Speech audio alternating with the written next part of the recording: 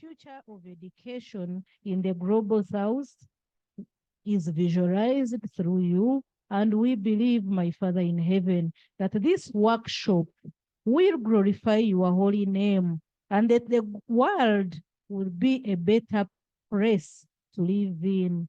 And education will be of value, will be useful to us and to the whole world. All the institutions will know that you are God, and we shall do what is right, so that whoever achieves education in this world will glorify your holy name, and that, my Father in heaven, all that we do in this place will glorify your holy name. We pray for whoever is organizing this workshop. We pray, my Father in heaven, for the people who have not come, who wish to be here with us. Lord, that you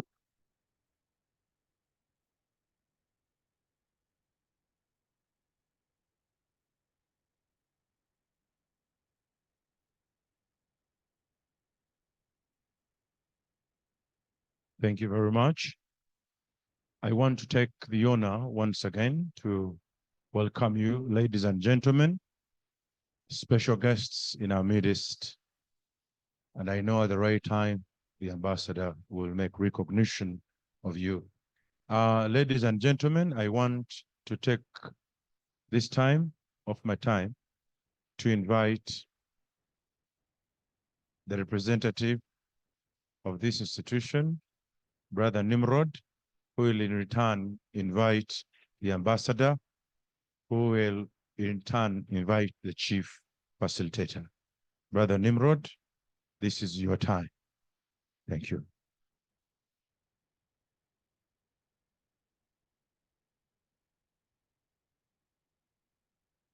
Thank you so much, my brother.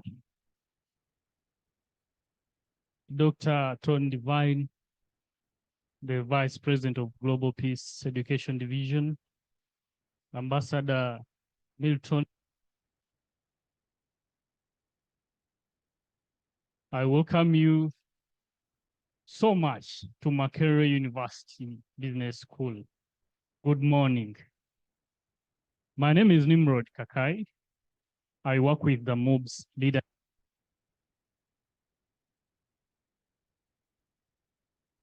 Is led by Dr. Regis Namudu, who is unable to be here because of red eyes. She has a problem of the red.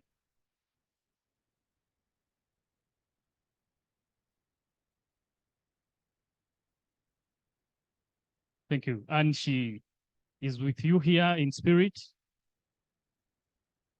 She told me that she's so happy for the group.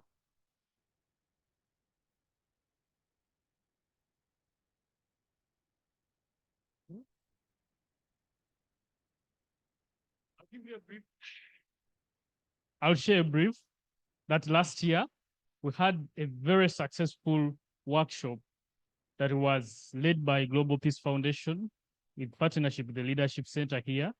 And I'm thinking that these are the outcomes, that this is a follow-up workshop, and we are so excited to host you. The MOBS Leadership Center is a center that was established in 2007 with a vision of transforming leaders on the African continent. We do a number of things, but just the four major ones that I'll mention. We organize seminars about leadership and governance, but also we organize conferences to train leaders. Just last week, we had a very wonderful conference and seminar in Entebbe talking about effective leadership. And March, again, we are going to have another one. We also organize conversations on leadership issues around the globe. And this year again, we have our annual leadership conference coming in August. We welcome you all to the MOBS Leadership Center.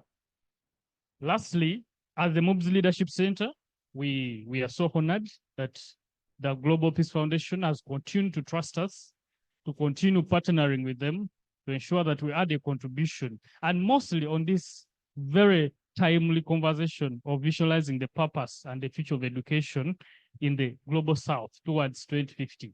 It is timely.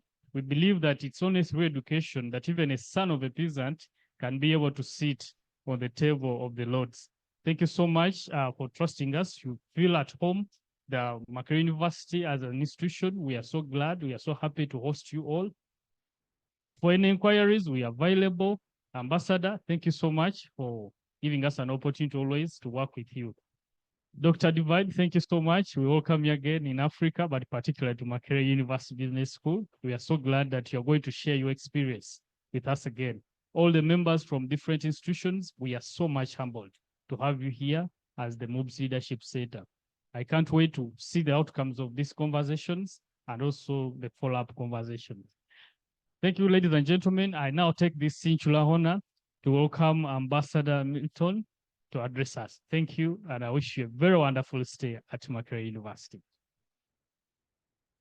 Please give him a round of applause, the very important leader in our university here, where I happen to be a student also, doing my master's in leadership and governance. Please, you're welcome. I want to say thank you, God, that you're able to come. Let's clap for God that enabled us to reach here safe. Thank you, our God, our Creator. My name is Ambassador Kambula Milton. I want to sincerely welcome you to this place. This is our first day, and as time goes on, of course, the room will be full. Other colleagues are joining us. We are unfortunate that the exams of many schools are starting today. But those of you who have come, we want to thank you. May God bless you. May God bless you. We work for Global Peace Foundation, an international non-partisan not-profit organization around the world. We promote an innovative values-based approach to peace building, but also education transformation. We've been here operating in Uganda since 2010, coming through Nairobi, where we launched this chapter at the Global Peace Convention hosted by His Excellency Mwai Kibaki. Those are the days many years ago. We've been here pioneering transformative educational model in many schools, namely Old Kampala Secondary School, Chambo College, Kololo High School, Chebambe. There are many schools across the country. Our outcomes are being scaled up over time, and recently we opened up the Peace Clubs by our colleague who's coordinating it, Mr. Okech Richard. Colleagues, I want to say thank you, thank you, thank you. But very importantly, let's thank our host, the Makerere University Business School. We thank you. Having a partner like Makerere University means a lot to us because it's a center for nurturing leadership, but also business and entrepreneurship, citizens of the country who can build stronger economy. So we cannot achieve that without talking or conversing about ways of transforming education. So in this room, we have professors. Please, we welcome you and we value you so much. You are coming. Please clap for the professors. Thank you, Professor, for coming again. Some of you are master's holders, PhDs. We recognize you because it's not easy to get those titles. But in your respective capacities, colleagues, the teachers, the education managers in your respective capacities, the Ministry of Education officers, others are coming to join us. And we hope we are going to have a successful workshop. A workshop of today is not all about numbers. It's all about what you can agree with. What do we agree with? We agree that really education is not working well if we are isolated from each other. So can we cause an action plan to be united in delivering a robust, a vibrant educational model together? You're welcome, Mom. So with us is Dr. Tony Devine, who's from the United States.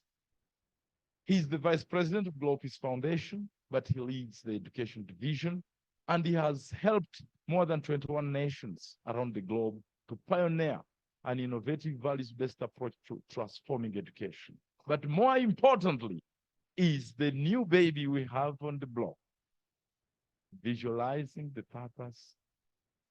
I liked the way our participants, they already know why we are here. I like, please clap for for our mother who prayed for us here. It was part of her prayer. Wow, wow, wow, wow, wow. Mom, thank you. You took your time. You put it in your brain. So we want to visualize, see the purpose of this education in the Global South.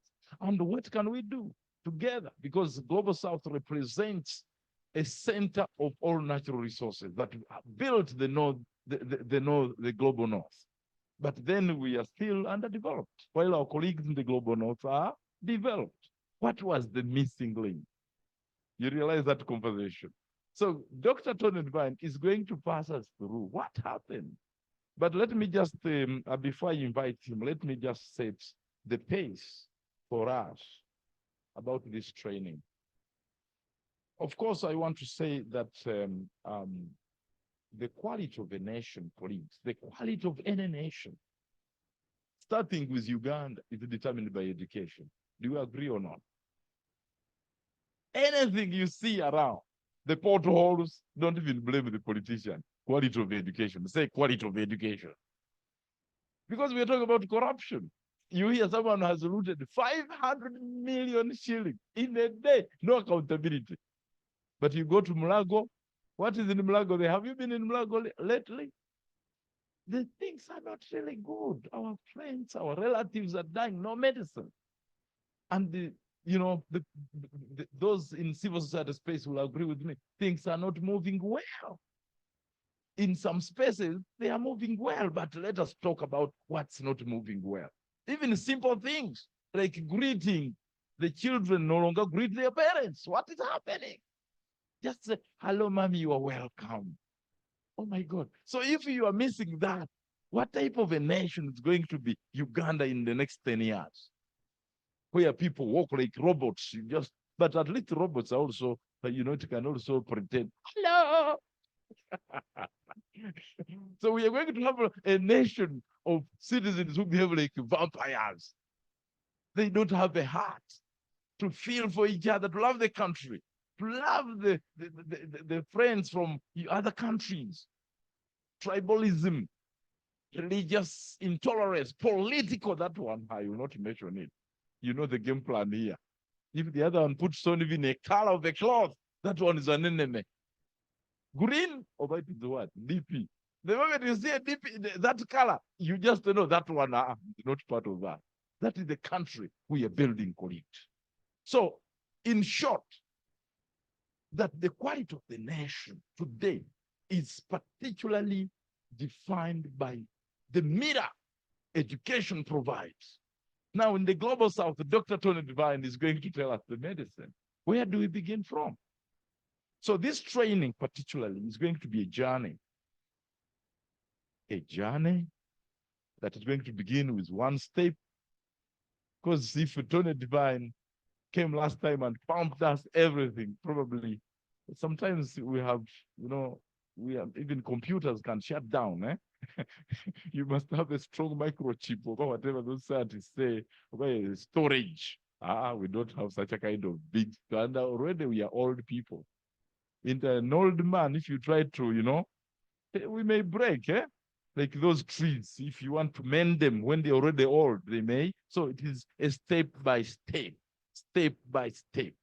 And in August, we'll have the third, Dr. Tony Devine will guide us so that we announce the third phase. He will be able to come back here. But let's welcome him with the hand of a clap of Dr. Tony Devine. Welcome to Uganda. Welcome to Uganda. But before coming, Doctor, I'm going to invite you. You can take just one step back. But I want to say you're welcome. I was also in the United States. We arrived together yesterday. I was in New York. I was in Washington, D.C. We came together with him. But wonderfully, the people of America love Africa. I was able to meet several leaders there. They say, through education, we can have a new Africa. I was also privileged to be on a platform where His Excellency Biden was. That was really amazing to me, You're on a platform and you're online. The whole world is watching you. But what way are we discussing the future of education? So we are here with fresh minds. Let's share. Feel free, colleagues. Share your mind also. Will it work? Will it not work? It is freedom. So, colleagues, I want to say it's a journey, but let me just give you this, that we want to start with the cultivation of moral character in educators.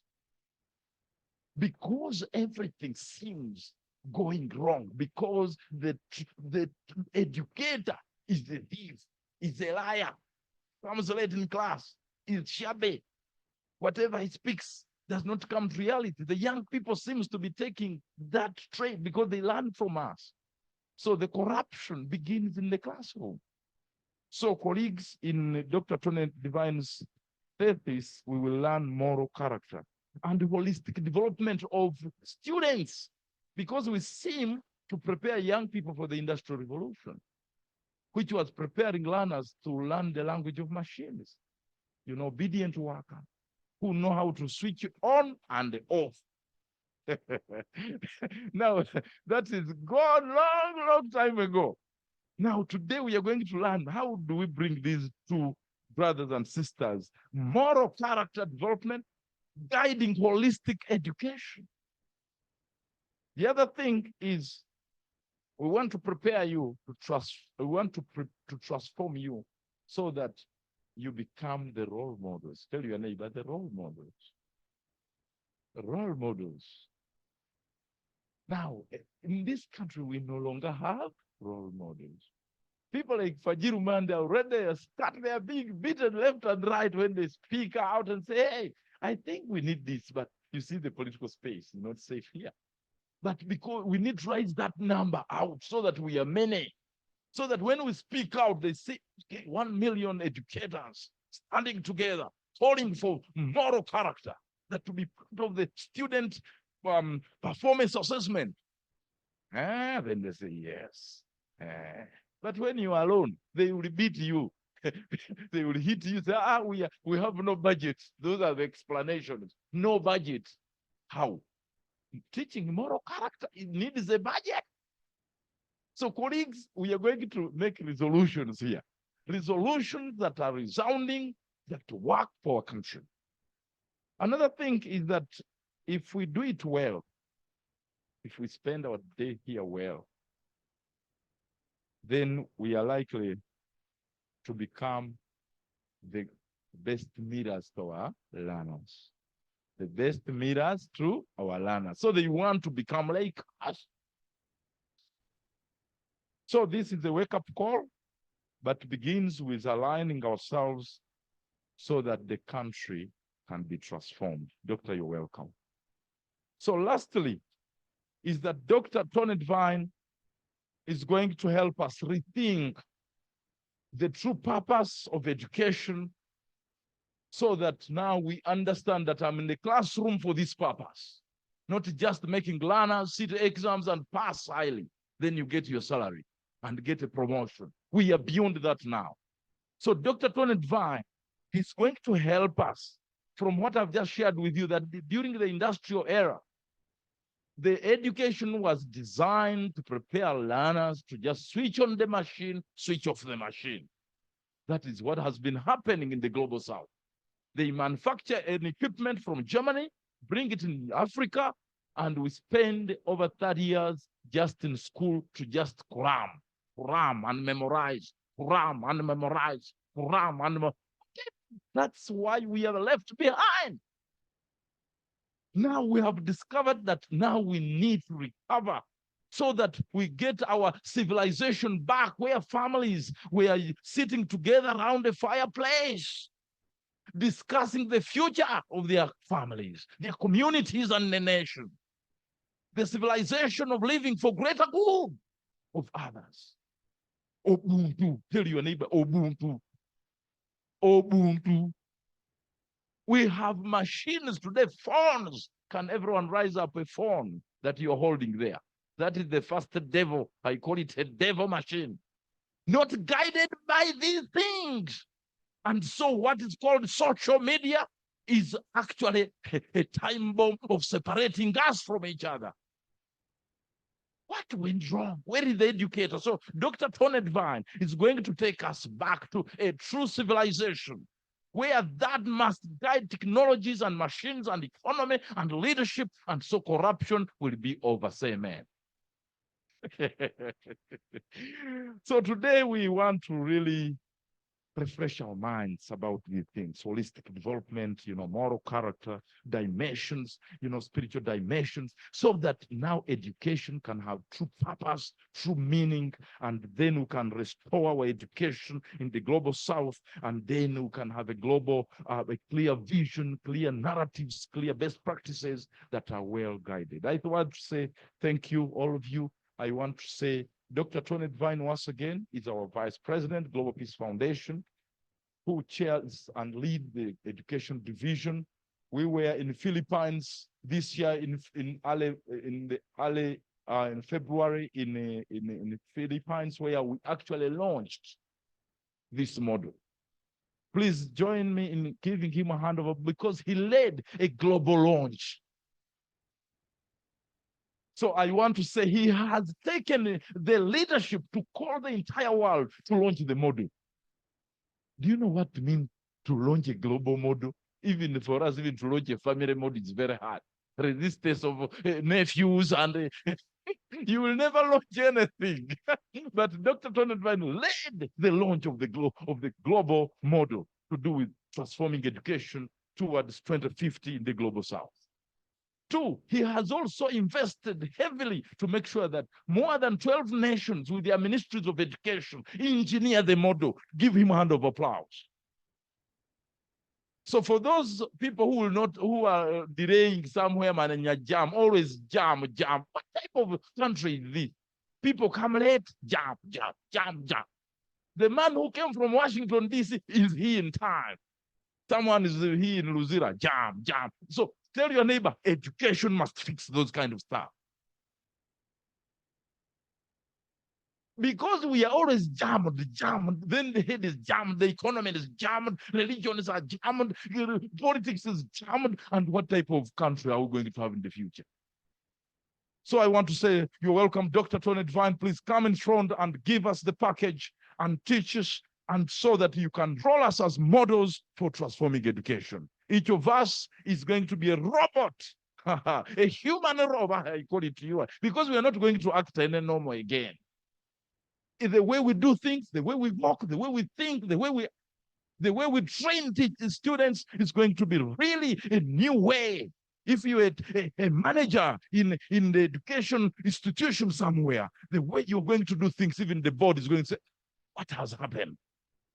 So I want to say thank you, Dr. Tony Divine. Now you can come and present to us, sir. You're welcome. Please give him a round of applause. Thank you. Good morning, everybody. How are you guys doing? Are you fair, good, or great? Well, two people are great. So let me check in with the rest of you, right? Let me ask that question again. So good morning, everyone. How are you doing this morning? Good, fair, good, or great? We have Milton is great, but the rest of you are still not sure what category you're at this morning. So I have to ask one more time. How are you guys doing? Fair, good, or great? We're not quite there, but we won't keep it. We'll be all here all day to get it. Probably by this afternoon, we might get it. But anyway, welcome everybody to this leadership workshop, because that's what it is. And I really want to thank you for stepping up to be part of this very, very important campaign to transform education in the global south. So I want to just mention a very important point here, that every single person who came here, you are actually needed to drive this campaign.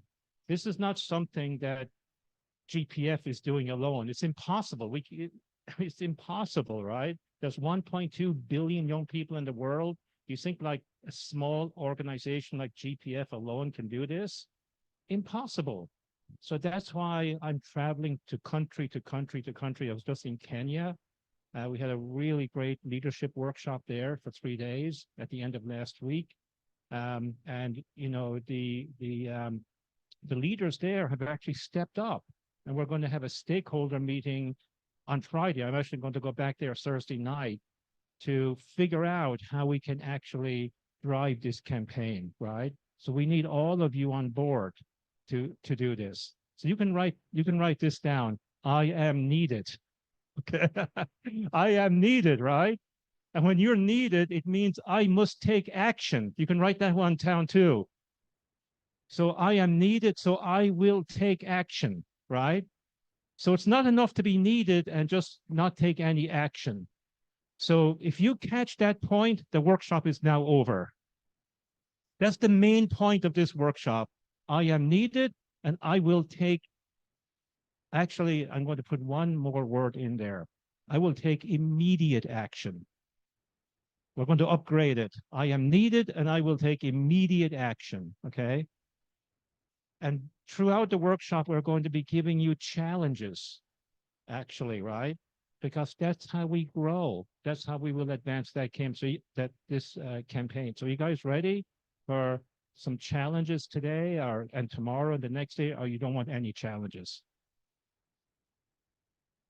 So only Milton wants challenges. Hey, good on you, Milton, right? But what about the rest of your colleagues here? Are you guys open to having a few challenges today? I just want tea and coffee and just chill. And, challenge free is the motto. Or, hey, we digest challenges for breakfast. Which is it, guys? Now we got two people and they're both staff. Okay, guys. Do you want to be challenged? Or are you just here to be entertained? You need to be challenged, right? So do I, by the way. I need to be challenged by you. Hey, Tony, we really like what you're doing here, but hey, we need to do way more than this. Please challenge me to step it up, right? And to expand this campaign across Uganda. We need this, we need that. Let's work together to make it happen. So let's really challenge me and challenge Milton and Richard and each other, right? Because if we do that, we have actually a fighting chance to really transform this sector, this education sector here in Uganda, right? So I just wanted to start with this very important opening statement, so to speak, right? Okay, so let's get into it. I'm originally from Ireland, and in Ireland we eat lots of potatoes, right, and meat. And we say if you want to focus on something important, we say let's get down to the meat and potatoes, right? So in Uganda it would be the meat and rice, right? Okay, so first of all, I want to let you know that there's going to be a very, very important continental convening happening the month after next in June. It's called the Global Peace Leadership Conference. It'll be held in Nairobi, and it'll be from June 25th to the 27th. The theme of that Africa 2024 Leadership Conference is One Family Under God, Empowering an African Renaissance as a global catalyst for freedom, peace, and sustainable development. Now, this is a powerhouse of a theme here, so I have to read it again. One family under God, empowering African Renaissance as a global catalyst for peace, for freedom, peace, and sustainable development. So, we may feel, oh my God, how are we going to do that, right? Actually, anything is possible if we take action. Anything is possible, okay? And it's very interesting when we talk about the African Renaissance, okay? This is not an old idea, as you know, here in Africa, okay? It's been around for quite some time. So what is the essence of it? It is by Africans for Africans, right?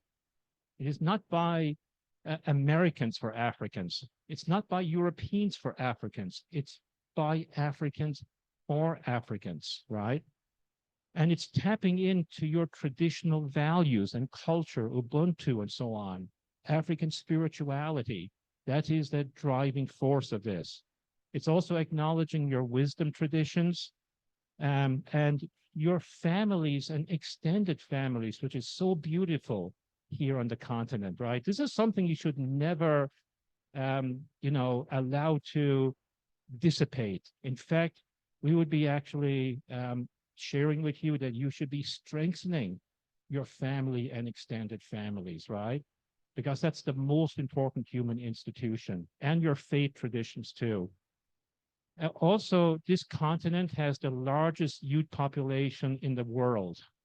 Isn't that incredible? And particularly when you look at Uganda, among all the nations in this continent, this country has by far the largest number of youth per population density on the continent of Africa. Is that a correct statistic?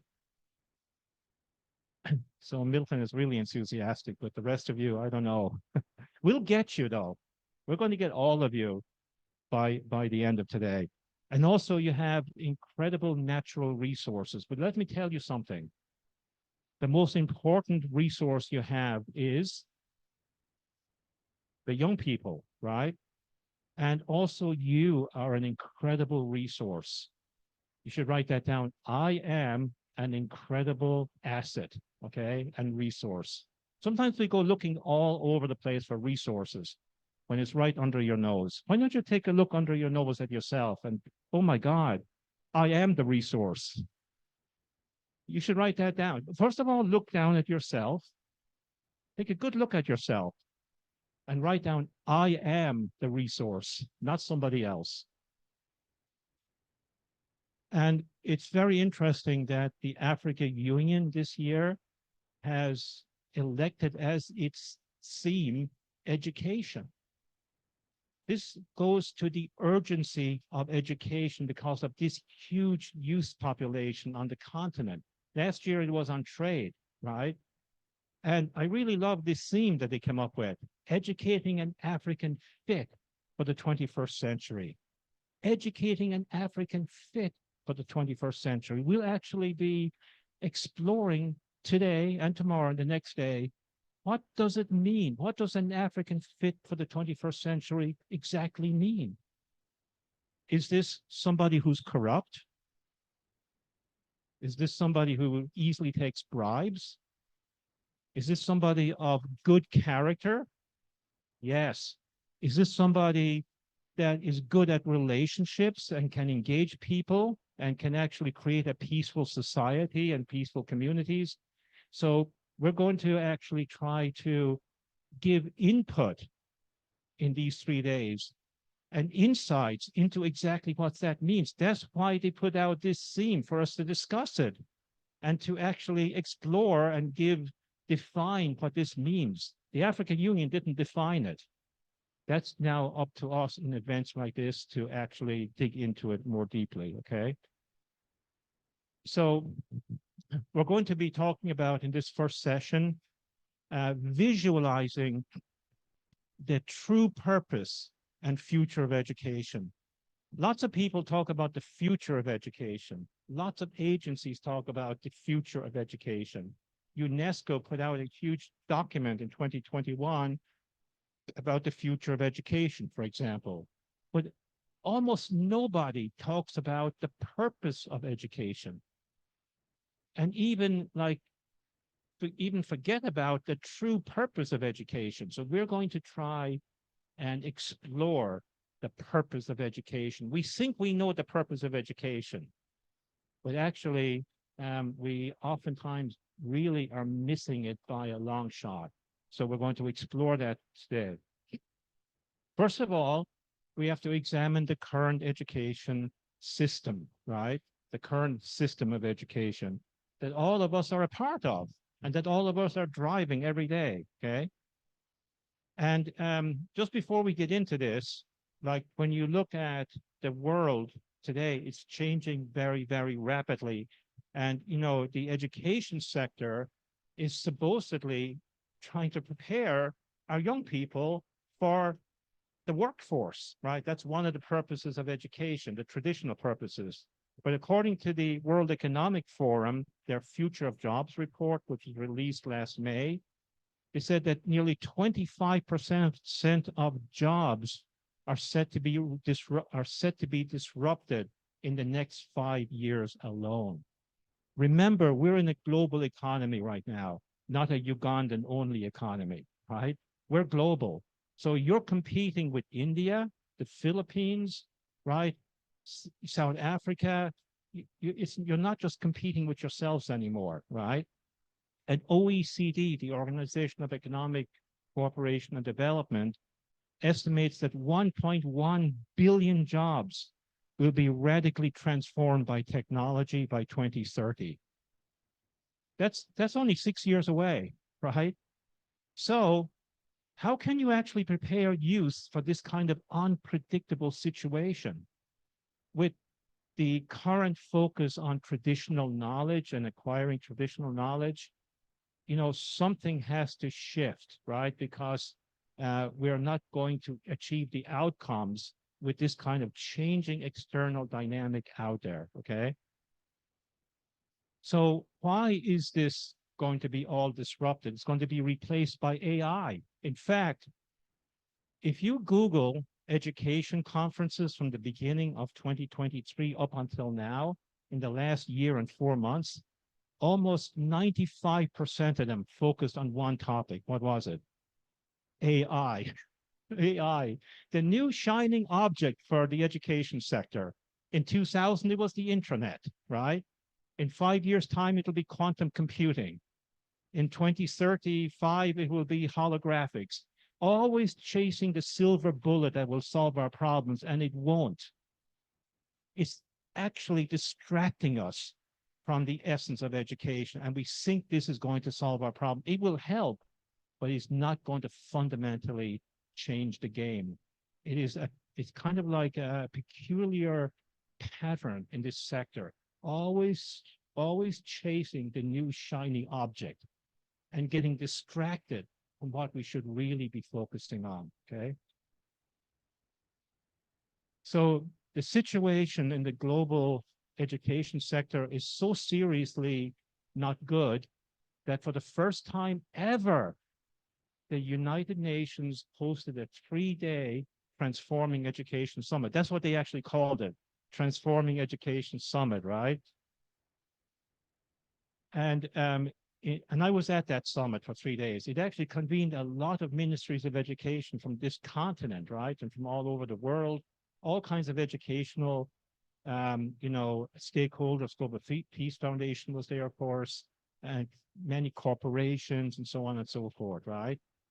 So the reason for this was that the consensus was that our progress towards achieving sustainable development goal number 4, the quality of education, that we are way behind. And the UN was trying to mobilize massive political and educational action to catch up. And remember, this was just on the heels of COVID, right? So COVID put us even further behind, right? So, by the way, when you hear the word transforming education, there was only one organization that has used that terminology since 2010. Let me see, what organization was that? Global Peace Foundation. No one else was using that terminology, right? Now almost everyone is using this terminology. And you have to be very judicious readers, right? And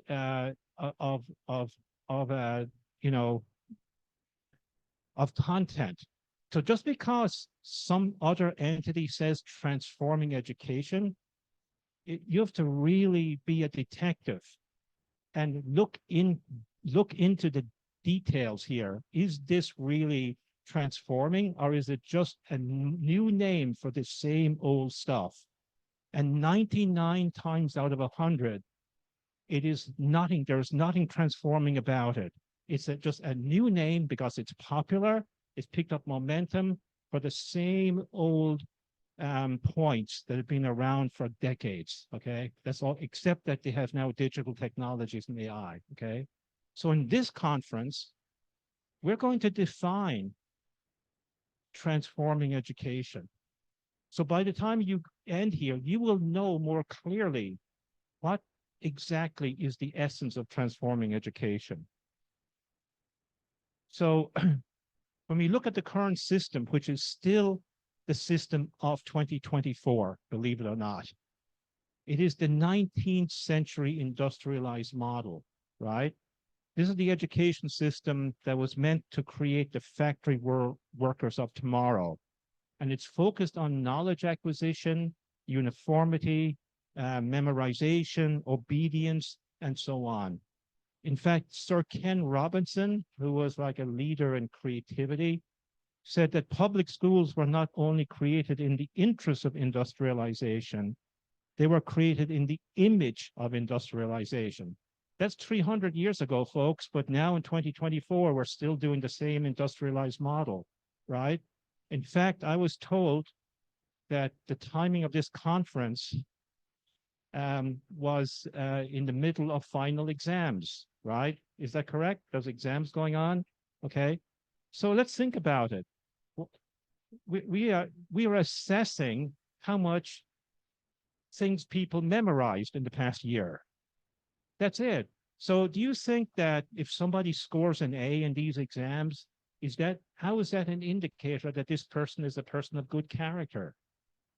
How is this an indicator that they're really good at collaboration and teamwork? How is this an indicator that this is a resilient person who takes initiative, that is not waiting around to be told what to do? I mean, what do you think? Do you think our current exams are actually gauging the quality of our graduates as they enter into the real world and the community and the workforce? What do you think? And if you think about it further, look at the budget that's being invested year in, year out in the education sector. And ask yourselves, are we achieving the outcomes that this budget is actually supposed to support, right? What do you think? Do you think we're meeting the outcomes, or we're barely scratching the surface? What do you guys think? Yeah, these are rhetorical questions, right? It's like, it's causing us to reflect. As I travel around the world, and I was in the Philippines recently, right? The Department of Education, they were telling me that the huge budget that they put in, they said, we're not getting the education outcomes, and we haven't been getting them for decades, right? And I hear this everywhere, okay? So,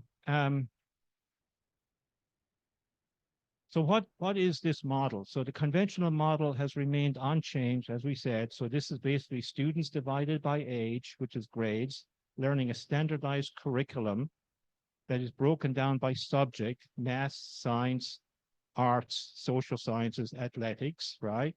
And being subject to final evaluation, quizzes, tests, and final exams, with the institution's curriculum and accreditation standards subject to centralized oversight and control. That was the system 300 years ago. Has anything changed?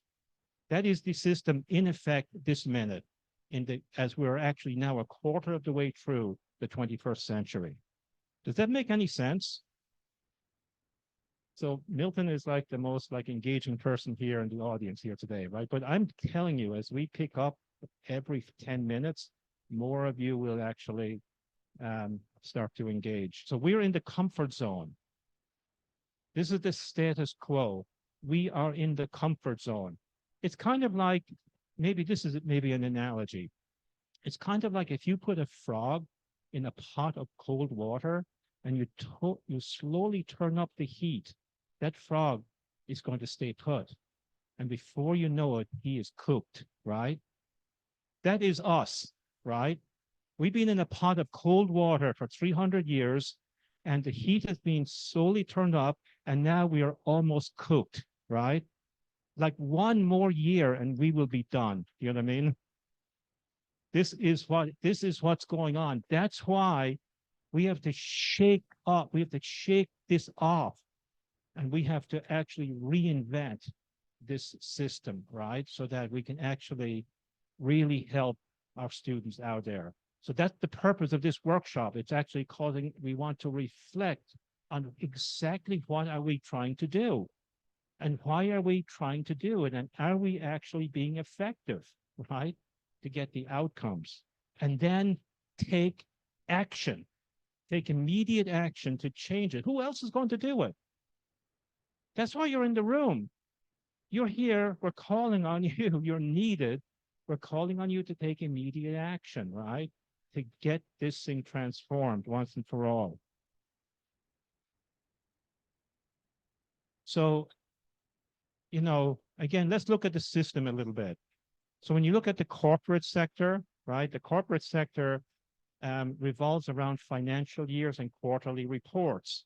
And owners of companies are extremely frustrated by this because you can't make progress with products and services on a quarterly, annual basis. You need longer term perspectives, right? If you're trying to, you know, if you're trying to pioneer something amazing. So Elon Musk, right, the founder of Tesla, he's really frustrated by these annual financial reports and financial years and quarterly reports. He feels he can't move at speed, you know what I mean, to transform vehicles into sustainable energy, transport. It's the same way with the education sector. We revolve around academic years and quarterly and semesters, right? And that's why, you know, as one academic year ends, we start another one, and all we do is make microscopic improvements at best, right? And that is like the status quo of it. Let's also take an honest look at who are in our educational institutions at the moment. It's an entire new generation, folks. Do you know there's a whole new generation called Generation Alpha? Right? These are the kids who were born between 2010 and the end of this year, 2024. And it also includes the kids at the tail end of Generation Z, those born between 1996 and 2010. So Generation Alpha is the first generation that was born in the third millennium and the first generation born in the 21st century. They have unique characteristics, and we need to be thinking about not like the 40 students, in our classroom. We need to be thinking this way, that I am part of a much bigger, entity here, that we're trying to raise up an entire generation along with my colleagues, fellow educators all over Uganda and all over the world, right? And this collective student population is the biggest in human history. 1.2 billion students, young people. We've never had this size of these kinds of numbers before. And guess what? The vast majority of them are in the continent of Africa, right? Right here. Such an asset, actually, right? So by the time this cohort, these are the students between the ages of 1 and 27, right? So the ones who are 1 are starting kind of kindergarten or homeschool, and the ones at 27 are finishing up their PhDs, right? So this entire cohort, by the time all of them graduate in 2050, they're going to be between the ages of 27 and 54. They're going to be leading countries, companies, community-based organizations. They're going to be the educators, right? So what kind of people are they going to be? What kind of what can we do to shape them? And the first cohort are graduating this year, actually. So don't be thinking, I don't have to do anything until 2049 and then we'll really get into action. Actually, this is a live issue for us right now. Every minute, every day we lose, we are actually not preparing this generation effectively, in my view, right? So that's why immediate action is needed, right? So let's rethink the purpose of education. But before I go forward, it would be interesting to have somebody in the audience come up just for 2 minutes and just give a little reaction to what we've discussed so far. Or we could get into maybe let's do this. How about you just get into small groups just for 2 minutes and let's just have a quick reflection. What do you think? What's your opinion based on what was communicated so far, right? Let's check in with ourselves. So just make small teams of 3 or 4 or pairs real quick. And let's do that for 2 minutes.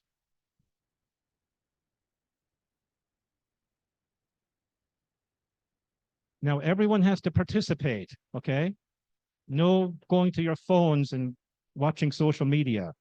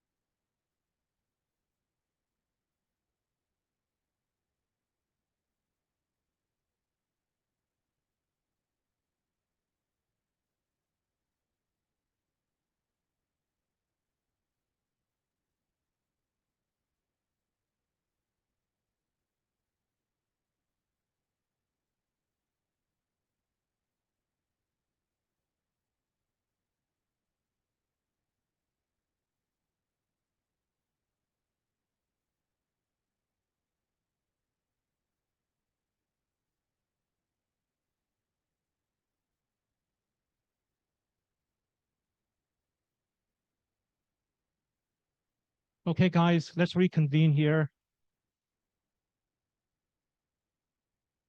Let's just have a check-in with somebody. What are your thoughts? Would like to come up and say something? Maybe one of the 3 vice chancellors who are here. Who are the vice chancellors in the room? Who are they? You're one? Okay, come on up and give your opinion. What's your name? Justine. Yeah, nice to meet you, Justine. What do you think, Justine? Good morning to you all. My name is Justine Rwanga. I am the Associate Director of Bugema University, Kampala campus. And in that context, I'm standing in for my Vice Chancellor, Professor Israel Kafero. I want first and foremost to appreciate the organizers of this workshop. It is very timely and pertinent. And my take on what we have so far heard from our guest facilitator is that I want to assume the majority here educators. And the concern raised is, are we preparing students for where we want them to be beyond their study life? Are they going to deliver according to the times that they would be expected to deliver? The answer is relative, but at most I want to say that we are stuck in how we were trained. And if we do not act even as a small group, then we will take longer. So it has to start with even a small group to be able to make the necessary and pertinent changes in how we address our learners. Not so much to fill the gap of society, but to make the necessary impact. So those of us here today, I want to believe that by the end of this session, we will become the ambassadors for the transformation so much desired. Thank you. Thank you very much, Justine. This is perfect. This is absolutely perfect. I couldn't agree with you more. It starts with a small group. You don't need a lot of people to get this started, right? So this small group, right, that's here in the room, that's enough to get started. That's something called a catalyst, right?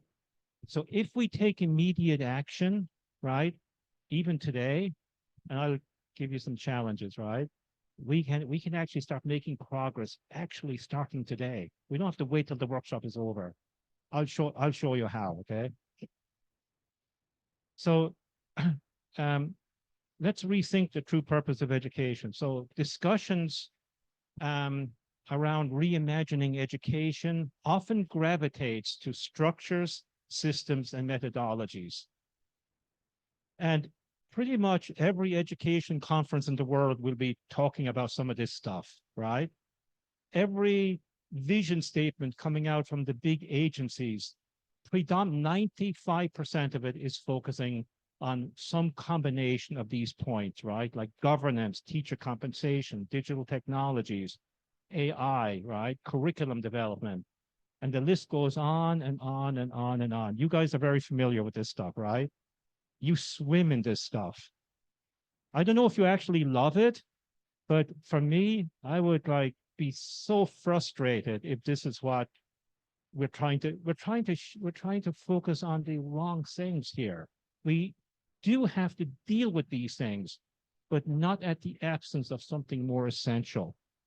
Also, current and future concepts of education and new national education policies also gravitate to this same stuff: structure, systems, curriculum, pedagogies, and so on, right? And we're overlooking the essence of transformation. So when you see something with transformation, if it's just all of this same old stuff, it's not transformation. It's transactions, okay? Even though they may call it transforming education, but really the honest name for most of it is transactional education, okay? It's totally the opposite.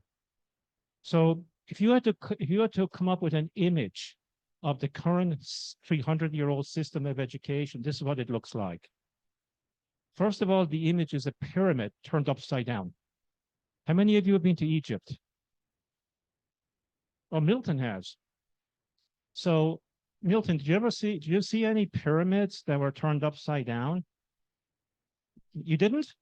No, okay, but this sector is upside down. This system of education is a pyramid upside down, right? Is that stable? No, it's been unstable for a long time, folks, right? That's why if we don't take urgent action, this thing is going to fall on top of our heads, and someone else will take over the education, the way education should be done. I hope it's us, right, in the room. Now, what is the composition of it? It is predominantly focused on the acquisition of knowledge. What is the focus of these final exams going on this week? Is it to measure character, relationships, resilience, creativity, entrepreneurship? No, it's to measure how much did you memorize in the last year, correct? We are the frog in the pot of boiling water. We're almost cooked, right? And we're not changing at all, okay? There's very little on skills, even though for the past 24 years, a lot of educators talk about something called 21st century skills, right? But mostly it's virtue signaling. Mostly it's virtue signaling. In actual reality, those skills are not being nurtured in school, in educational settings. It's only the acquisition of knowledge. Because if they were being nurtured, right, like creativity, resilience, they would be getting assessed in this week of final exams, wouldn't they? So that means we're only virtue signaling.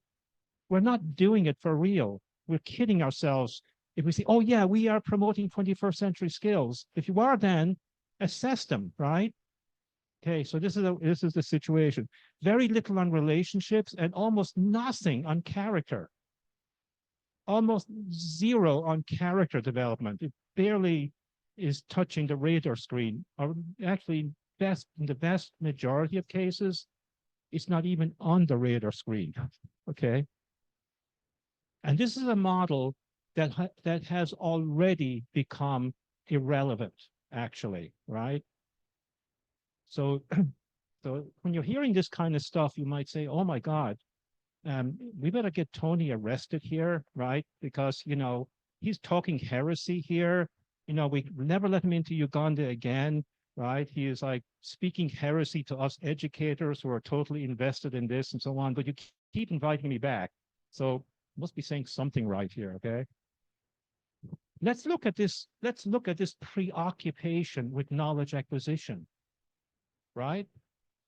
Now, this was okay 300 years ago, but not now, and it hasn't been the case for a long time. In 1900, knowledge was doubling every 100 years. After World War II in 1945, knowledge was doubling every 25 years. In 1982, knowledge was doubling every 13 months. And in 2022, for the first time, knowledge, the entirety of human knowledge, was doubling every 12 hours. So putting it this way, supposing one of your students, right? Take it for yourself. By the time you have breakfast at 7 a.m. and you go into school and you're pounding kids with a bunch of knowledge to memorize, and by the time you have dinner at 7 p.m., all of human knowledge has doubled. How are you going to cram that into people's heads, right? So do you get it that it's becoming irrelevant? Because now everyone can access all of human knowledge on this little device. Why do we have to keep cramming this into their heads? It's like, there's an equation from madness. And that is doing the same thing over and over and over again and expecting the same results. That's the definition of madness. Do you think the education sector is mad? Okay, so I'm being very what you call it? What's the word? Provocative, I guess, is the word, right? I'm not being diplomatic, actually. My goal is not to be diplomatic. I'm actually here to shake us all up, including myself, right? To take more urgent action, right? There's a kind of a joke going around. It's not in the education sector, it's outside of it, right? That in our classrooms are 21st century students being taught by 20th century teachers using a 19th century curriculum on an 18th century calendar. What do you think? Is this a true statement? What do you guys think? Honestly speaking, yeah. You know, I'm not criticizing you. I'm just criticizing the system, right? And that's why we're here to do something about it, right? Does this make any sense to keep this going? No, that's why we're here. So, you know, it'll be very helpful for us to stop looking in the rear view mirror to see where we go next. Because in the rear view mirror, right, when you're looking in the rear view mirror, you're just looking at the same old predictable stuff over and over again. But when you look out in the front windshield of your car, right, in the world today, it's kind of like driving your car on this road up here, going through a hilly, mountainous road with switchbacks, serious elevations, serious declines, and so on, with no guardrails on either side of the road. So if you were driving a car on this road that you're seeing up here and you're looking through the rear view mirror, what's going to happen within 5 minutes? Blob. You will be a blob, right? You will be no more. Okay. So we have to be anticipating we have to be anticipating where we're going, and where we're going is non-linear. It's unpredictable. It's constantly changing. It's complex. It's volatile, and it's ambiguous, right? That's the future right now. It is exactly like that. So how can we prepare students for this kind of unpredictable, volatile, ambiguous future? What we are doing actually is that we're stuck in reverse. Our cars are going in reverse. We're trying to prepare students for a predictable future. It doesn't exist. You write this down. The future is not predictable anymore. Okay, it is unpredictable. But we are assuming it's predictable, and this is how the entire curriculum and sector is actually organized. Okay, and it doesn't make sense, right? You know, if some aliens came down from another planet and they observed this, they would be wondering, what's going on with these human beings, right? Okay. So why don't you, why don't small teams on this side of the room tackle activity number A for a couple of minutes? What kind of student graduates should we be producing? So we just gave a critique, a constructive critique on the current system, right? So now let's pause for a second and try to answer this question. What kind of student graduates should we produce? What do you think? And then this side of the room, over here, your teams, what kind of society do you want to create with these graduates? So think Uganda. You don't have to think about the world, just think about this country, right? So in Uganda, what kind of student graduates should we produce? In Uganda, what kind of society should we be producing? Do we want to actually create with our graduates? I'm going to give you a few minutes. Go ahead, guys, get into small teams. We want everyone participating in these activities, right? Because that's actually going to help. That means you're helping to contribute knowledge and insights into transforming education in the Global South towards 2050. If you're sitting alone, move those wonderful thing called legs, go up the stairs and sit with somebody who you can actually talk to, okay? All right.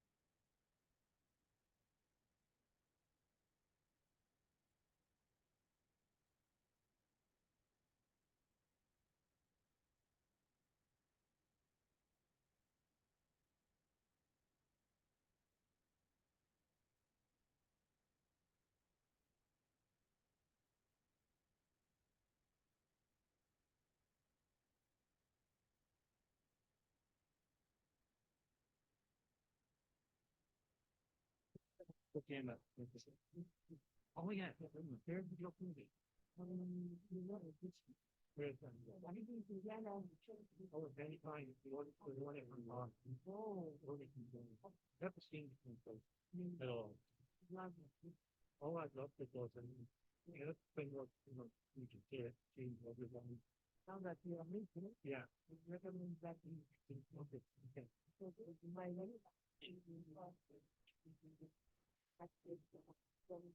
very efficient.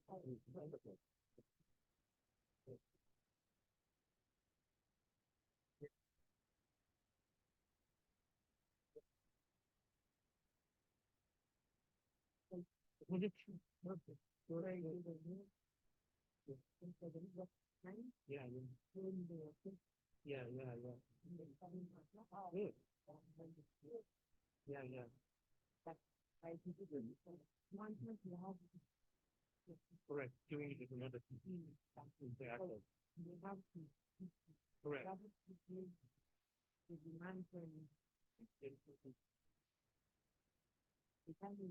Yeah. Yeah. Correct. Correct.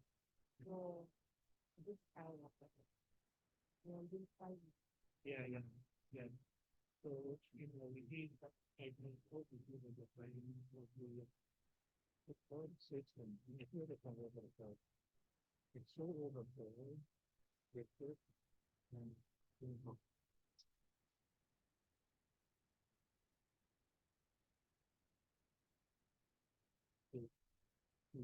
very good. Looking at work. They want to do it. They want to do it, but then it's system so restrictive, right? The environment, contribution. Yeah. Yeah. Yeah. Yeah, yeah, yeah. No. Yeah. Yeah, yeah. Right. Yeah.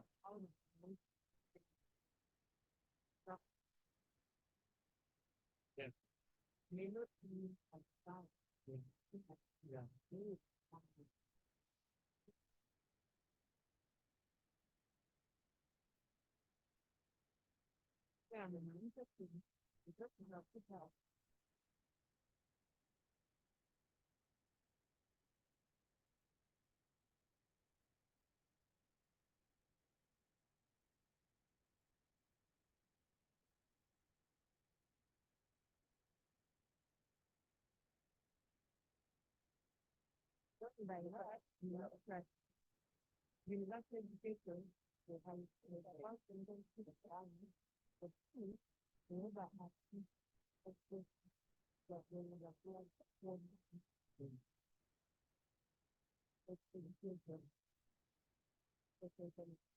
Right. Right.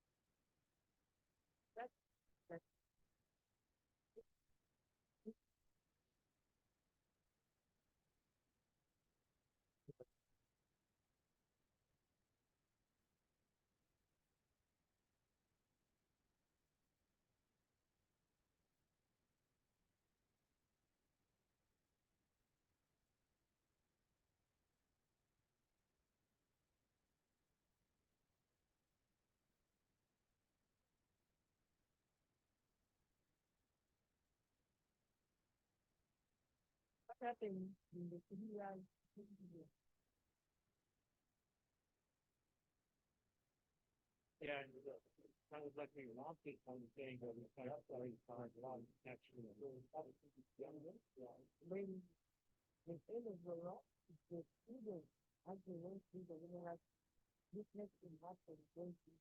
Yeah. Yeah. Yeah.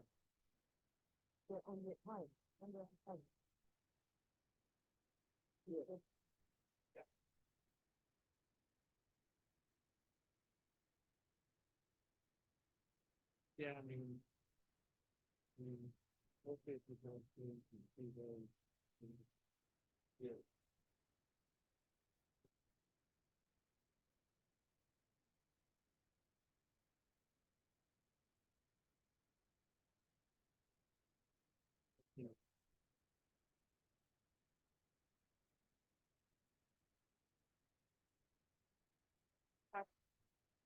Yeah, thank you.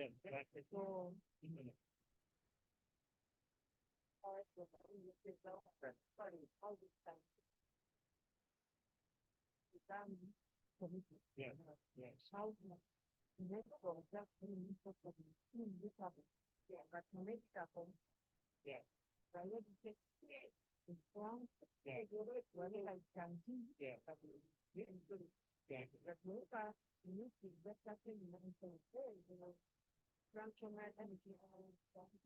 Yeah. Yeah.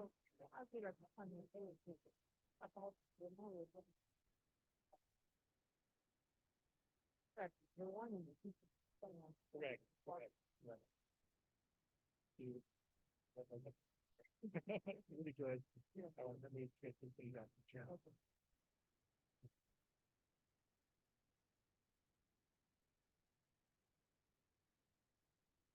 Okay, guys.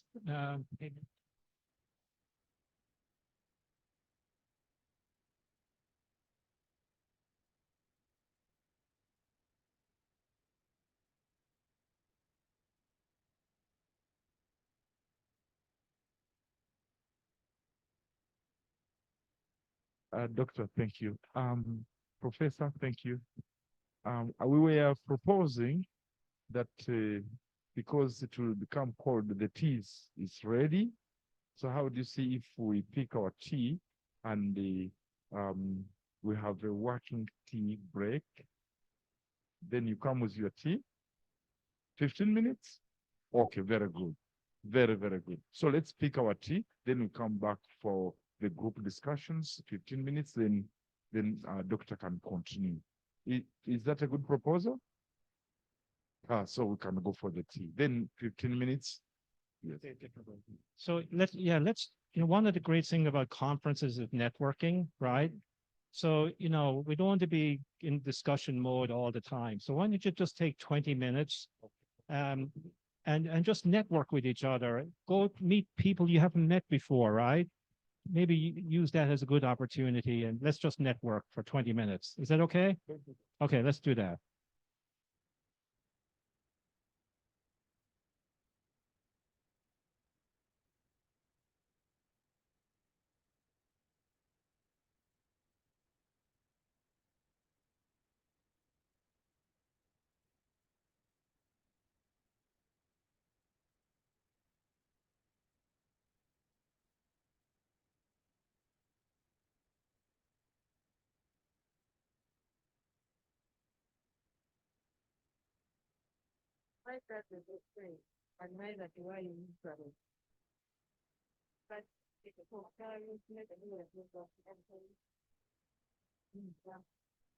You are not. Definitely, I realize you are not like the subject of that.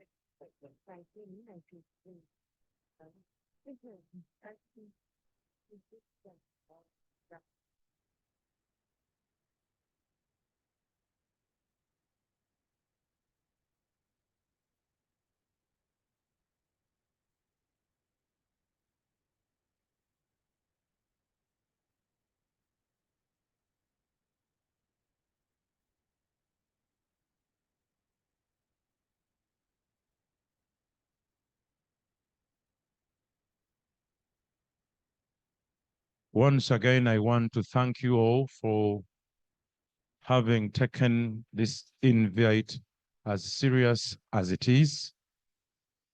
I want to thank the senior education officers present.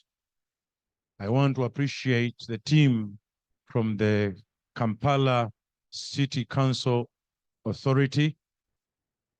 I recognize the team from Kawempe Division.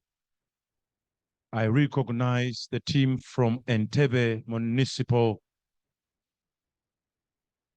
I want to thank the educationists present. When we have senior inspectors of schools in the house, it is a plus. I therefore want to thank the Peace Ambassador, together with the entire team. Thank you very much, Ambassador Milton Kambula, for this arrangement. Dr. Tony Devine from the United States, we want to say thank you for always visiting with us to ensure that there is a transformation in the education system in the Global South. I want to thank the senior education pillar in Uganda, Professor Dr. Lutalo Bosa. When that name sounds in the education horizon, I know the educationists present. Kindly, shall we clap for the professor in the house? Yes, the seniors know. Needless to mention is the team from Timu University, where several doctors have attended in person. The most team that has taken this seriously. Thank you, Timu University. No wonder you are what you are. Bugema University has been fully represented by the Vice Chancellor, represented by Dr. Justin Luanga. The team from Serere, we can never take you for granted. We have the town clerk of Serere Political District. We have the district education officer from Serere District. We have the district inspector of schools, Mr. Omoding from Serere District. Can we clap for Serere District? They are from very, very far, but they are here. The head teacher, Chireka SDA Primary School, we can never take you for granted. The head teacher, Bugema Adventist Primary School, and the team, we can't take you for granted. We want to say thank you. At opportune time, we will continue to recognize everybody in your capacity, but I cannot also refuse to thank the academic in charge of Chambogo College. When we hear of Chambogo College, I know you know what we are talking about in the School of Education, in the Department of Education. Your student to be at Chambogo College, he's as good as a student at Chambogo College. Therefore, when we have Dr. Okech, Dr. Okech is my brother over here. That one is the in-charge academics, Chambogo College. We are grateful to have you on board. Quality assurance, I like that. Quality assurance. Those many first grades over there, that gentleman is behind that. The team from Nakawa Division, they have called in. They began with definitely the business of the political circle, but they are on the way from the education department. Hajats and Hajj, we congratulate you upon going through the holy month of Ramadan. And here we are now to visualize the purpose and the future of education in Uganda. Who knows? From here we have the GPLC. I know that Dr. Tone will talk about it. You are not here for granted, and your being here shall never be taken for granted. Kino nja kukiisaawo mu Luganda mangu ddala nti olukuŋŋaana luno weebale ng'oli wa mukisa era empapula eziyitamu ng'oteekako ebikukwatako nsaba obiteekeko n'omutima gumu. Nsaba obiteekeko n'omutima gumu kubanga ekijja nze omu ku baabakubiranga amasimu, nze omu ku baaleeta amabaluwa ago. The aftermath of this workshop is going to benefit individuals and companies and institutions.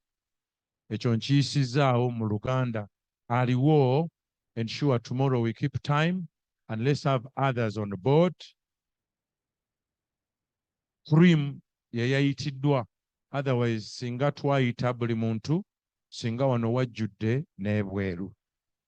We have a few minutes to continue with this, and we thank you so much, Dr. Divine, for accepting and allowing to be here. I suggest we discuss in this properly. We can be everyone and we can go up one by one, get their stuff. Okay. Okay. Yeah, we shall go one by one. You get, you come, you go. Yes, please, when you get what you get.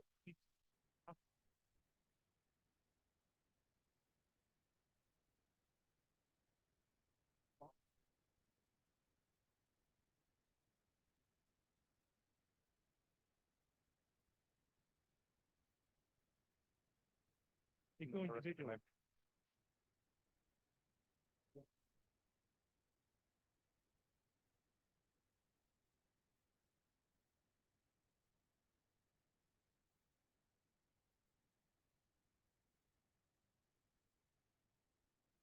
I also want to recognize the district inspector of schools from Ngora. The district inspector of schools from Ngora. Where are you, Mama? There she is. Eyalama, noi, noi.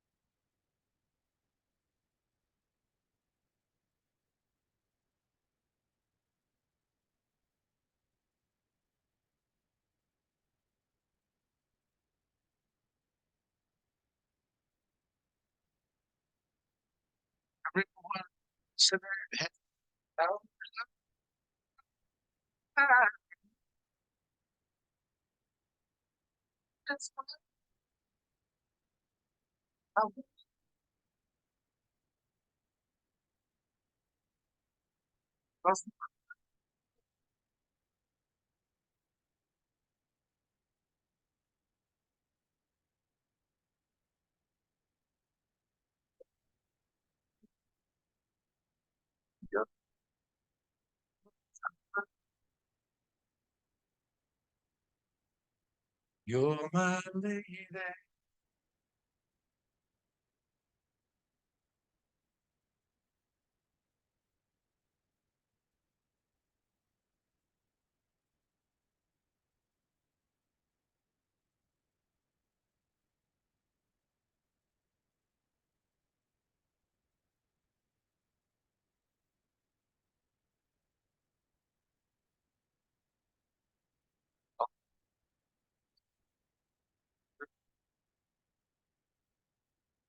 What's my favorite part?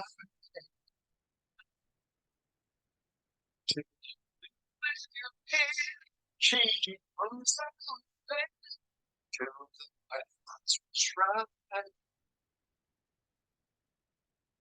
It's like something every note's place. There's a changes me. But my face.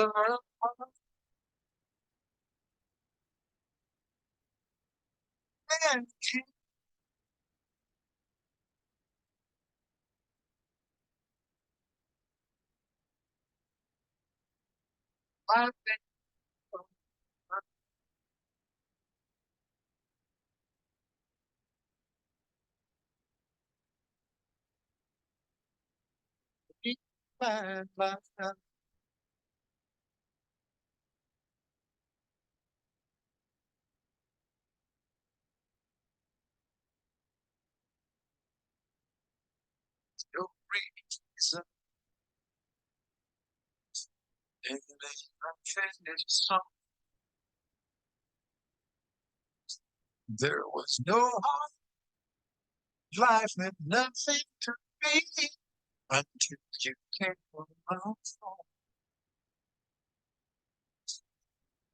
Roll out the curtains, what you must say. Now I use all things like these shines to our space.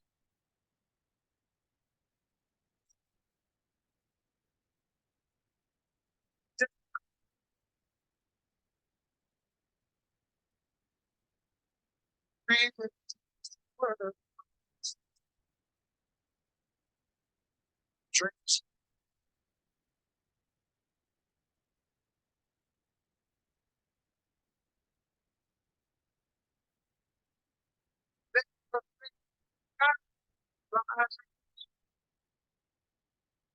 I can't give up.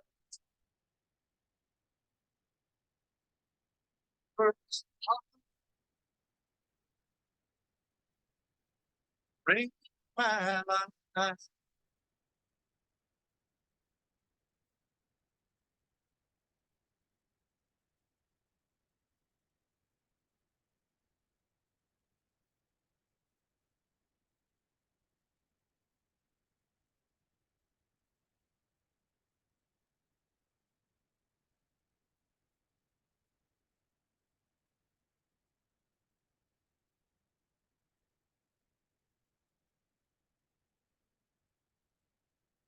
I can't remember when you were there, when I did anyone but I swear we've been through everything there is. Can't imagine anything. Can't imagine anything the two of us can do without you. Never be down. You've turned my life around. The sweetest days I found with you. Secrets of years, silent of been afraid.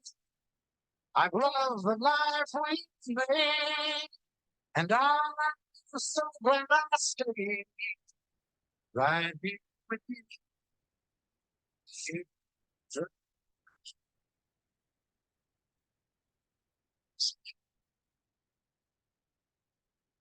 I can't remember what I used to do, but I trusted her. I listened to before. I swear, you've taught me everything you know. Can't imagine needing someone so. But through the years, it seems to me I need you more and more. Through the years, through all the time, I know how much we has. I've always been so glad to be with you. You, it's the best every day. You kiss my tears away. As long as it's okay, I'll stay with you through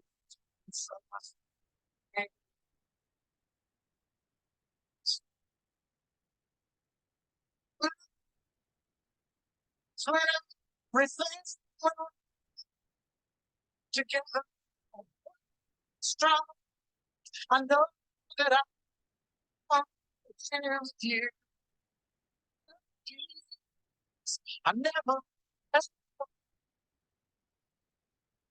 worse things. I've learned to by loving you.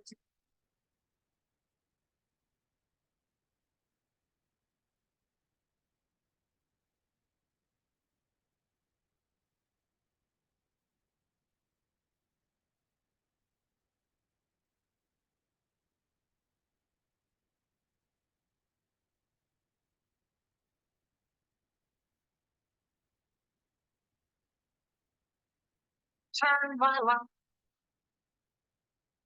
The sun is your desire that found with you. It's every day. Jesus is the word. As long as it's okay, I'll stay with you.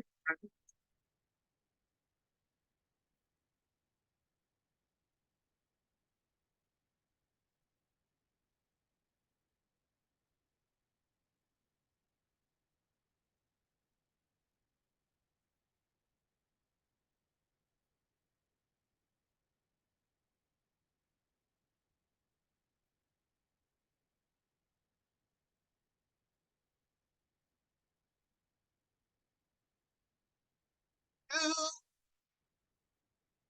I know you're everything.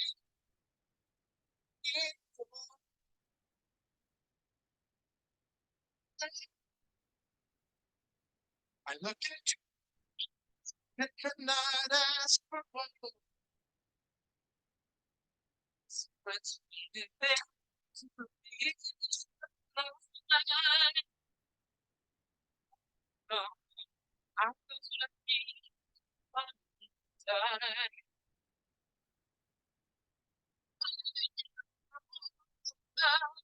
Yeah, time is my hand.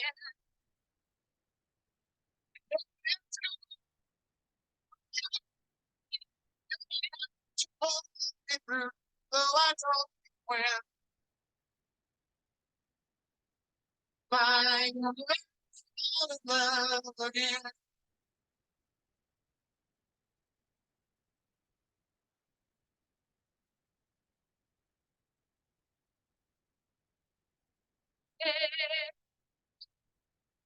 Yes, it's here, it's last year.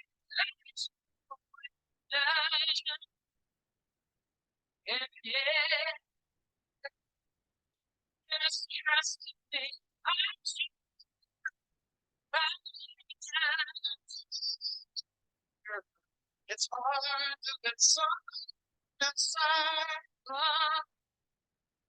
In your arms, I feel like let's try.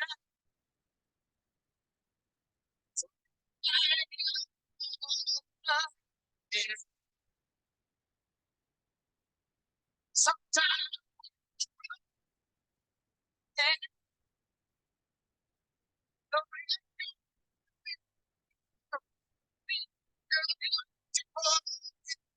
though I don't wear my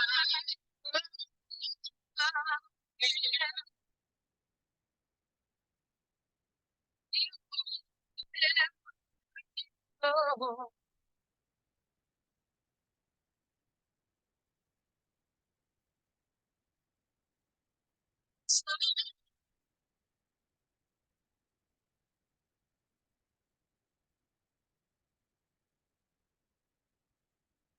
So,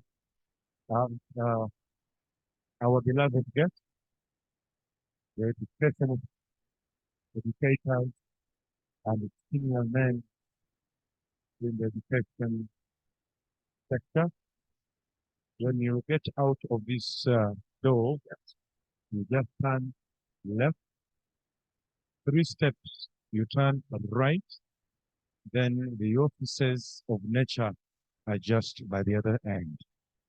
As you stand at the exit and entry here, in that direction, the offices are just over there.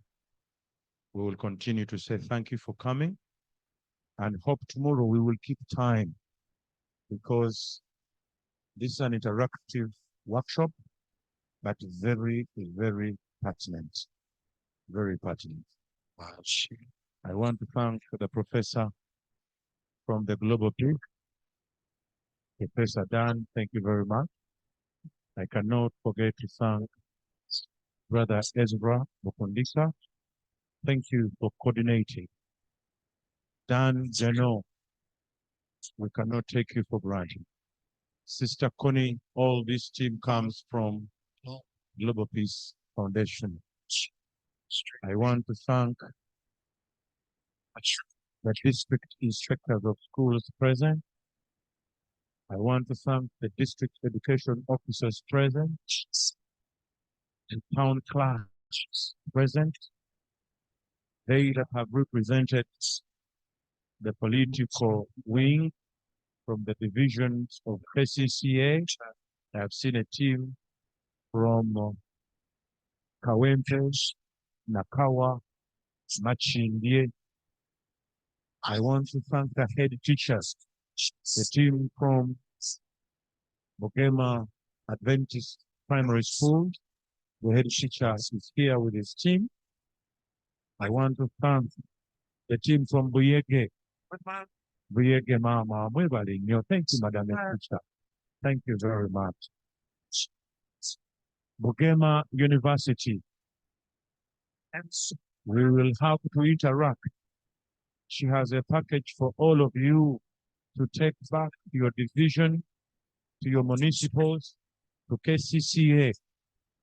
Chalo yachikiridde kino kankiise mu Luganda, yachikiridde Bugema University, atenga yakulira ettwala eryo ery'e Kampala.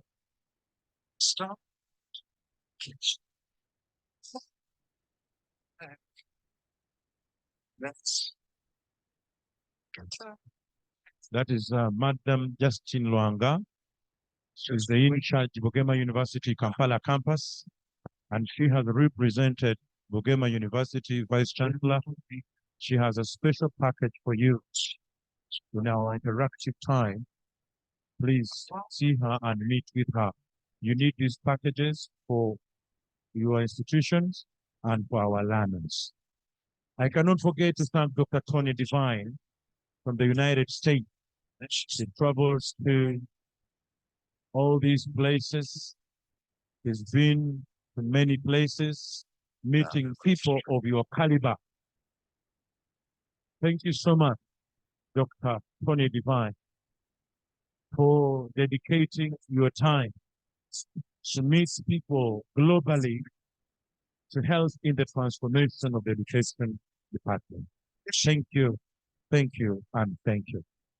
More guests are still coming. Thank you for coming, sir. Thank you so much. Mr. Kasaija Tadeo, we cannot take your efforts for granted. Providence from the ICT Department, Global Peace Foundation, thank you very much. Mr. Okech, those sleepless nights, thank you, and thank you, and thank you. Dr. Divine, people are watching you live online, and one, I want to read a few. They are saying, thank you, Dr. Divine, for the presentation so far. Come again, come again. Please visit us as students and staff of Makerere University Business School.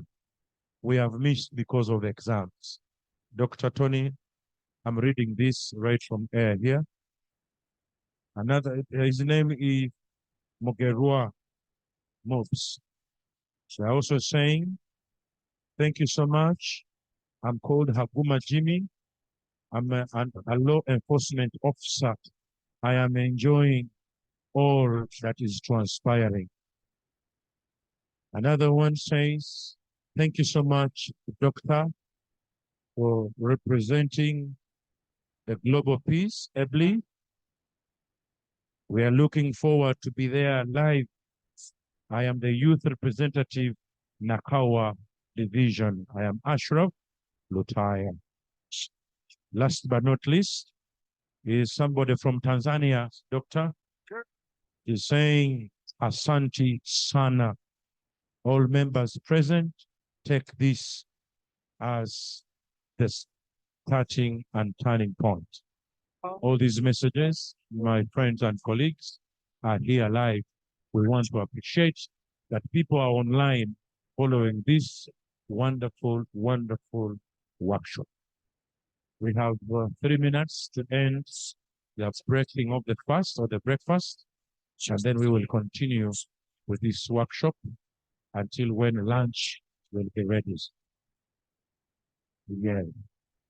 The team from, I want to recognize once again the team from Timu University, led by Professor Dr. Lutalo Bosa. Can I humbly request the team from Timu University to stand for a special recognition? The team from Timu University, please rise, please, for a special recognition.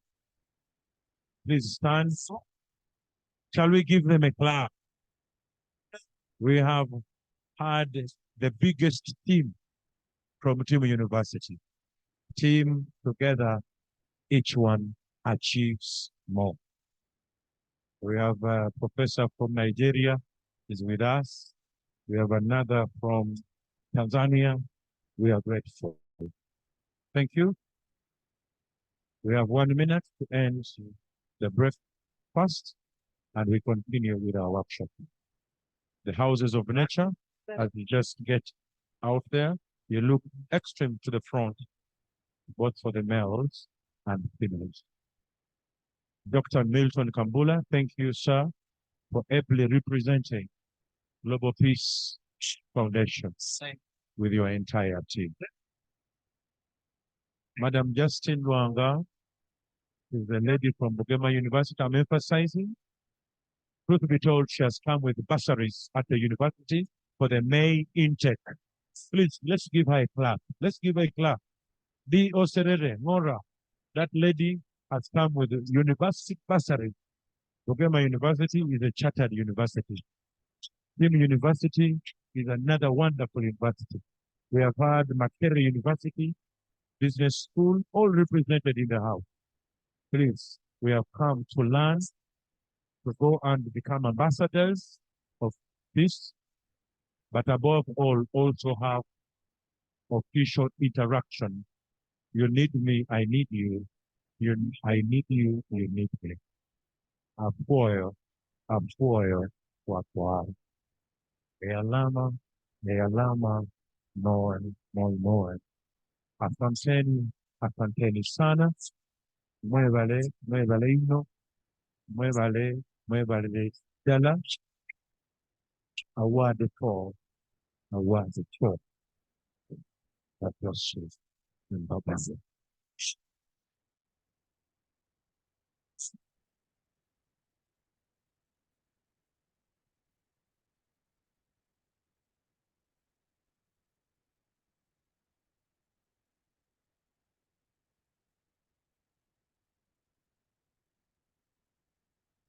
Okay, welcome back, everyone.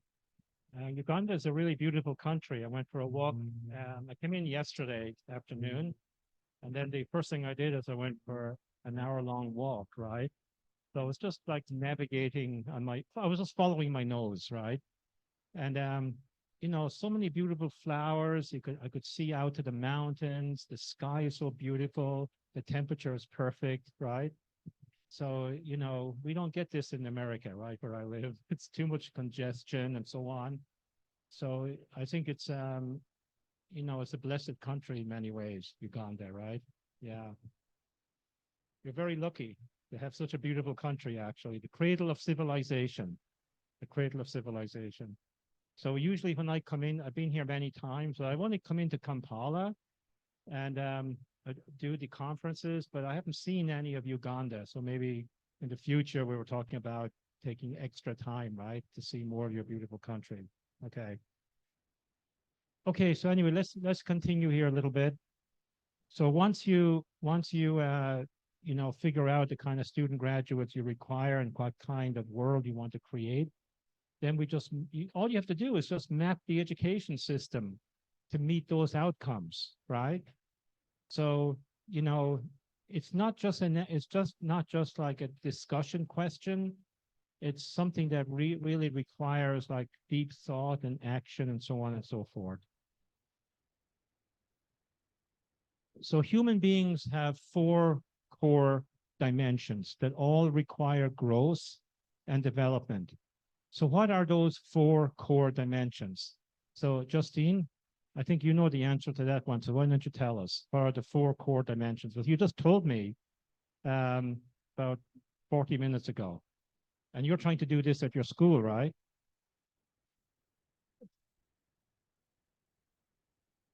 Yeah, once again, good morning to you all. The 4 core dimensions are what make us human beings. That is, we have the mental faculty to develop, we have the social faculty, we have the spiritual faculty, and then also the physical, which is the practical. Where I come from, we do that as the Adventist philosophy of education. I shared with him and said that while we have it as our philosophy, to implement it is met with a lot of other forces that drive us maybe to concentrate on one of them more than the other. So we need to come back to a balance so that we have a holistic development of the mind, the head, that is the head, the social, spiritual, and the practical aspect. Yes. Perfect. Perfect. Thank you so much. Yeah, that's exactly correct. So the 4 core dimensions. So when you looked at yourself in the mirror this morning, what did you see? Now, the men in this room didn't look in the mirror too much, right? But the women, the ladies here, you spend a lot of time looking in the mirror this morning, right? Now, be honest. How much time did you how much time did you spend looking in the mirror this morning? A long time? About 10 minutes. Wow. Guys, do you spend 10 minutes looking yourself in the mirror? Like how many seconds? 10 seconds probably. But women, and I think you're lying. It's more than 10 minutes, right? 10? What about you? How long many? Be honest now. More than 1 minute, right? Well, based on my personal experience, my wife, right? She spends a lot of time looking in the mirror every morning. So especially when we're trying to go someplace, let's say we're supposed to leave at 9, right? And she's still in the bathroom, like at 9, right? And she's been in there since 8, And I don't know what she's doing in there, but she's looking in the mirror, trying to get every piece of hair, just perfect, right? So now I'm waiting in the car for 15 minutes. And then I see her coming out the door. I say, oh, thank God, we're already late. But as she steps off the front step, she goes back in again because there's some little hair out of place, and then 10 more minutes looking in the mirror, right? But for me, I don't even know what I look like, right? I'm just looking in the mirror of the car. Okay, I need to adjust my hair or something. So what we basically see is our physical dimension.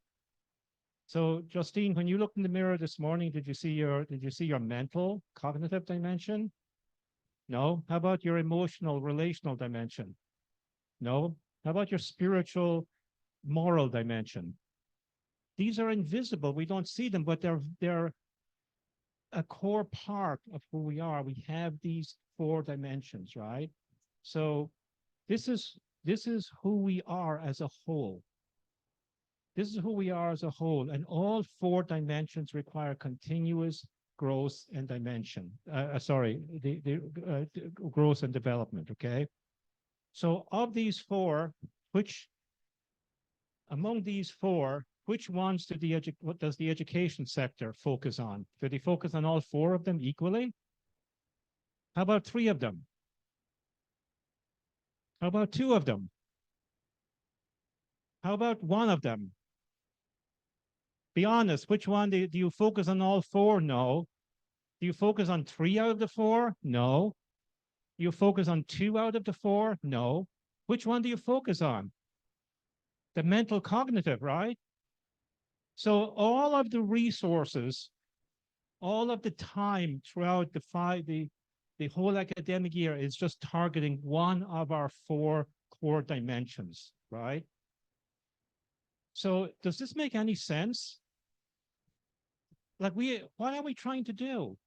The purpose of education is trying to stimulate growth in all 4 dimensions, right?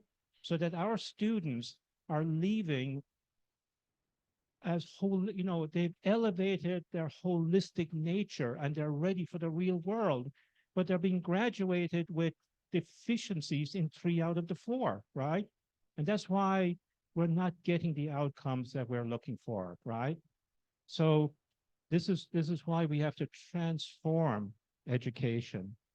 Now, in terms of order of importance, let me go back to this one. Let me ask you, why don't you get into we'll just give you literally 2 minutes to do this. Among these 4, despite the fact that our sector only focuses on the mental cognitive dimension, which one do you think is the most important one? There's one of these dimensions that is primary, way above all the other 3. Which one is primary, do you think? Why don't you get in little teams and discuss that? I'll give you 2 minutes.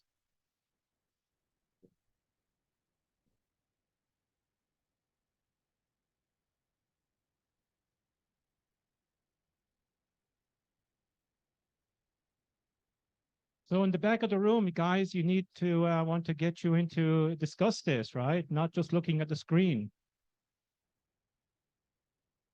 The more you participate, the more you're going to get out of the workshop. It's cause and effect.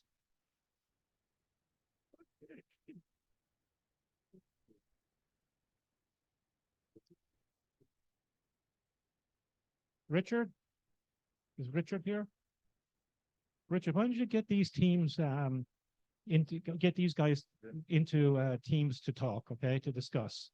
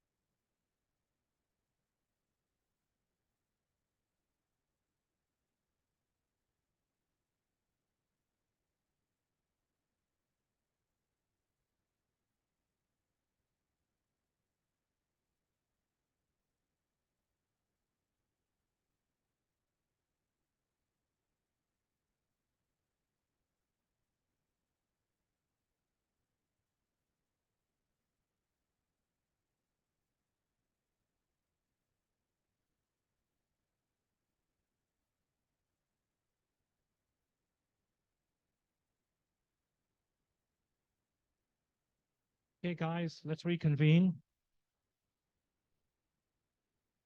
So what did you guys come up with? What did you come up with? Which one is primary?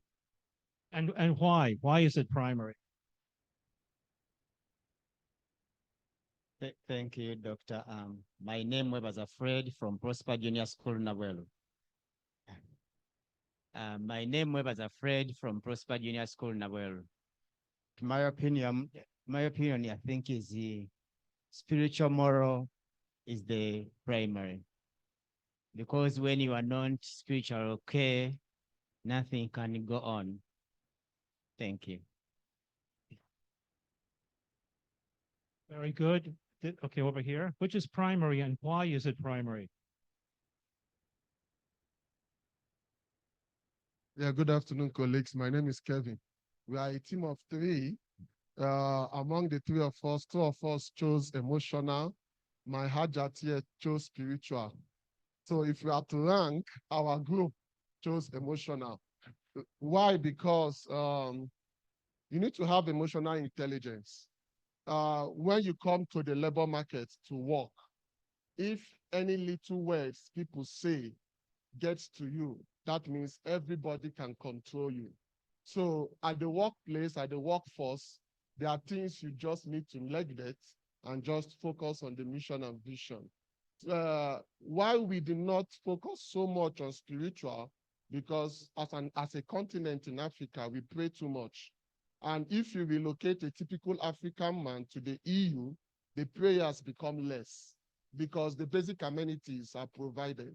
But here in Africa, we tend to pray for pipe-borne water, school education, give testimonies on our basic rights, which is not so on the other aspects. Thank you. Okay, very good. Okay, over here. Let me do, yeah, let's have this one, and then we'll do it in a different way to save time. Which Okay. one is primary? We're a team of 6. We think the mental cognitive is the primary because all the others, the other dimensions, fall on the mental cognitive. It is very hard to have all the other effectively achieved without the mental cognitive. We believe it starts with the mind, and if you are mentally okay and the mental cognitive is all right, you can ably decide on the rest and also take a very good decision. Thank you. Okay, there was one more that was eager to say something. Go ahead, that lady there. Thank you. Stand up and talk to everybody. Stand up. Good afternoon, everybody.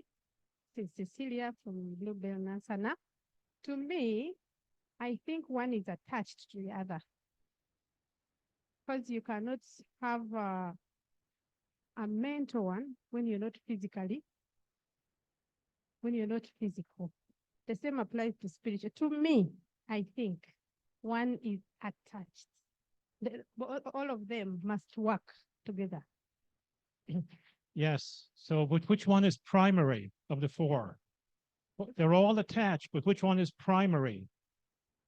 That was the exercise. Which one is primary based on your discussion? Okay, spiritual. Spiritual, okay. Let me ask this another way. How many people feel it's the physical vitality or physiology is primary? Raise your hands based on your discussion. None. Okay, how many people feel it was the mental cognitive is primary? Okay, about a quarter of the room. How many felt it was the emotional relational is primary? There, up here, okay. And then how many people feel it was the spiritual moral is primary? More people on that one. Okay, all right, very good. So if this was an exam, those who pick spiritual moral will pass. Okay. Those who pick spiritual moral will pass the exam. So why is that? So, we're not, in the room, when you look at the room, we're a little bit not clear which is primary, right? And that I understand that, okay? By the way, in response to what you said, when we say spiritual, we're not talking about religion. I want you to be very clear about that. We're not talking about prayers. We're not talking about religion. We're not talking about theology at all. I'm going to explain. So we are the only species on this planet that has a spiritual, moral dimension. And remember, this is not a religious dimension. It's something more fundamental, right? We're the only species. How many of you have dogs or cats or parakeets as pets? Okay, a couple of you. I mean, how many of you have a tiger as a pet, maybe? Or a wildebeest? Anyone? Or a baby elephant? Or a crocodile? Some people do, by the way. So these are native animals of Africa. But none of these animals, none of the animals on the Serengeti have a spiritual moral dimension. We're the only species that has this, okay? So therefore, in order of importance, right, we start with the spiritual moral that influences the emotional dimension, that influences the physical vitality or our physiology. And finally, that influences the mental cognitive. But in the education sector, this is reversed, right? All the energy is on the mental cognitive, and there's barely arrows going in the other direction, right? Okay, so it's a little bit upside down. So here's another little exercise, right? Get back in your teams, and then I want you to create a very simple image of a transforming education framework based on what you've learned so far. So if you were to create an image on a transforming education framework, what would it look like? So get with your teams and draw something, but collaborate, decide on you're not doing this personally. You're going to do this in 2 minutes, right? And decide, don't go to your workbooks. No cheating. Close the workbooks. Close the workbooks. Is this how you do exams here? You give the workbooks and you can call friends for the answer? No, you don't. That's not allowed, right? Don't go to the workbook. So just based on what you've learned so far, what do you think that image would look like? Go ahead, guys. Take a couple of minutes. Let's see what you come up with. So Milton, you stay out of it. You just listen. And then you can talk to them, but you know the answer, right?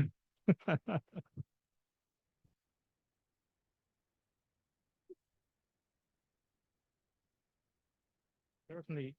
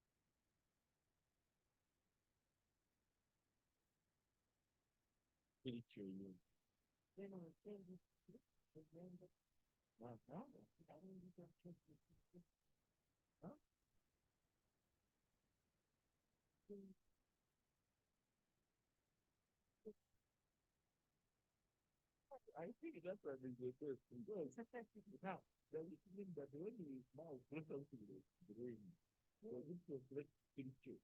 Where do you do this picture? Right? Okay. Yeah, going this way. Oh, I think you can picture it. And from the external, and I share me. But I do from this one. Okay.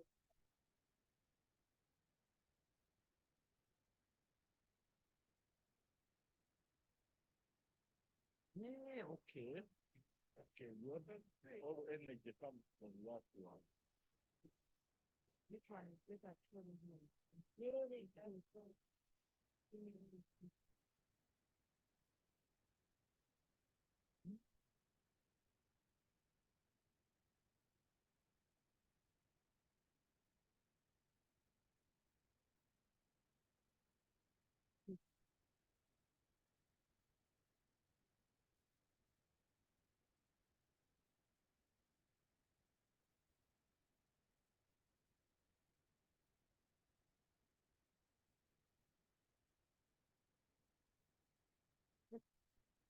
What do you think?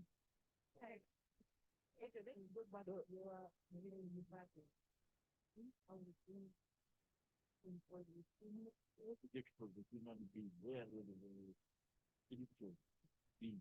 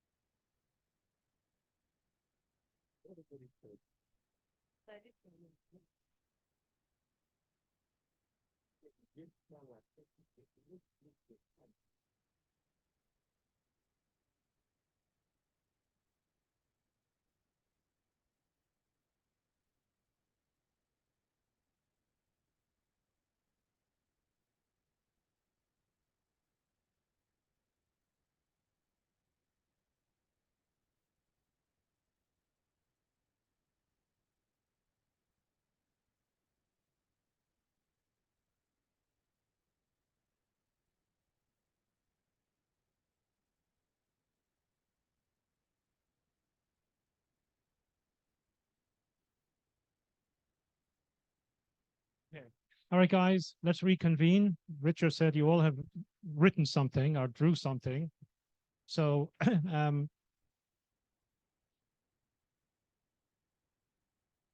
know what we're doing with these exercises is not just for you here today. The expectation is that you'll go back to your teams, right? And you can run these same exercises, by the way, right? And have discussions like this. This is not just for you here for these 3 days. In fact, you know what I'm actually going to ask you to do is you run a workshop back at your institution, or if you're managing a region here, how many people who are overseeing the Greater Kampala region who are education managers or superintendents or supervisors in the room? Okay, thank you so much. Thank you. So you can have a workshop and a debrief with the school heads, right, in your region that you're responsible for. So these exercises will help them process these ideas, right? Okay, so you're not just talking to them. So if I was to create an image, this is what it might look like, okay? So how many people came up with an image like this one? So basically, it's the conventional educational system upside down pyramid in reverse. That's all it is. Okay. That's all it is, right? So you flip the conventional educational system, putting it the right way up, and what was at the top goes at the bottom, and what's at the bottom goes at the top, right? So at the bottom is character. Character is linked to the spiritual moral dimension. And I'll explain more. We're going to give a whole presentation on character in the next session. Next is relationships. We are relational beings. Next is energy and vitality, our physiology, because without energy, you can't do anything, right? Imagine coming into the classroom and by noon you've pooped out. You've petered out. Oh my God, I have no energy left for the whole afternoon. You're not going to be that effective, right? And then finally, the application of knowledge and skills to solve complex problems. In fact, we call this the personal transformation framework. And this is the big point we're getting to in this workshop, right? That transforming education starts with us. It is us, everyone in this room, me and you alike, focusing on making this a reality in our daily lives, growing our character, growing out the way we are going to relate with each other, having better energy and vitality, and then a higher mental cognitive functioning, actually, right? So it starts with the educators. Then the students are just emulating you. You're modeling it. You cannot teach this academically, actually, right? This has to be modeled. This has to be like you carry this in the way you act, in the way you, engage with others and so on and so forth, okay? Then, right, then the institution, the region or the institution is a reflection of that. So the image of a great school, right, is a school that is cultivating character at the leadership level, at the teachers, among the students, among the staff, the custodians. It is school-wide. We'll talk more about this on the third day. It's also a school, it's also an institution of great relationships. We see all kinds of teamwork going on, collaboration and so on, because you are manifesting this personally as an educator or as a school leader, right? And third, this whole school has energy and vitality, right?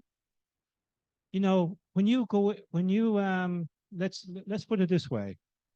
Let's say, let's say, let's say you take a flight, right? And you get on the plane, and then all the air hostesses, they don't care about you at all. They barely have the energy to give the food out. And they don't greet you properly. They just slam the drink down in front of you and go on to the next person, right? And then they're all sitting at the back resting, right? Do you think that, do you think like that is really the profile of an airline that's going places? How about a school? Don't you think everyone should have energy and vitality, right? And finally, focusing on higher order mental functioning, right, to solve problems. So this is the effect.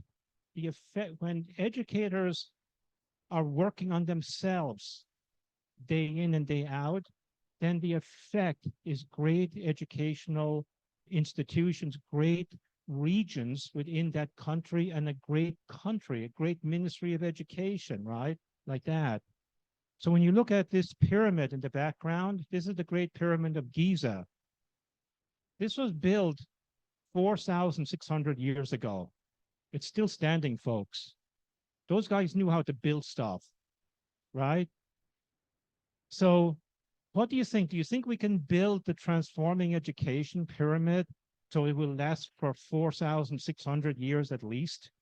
If we build it right, we are doing the future an incredible, incredible service, actually, right?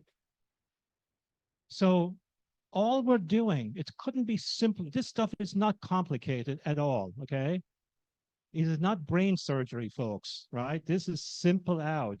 All we're doing is aligning our growth and development as individual educational leaders, right? That's the cause. The more we grow in these 4 dimensions, right? The more we cultivate character, relationships, vitality, and higher mental cognitive functioning, the effect is an engaging educational institutions where students love coming there. They don't want to go home at the end of the day. I was actually, in Nairobi last week. We actually had our conference at the Nairobi Waldorf School Trust, right? And the principal, James, was telling me that we have a bit of a problem in the evening. He said, our students don't want to go home. They actually have to get them, they have to get them out of the school. They don't want to go home. Can you imagine that in most schools, the students can't wait to get out, right? There's a song by Alice Cooper, School's Out for Summer, right? Like students can't wait for the year to come over. They want to be out of there like yesterday. Why? They're not engaging. They don't feel loved, right? They don't feel cared for. The culture is not that great, right? But at Waldorf Nairobi School Trust, their culture is like amazing, right? And it was a great experience for the conference because they could witness a culture that was already switched on. It was all over the place, right? So the purpose of education, now we're going to answer the question. The purpose of education is mapped to developing all 4 human dimensions, not just the mental cognitive dimension, right? So this is what this is why we're here. We're being called to achieve that outcome, right? That during the academic, during the semesters, we're putting equal time on each one of these 4 dimensions. Equal time, right? In fact, we're spending more time on the character cultivation. And that means faculty having serious meetings How can we do this for real, right? This is all possible in spite of the current system. So Waldorf, Nairobi Waldorf School Trust, they actually, it's a private school, but they have to actually be in alignment with the curriculum of the Ministry of Education, right? But they don't let that stop them from achieving this goal. They're not letting the current system freeze them in place, right? They're taking leadership. And guess what? You know what exams are going on here today, right? Okay. Waldorf, Nairobi Waldorf School Trust, they don't have exams. Now, let me say that again. Maybe you didn't hear me right. Did I hear Tony right? You mean a school that's accredited by the Ministry of Education do not have exams? They don't. They have no exams. Yet, those students, when they sit for the final national exam, they outpace all the other schools. Yeah, exactly. But they don't have exams. Because when you're actually growing in these 4 dimensions, you will actually, passing exams, right, and acquiring knowledge will be like second nature. You don't have to like drill this into them. How much time do you waste preparing students for the national exam? It's ridiculous, right? Okay. So the good news is that some of you here in the room, many of you, right, the people in this room, you are actually trying to do some of this stuff. Like Justine was telling me, their mission statement is holistic development, but having that as an outcome, but doing it, she was telling me doing it is so difficult because the current system is like, stifling in many ways. I hear this all the time, right?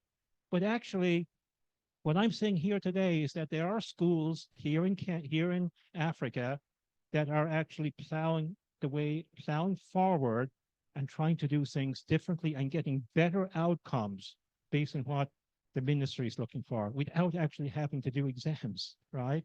They're not memorizing stuff either. So the purpose of education, putting it another way, is to develop all 4 human dimensions for both educators and students. You might want to take a picture of this slide, right? Develop all 4 human dimensions. The conventional educational system is stuck in the mental cognitive dimension or in our heads. We need to get out of our heads and get into the totality of who we are for real, okay? For real.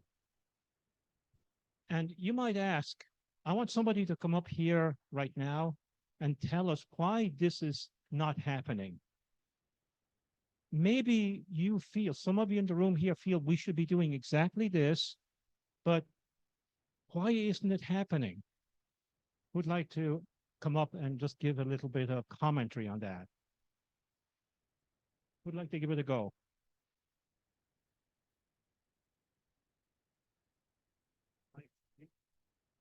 Yeah. Hello. Thank you very much. My name is Musime Chua from Kampala Junior Academy. I feel that would be the way to go, but we are not going that direction because in Uganda, specifically speaking, where education is supposed to be a common good,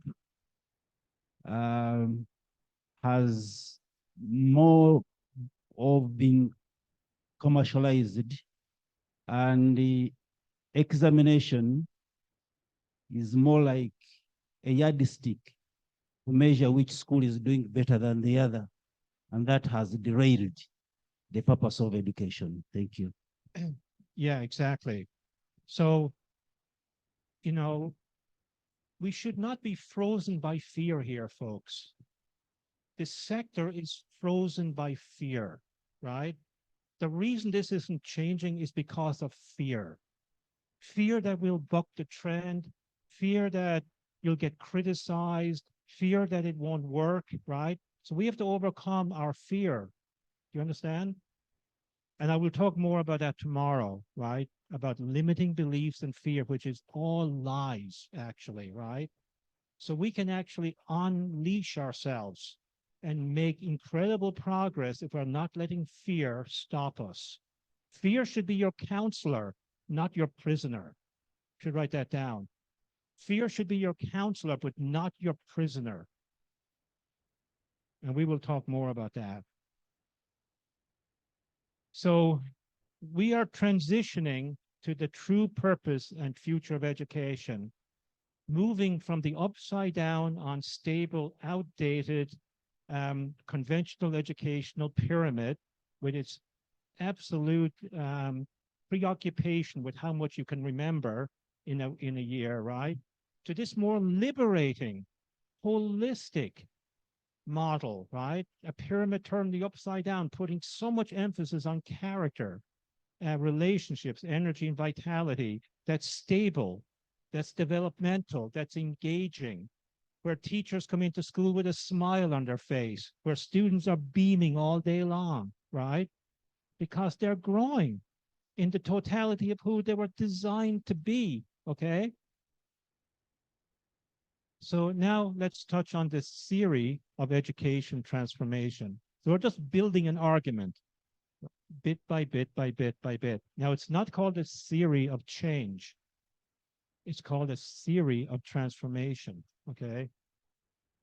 When you change something, the seasons change every year. Oftentimes we have no control over change. Plus, you know, we go through changes in the day and so on. So if you change something, it's easy to change it back. But if you transform something, you actually get into a new state. You know what I mean? That is very difficult to reverse back. That's why we call it a theory of transformation. So now I want you to get into another little activity here. So rather than rushing the content through, we're going nice and steady.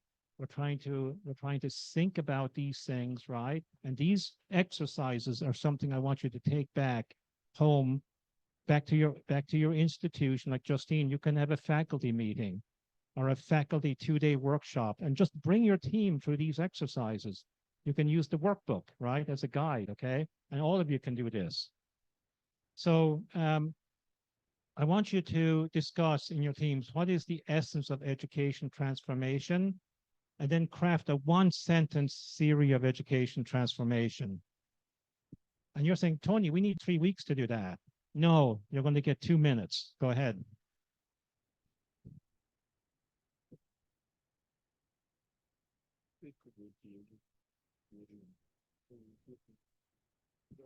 If you've been good students up until this point, you'll have no problem answering this question, okay? This is not rocket science.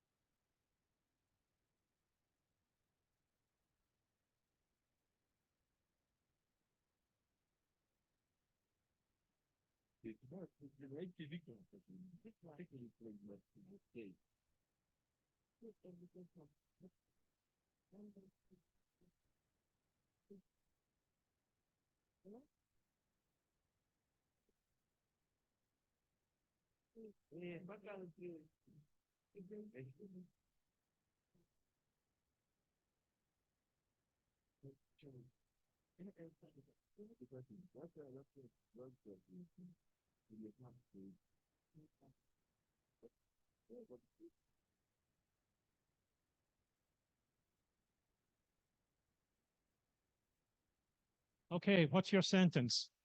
Who has like a powerful sentence? Who's very confident about your theory of transformation? Who'd like to share? Okay, yeah, give it a roll. Let's hear it, and we'll hear here too. Go ahead.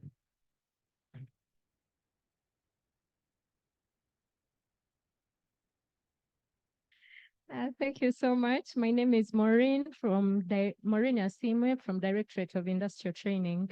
According to our group, we are saying the essence of education transformation is to produce a morally upright, competent graduate.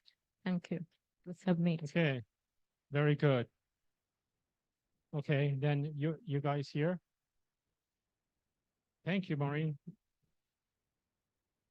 My name is Basi Makoni. I work with Global Peace.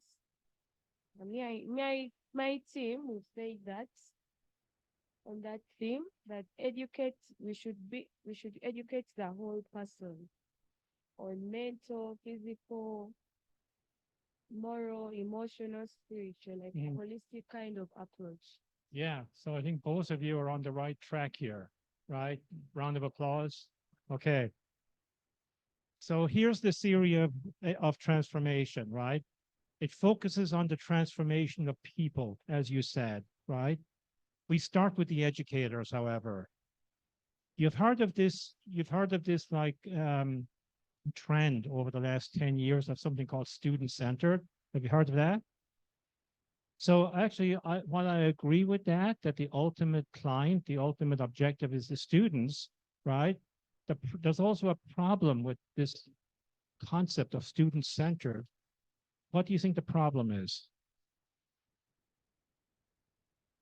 How many people have heard of this idea of student-centered education? Okay, what is the problem with it though?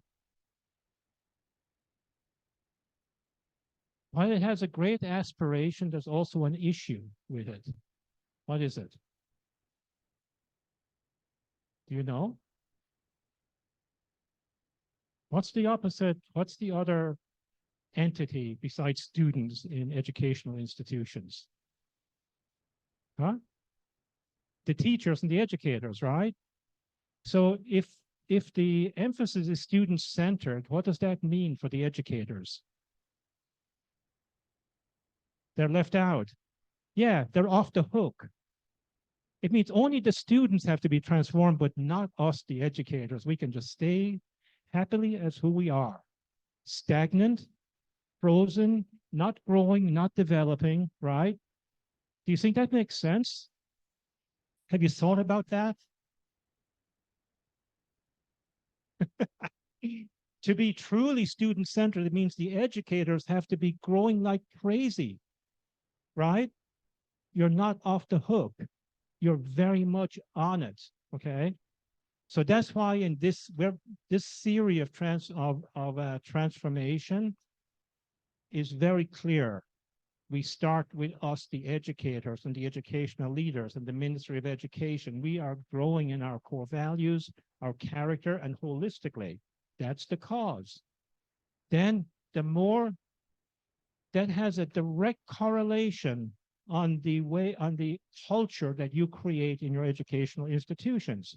Educators who are not growing and developing on a daily basis, what kind of culture do you think they will produce or will get produced as a result? So let's put it this way. If the educators are stagnant in their own growth and development, how would you describe the culture in the educational institution? Is it thriving? What is it? It's stagnant, right? You get the idea? Then, if you have a thriving culture, because the educators are working on themselves, they're showing up as a better version of themselves today than they did on Friday. Today is Monday, right? So you show up as a better version of yourself today than you did on Friday. Then you actually will drive an amazing culture. And that's a culture that is going to keep adding new value. It means the educational institution is innovative. It's continually innovating. Do you think our educational institutions are continually adding value and innovating on a daily, weekly, monthly basis? Or do you think the innovation is stagnant? Of course it's stagnant, because the culture is stagnant. And because the educators are stagnant in their growth, it's just all stagnant, right? Then, now we go to the the so-called student-centered. Do you think the students, if the students' educators are stagnant, and they produce a stagnant culture, and that produces almost no innovation, do you think the students are growing holistically? They're stagnant, right? And that's why we're not getting the graduates to develop Uganda. That's why our graduates are not able to get jobs, right? They're stuck. You know what I mean? Do you think they're future ready? They're not. However, let's look at it another way. Let's look at it in reverse, okay? Imagine a culture where students are growing holistically and are future ready. What causes that? An educational institution that's continually innovating. What drives that? An amazing culture that's engaged, that's welcoming, right? And what causes that? Their educators, their teachers, their school heads, transforming themselves, working on themselves. Do you think your students will know if you're not working on yourself? You know, you can't put, there's no amount of makeup that you can put on that can camouflage that, right? It's the way you carry yourself. It doesn't matter if you wear a tie. Do you think that's going to mask it? The gentlemen educators think if they wear a tie, they are, you know, what you call it? What's the story? What's the word I'm looking for? If I wear a tie and a suit, it means I am totally qualified, that I am the ultimate gift to, you know, all of you students. Do you think that's going to mask? Do you think your students will see through that suit and tie? No, it doesn't matter how clean shaven you are or how much makeup you have. If you're not growing and developing, that's not going to mask it, okay? Right. So with that said, I'm taking my tie off.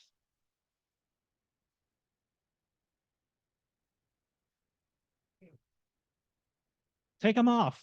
Free yourself up, okay? Let's not be if you don't want to take it off, it's okay, right? But if you do, you have permission to take it off, okay? All right. But I'm not going to take my shirt off. I'm stopping here. Okay. So the essence of transformation is the transformation of people, right? Transforming people holistically. Then we actually get better systems, better structures, and so on. In other words, it's the horse before the cart. Do you think we have the horse before the cart or the cart before the horse? What do you think? We put all of our focus on systems and structures and methodology and curriculum, and almost nothing is on development of human beings, right? That's the cart before the horse, or it's like the tail wagging the dog, right? Yeah. So educators of character create great educational institutions and who are growing holistically. You know, I was invited to give a presentation to the India Private School Principals Association. And then when they sent the materials, right, ahead of the webinar, yeah. I looked at their logo, right? And their logo says, better leaders, better schools. I actually love this logo. And they are so spot on. You want to create a better school? Become better leaders, right? Better leaders create better schools. It's cause and effect. So now we're going to look at growth to unlock your limitless potential. Each one of us has limitless potential. So we start by transforming ourselves to change anything around you. If you want to change anything in your school, in your family, the first thing you do is change yourself. So maybe you've experienced this in family relationships, right? So how many of you are married, for example? Okay, quite a few. So I'm married for like over 32. I don't know, I forgot the number of years now. I'm always in trouble with my wife over this one. I think we're married 33 years. I know it's over 30. And for the first 10 years of our marriage, right, both my wife and I made a very, very serious mistake that lasted for a decade. I was trying to figure out a way how to change something about her that if you only changed this one thing, I felt our marriage would be like, you know, would be blissful, right? So I kept talking to her, honey, if you could just change this one thing, our relationship will go to a whole new level. But I only had one thing, but my wife had 10 things that she wanted me to change. And she was on me the whole time, Tony, you need to change this. Okay, which one do I have to prioritize? No, this, okay? Okay, then. Do you think we were effective? Do you think any of us changed? No. Then, literally at the 10-year mark, we both independently had an epiphany. We went to a smart marriages conference for 3 days. I was actually presenting at it, right? And we both had an epiphany. What do you think that epiphany was? We both wanted our relationship to change, but what do you think the epiphany was? Who would like to give a guess? Yeah, go ahead. I'm the one who making it go back. I'm the fault. That's exactly right. I'm the one that has to change, right? And that's what I did. Silently, I realized, my God, I have to change something about myself. And I actually did. I said, I'm going to work on this stuff, right? And my wife was doing the same thing. And suddenly we had no more conversations like this. That relationship started to change almost instantly, right? And I'm still doing this today. If there's some friction, okay, go back to basics. Tony, work on yourself a little bit. And I'm not kidding you. Within hours, the relationship shifts. At most 24 hours. It happens that quick, right? You can write this down if you want better relationships in your family with a son or a daughter, a grandparent, a brother or sister, a parent. Change yourself in some way, then that relationship will change. Test it out. It's the same with your faculty. Some of you might have some tension with your faculty or even with students. You might have a difficult student. Change yourself. That relationship will actually start to change, right? So rather than focusing on complaining how that person is so bad, focus all your energy on changing yourself. Write that down, okay? Because the culture of your family, your education institution will transform as a result. So this is Warren Buffett. Who has heard of Warren Buffett from Berkshire Hathaway? Raise your hands.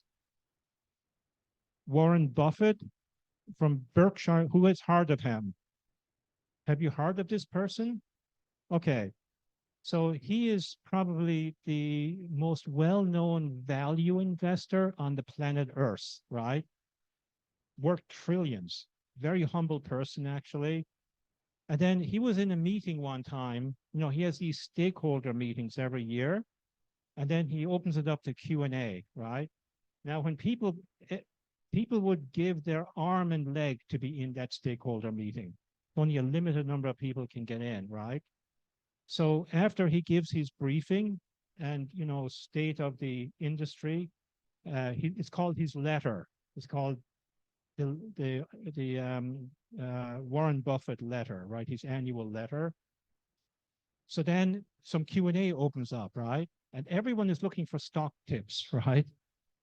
Because they're investors. So one time, this person asked him, what do you think we should, you know, Warren, what do you think would be a good thing to invest in, right? A good stock. He said, you know, the best thing you can invest in is yourself, not on a stock. You start by investing in yourself, because if you invest in a stock, you have no guarantee what's going to happen to that stock. That company could crash and you could lose all of your investment for retirement, right? But if you invest in yourself and you start transforming yourself, then that is a guaranteed return on investment, ROI, right? Guaranteed, because now you can actually be more effective, more productive, you're adding more value. That is a guaranteed return on investment. Invest in yourself, right? Transforming yourself. So every single person in this room and every human period has limitless potential, unlimited potential, right? And all we have to do is unlock it. Let me ask you this. Do you believe you have unlimited potential, or is it limited? What's your opinion? Okay, these two people say unlimited. How about the people halfway up the room? Do you believe that you have limited potential or unlimited potential in the back of the room up there? Unlimited. Okay, let me ask you then, how about you guys? Do you feel you have just limited potential or unlimited potential? And are you, now let me ask another question. How many of you are effective in unlocking your unlimited potential? Are you stuck? Be honest. How many people are stuck? Now, we have two honest people in the room. How many people are stuck? Now that more hands are going up, right? So we all are a little bit stuck in this one, right? And actually in this workshop, we're going to actually show how you can unlock your limitless potential. And Ralph Waldo Emerson said, what lies before you, what lies behind us is nothing compared to what lies within us. In other words, each one of us is an incredible resource. We have limitless value, right? So take a look down at yourself. Maybe you can stand up and take a good look at yourself. Not other people, just yourself.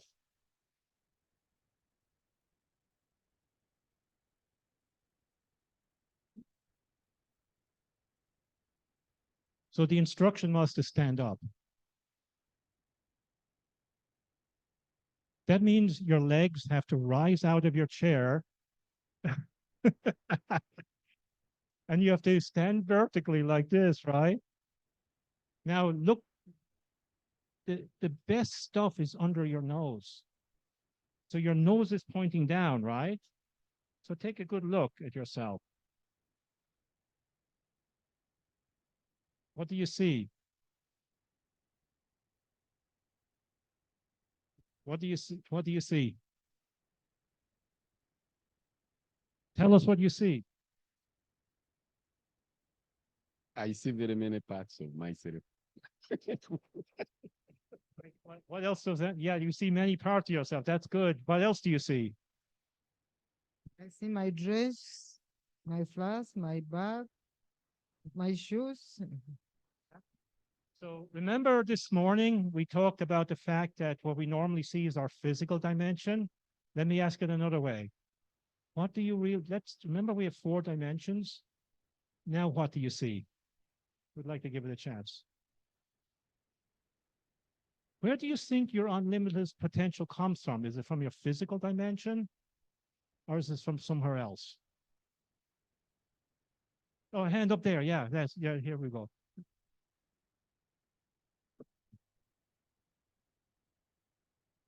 My name is Nzanzu Twalib. I see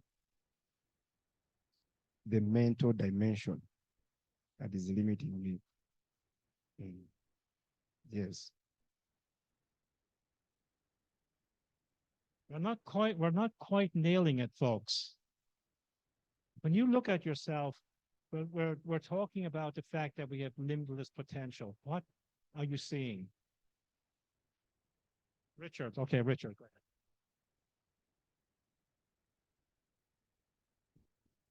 First of all, with my feet, I see ability to walk endlessly, cover distances, either by walking or with my hands. I see ability to create and do very many things, as an example. When I look down, I can see the floor on which I'm standing, but that's only where my eyes can end. But I think if this floor wasn't there, I would be looking far beyond that.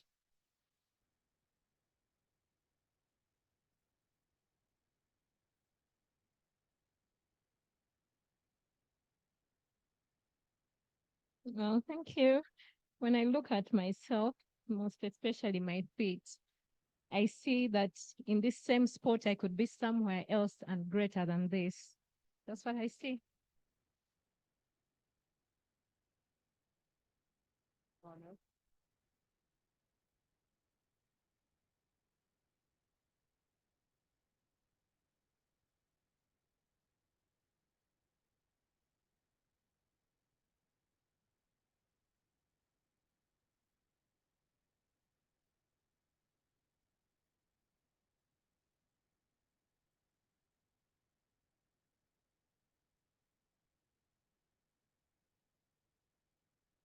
Yeah.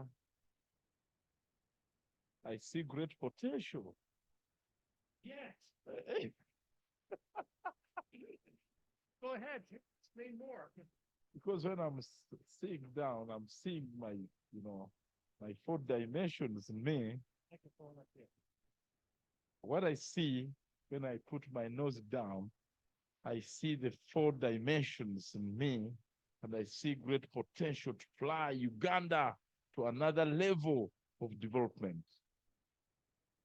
And I am unlimited to achieve that. Okay, very good. So if you see a new object flying over Kampala, it's not Uganda Airlines, it's Milton that's flying. So look down at yourself once more and we'll do it all together. I have unlimited potential. Nothing is going to stop me. And I'm going to unleash this incredible potential that's latent within me by the end of these 3 days.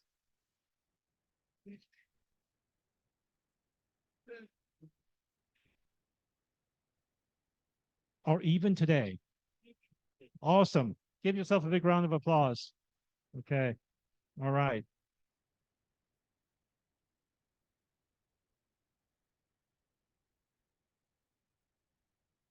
So all of us, all these 4 dimensions require a lot of growth and development, right?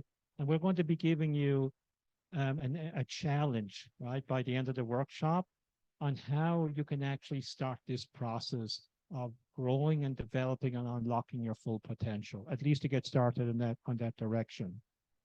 And you've heard of, I just want to go back to this one. So we have 2 states, right, in these dimensions. Either you're growing or you're dying, right? So when you look at your physical dimension, you're either growing in your physical health or you're dying. There is no stagnation state. Stagnation is a total lie, right? You're either growing or dying. You're either in a state of growth or you're in a state of dying, okay? It's the same spiritually, morally. You're either growing in that dimension or if you're not growing, you're dying. You're not stagnant, you are declining, okay? Same with the emotional relational area. If you're not investing into your family and relationships, your ability to relate is dying instead of growing. So you should write this down. There's only 2 states. That's nature. A tree is growing or it's dying, correct? Grass is growing or it's dying. You should be able to see this all over Uganda. Flowers are growing or they're dying, right? They're in either one of the 2 states, okay? So for human beings, right, for us to grow, requires responsibility, and we'll talk more about that as we get along.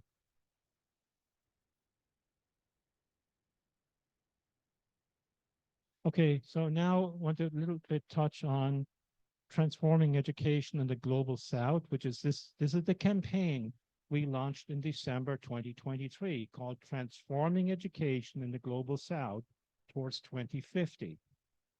So in other words, this is a very ambitious project, and that's why we need all of you helping this project. This campaign, it's actually a global campaign. And let's go into it a little bit. So why do we need to transform education? Because we have the largest youth population, 1.2 billion students, and a good chunk of those are here on this continent, Africa, right?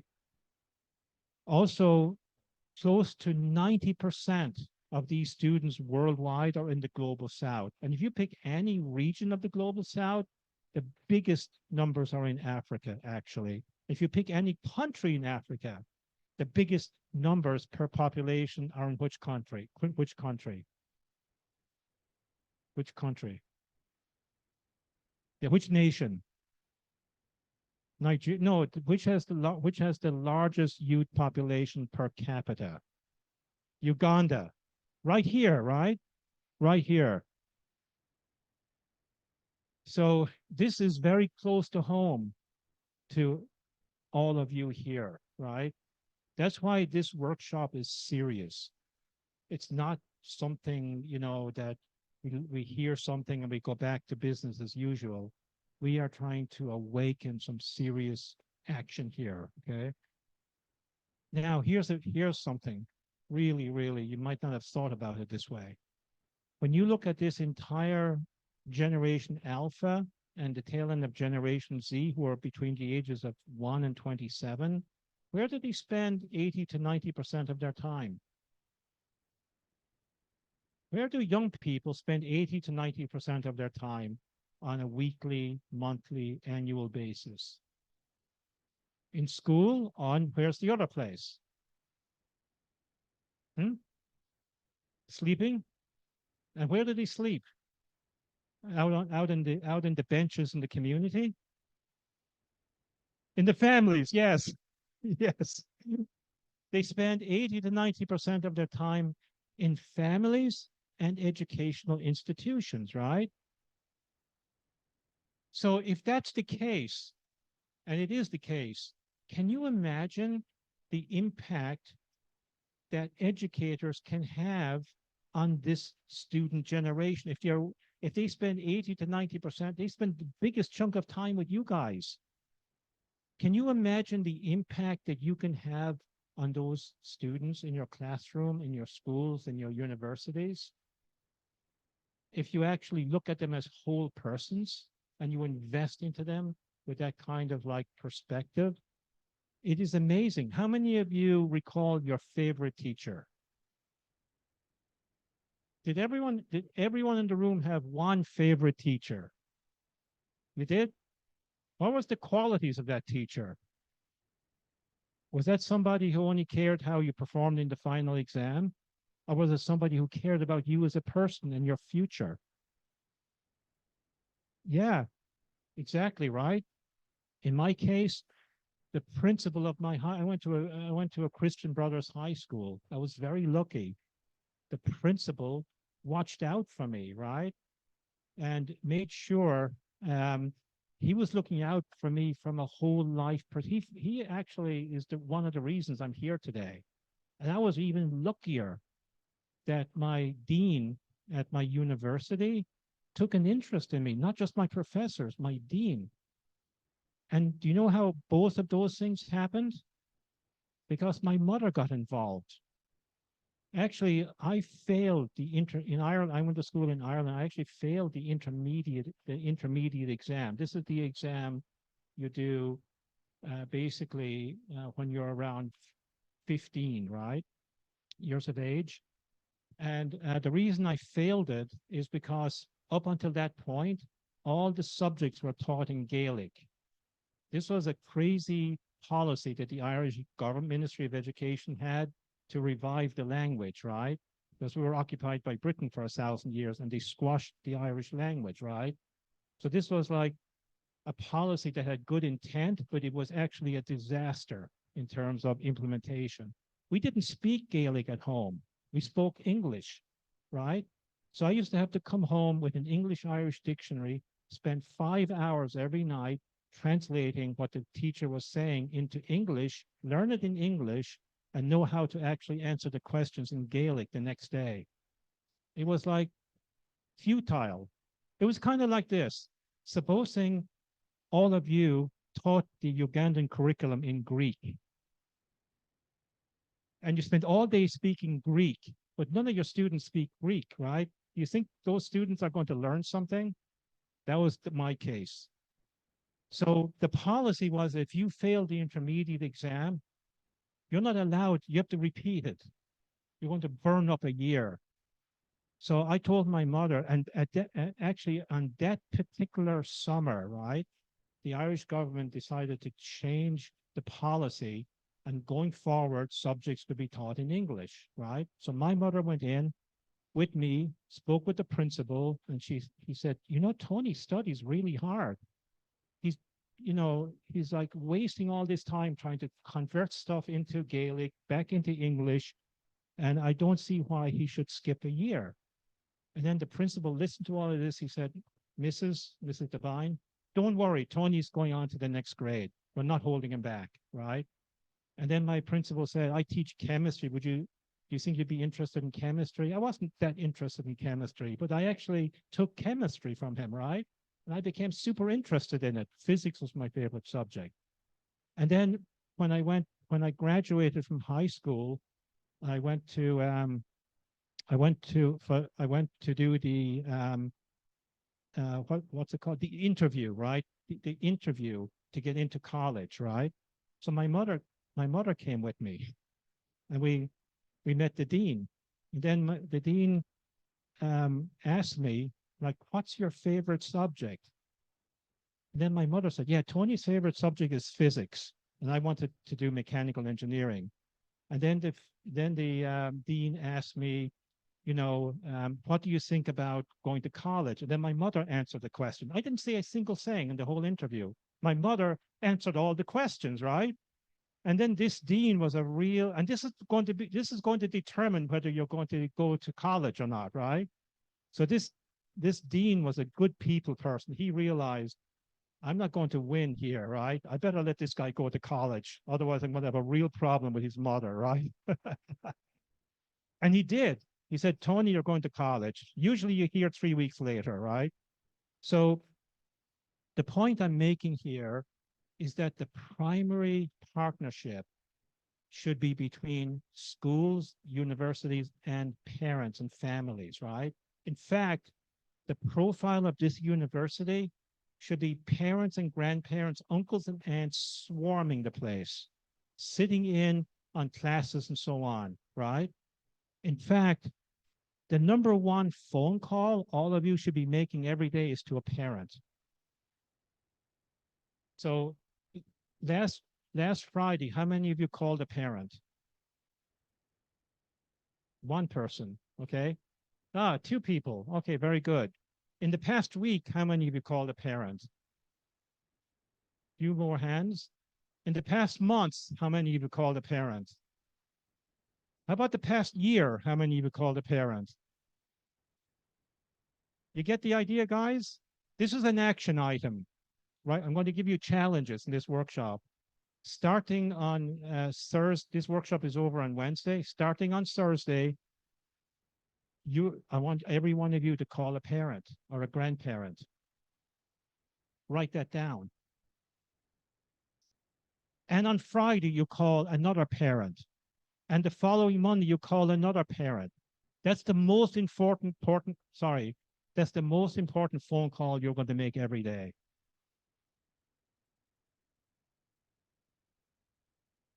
So I'm going to give you an exercise right now. So this side of the room, I want you to meet in your teams. And this is a very, very critical question you're going to have to explore. So I want you to discuss on this side of the room, when you look at this huge youth population, 1.2 billion, and you know viscerally what I'm talking about because you see them all over Uganda. There's 70% of the population are youth, right? Is this population, when you look at them, are they an asset? You see them all day long. You see them out in the streets, right? So what's your thoughts?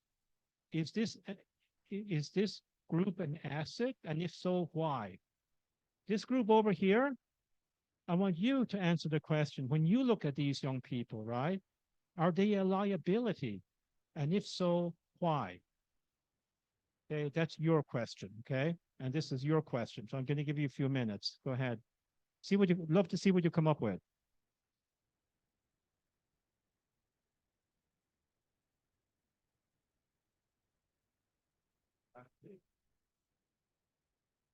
Why? Why are they unactive?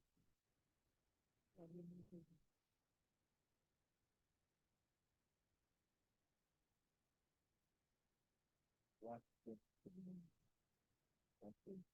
1.1 kidney, 90% of it is we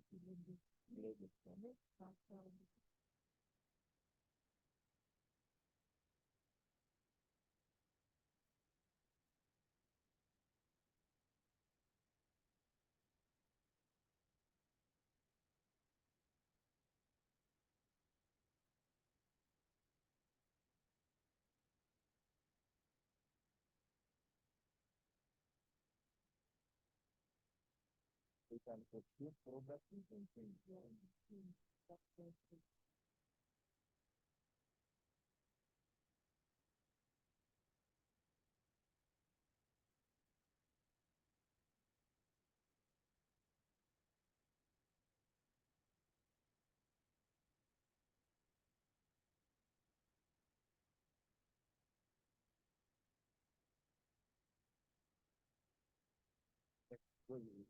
So now we are not.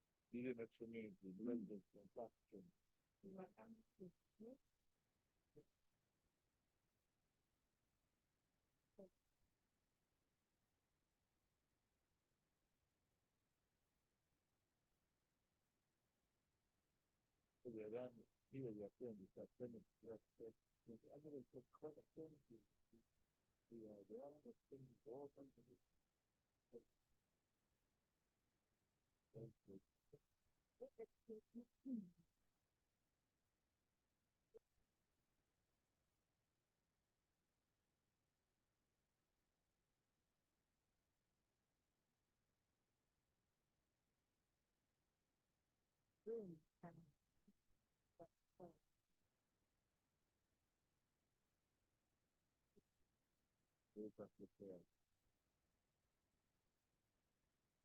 the young people are beginning to very good.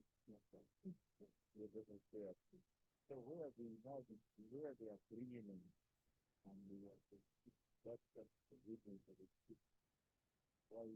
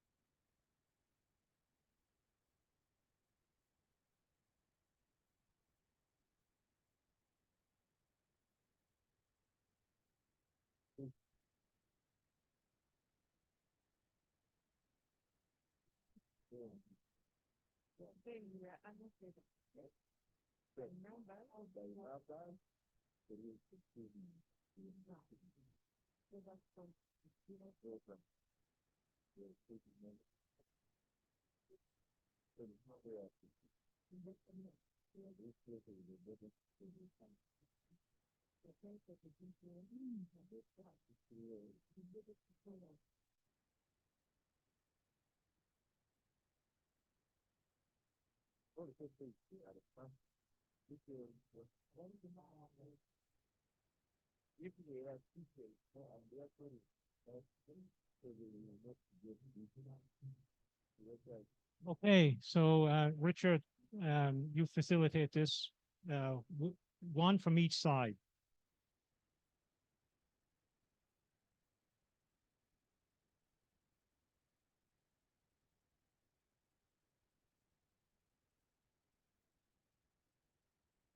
Okay, thank you so much, Doctor. I'm Geoffrey Chigundu, coming from Gema Adventist Primary School, and we've been given a point to discuss. That is part B, which says that many of the youth are potential ability, and the question is why.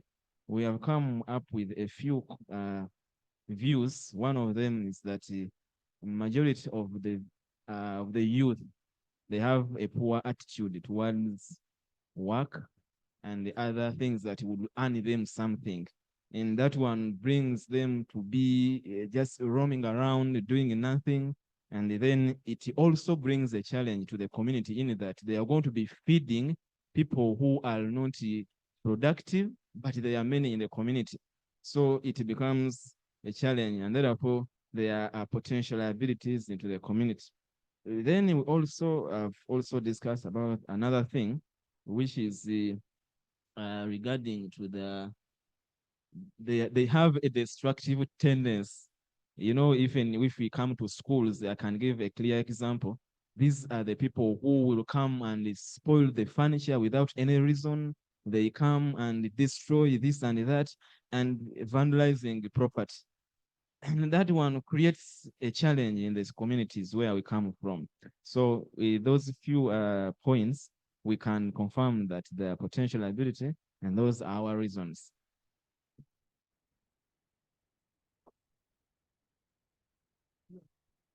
Okay, thank you. I'm still Kevin from team. Our group here and him, we are also discussing to bolster his points. Majority of them are liability because they create a dependency syndrome. The parents train these youths so that at their evening days, the youths, or rather their children, can rather support them on day-to-day activities in terms of finance. But at the end of the day, when these youths finish school, they still go back home, and instead of them supporting the parents will support them.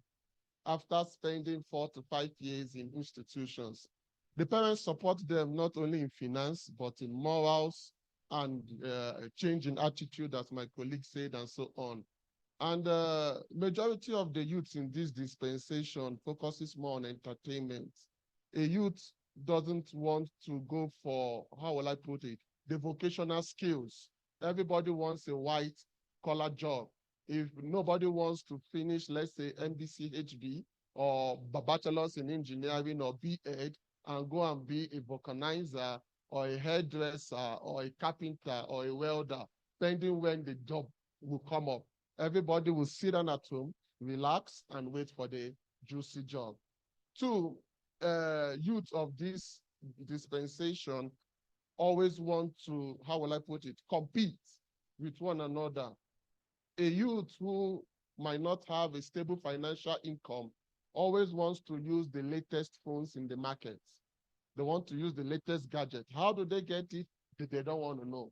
They just want to hold the latest gadgets and show off in the ceremonies, especially in this part of Africa. So majority of them, not all, will be a liability, and we could now create a dependency syndrome at the long run. I submit. Thank you. The question is why? The reason is because of poor upbringing.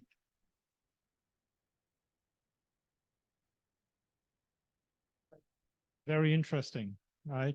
So your team feels they're a liability. What about this side? Are they an asset? And if so, why? Thank you. My name is Mpunge Michael. I'm the chairperson of the Social Services Committee at Tebe Municipal Council. I also represent the youth. I'm their counselor, so I had to discuss with my team about potential asset and why. We believe that, yes, they are a potential asset, and a few factors can be given for that. One is that the youth, mostly we are looking at the generation Z and Alpha, they are very adaptable. They can easily adapt to many things like technology and others. And that makes them an asset because this adaptability is giving them a chance to get a wide scope of knowledge, and they can grasp knowledge from various sources easily, which was not the case in the past. So that alone makes them an asset because they can learn quite a number of skills and many other things from elsewhere in a very short time, and that can have them as an asset. The other, we looked at their availability, just the number. That factor alone makes them an asset, that they are quite many. We have over, I think, over 70% in Uganda, and the entire Global South has the biggest youth population. So we feel that availability, or them being very many, makes them an asset. Why? We can easily see how to guide them. As the institutions, the leaders, and the society, we can see how to guide them and put them to proper use.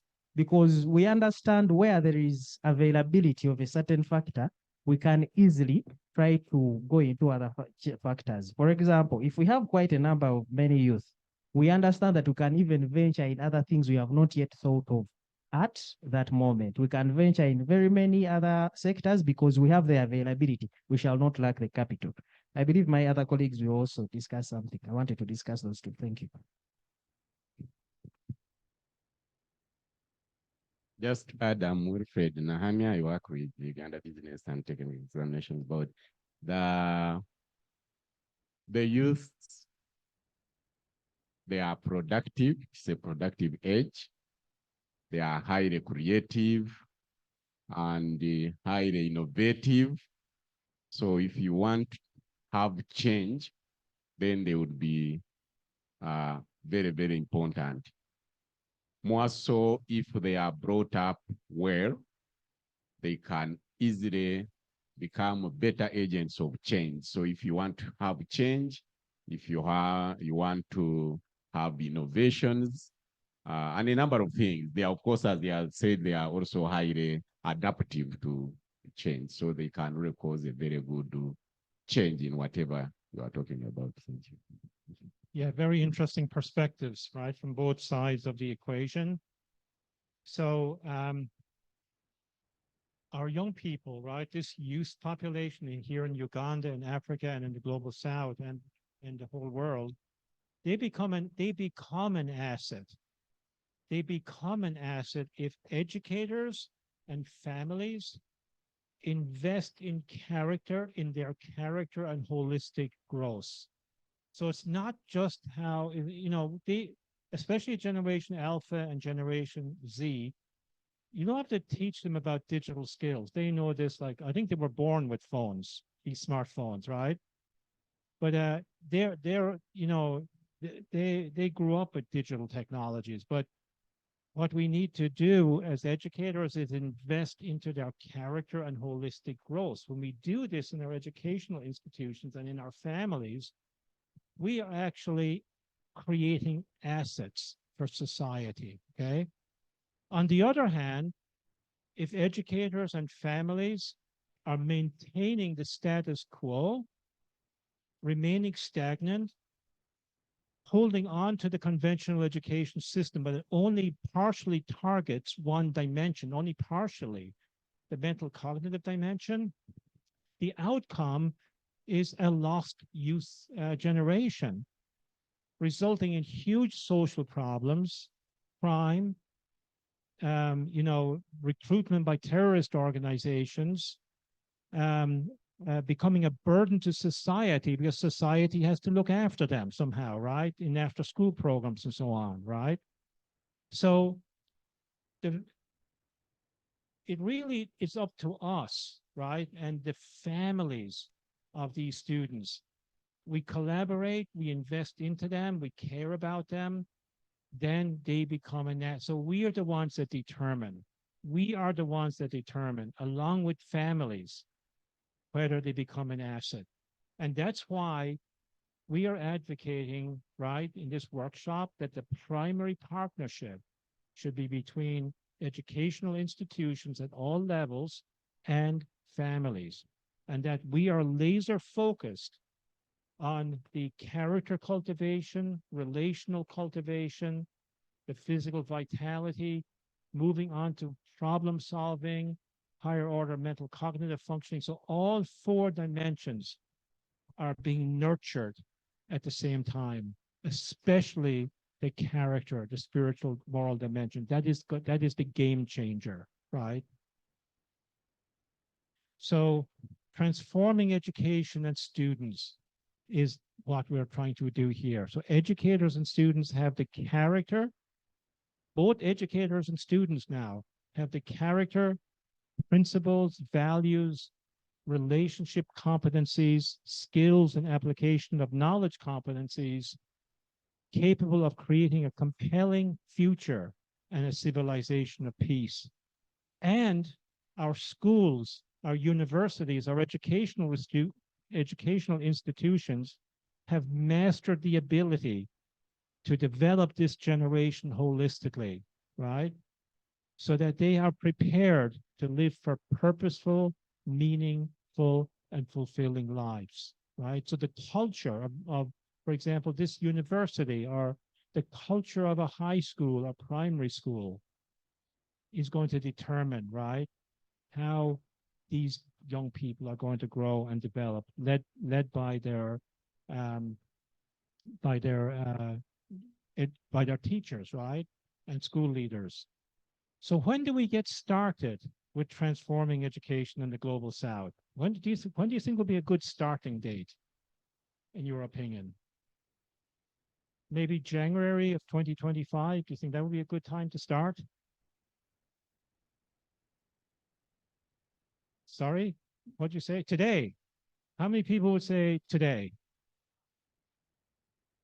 Okay, all the people who didn't raise their hand, when should we start? Now, right. We start now. It's already urgent. It's already urgent because we're live, folks. We are live with 1.2 billion students under our noses here, right? We are live. The first cohort between now and 2050 graduate this year. Are they going to be people of good character? What kind of, are they really going to be an asset?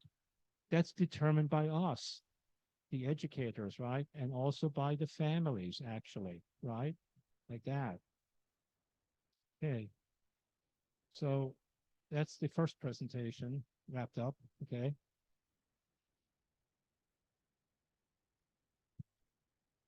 Please, we thank you so much. Please, a big one, a big one, a big one. Wow, wow, wow, wow. Dr. Tonet Fine, we want to thank you, sir, that you're able to leave US to come to Kenya and finally to Uganda. We thank you. We thank you, sir. All our ties down. Now I feel even I'm no longer tied of colonialism. A free man. I feel free. So how many say it was a wonderful start? And please clap for yourselves that you are here today. I want to know lunch. What is the time? Lunch in the next 30 seconds. So colleagues, let me see the program so that now we go to the next. Yeah, you are ready? Very good. So me, I was just coming in to say 30 seconds, 30 minutes. Yes, lunch will be ready on time, please. Doctor, please continue. Thank you once again. Thank you, Milton. Is it okay to continue? Maybe Richard, do we have some folks who can do energizers?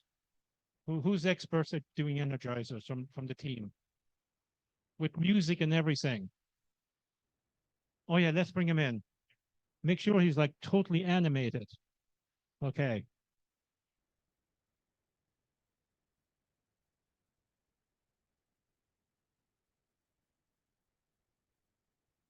Hey, Richard, can you get us started in the first energizer before Boza comes in? We don't want to be burning. Or does anyone here in the room know how to do good at energizer? You must do this at your schools, right? Who can do one? Yeah, she's good at energizers. Who knows how to do lead? Yeah, come on up. Lead us in an energizer. Get everyone standing up and whatnot.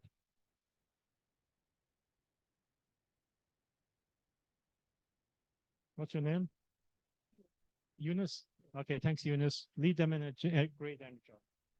Okay, good afternoon, everyone. We are going to write the word coconut with our bodies while singing. Okay? You're going to write the word COCONUT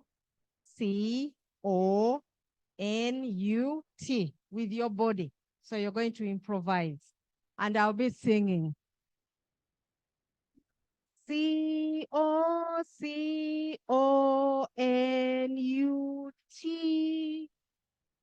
Okay? So you're going to write with your body. You can choose to say C,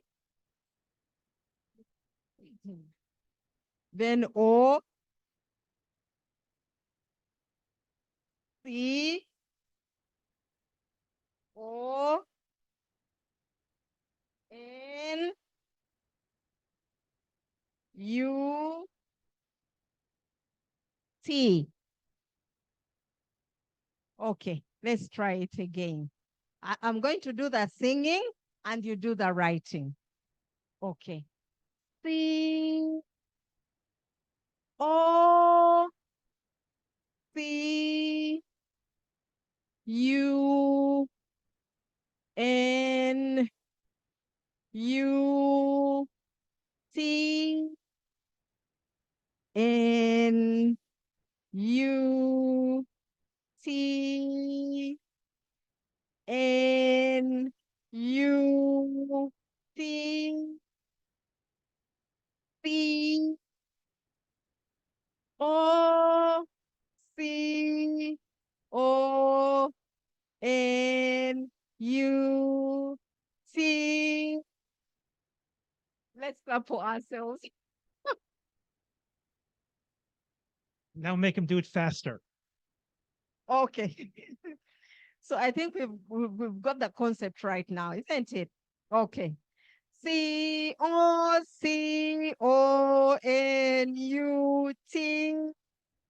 And we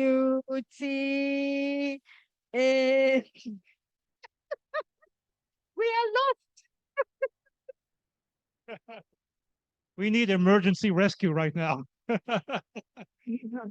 Okay, welcome, Eunice. Thank you very much. That was awesome. Okay, all right, Joshua, you lead us in the next energizer. All right. Ladies and gentlemen, I want to invite Daniel Geno. Quickly. Geno. Yes. Quickly.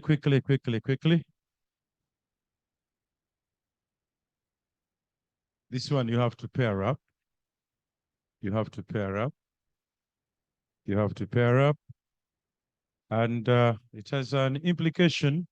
It will be fully interpreted. Who is pairing up with the doctor? So when you have, for example, all of us can see, right? Now, but when you are your husband don't need anything. For example, yeah, they don't need, for example,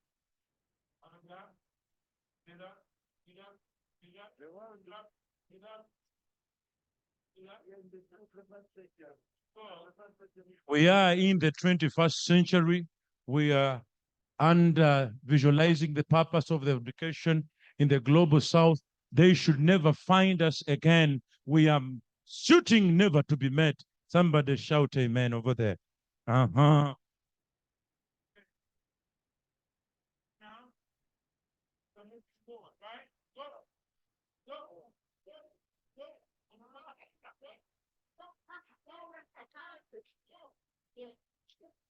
One more time. Let's fold it together. Let's fold and we go. I say 1, 2, 3, we start.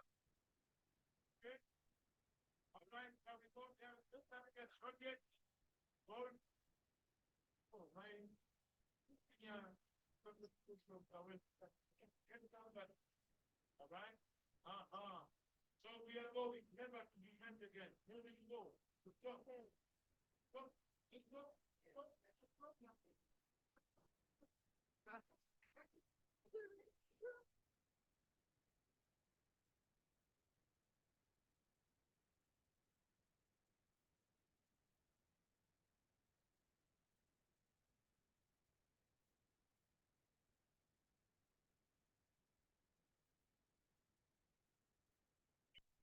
Yeah.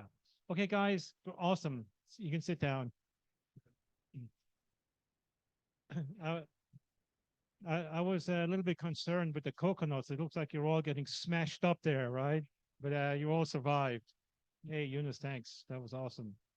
Okay, so let's get going just before lunch for about 20 minutes.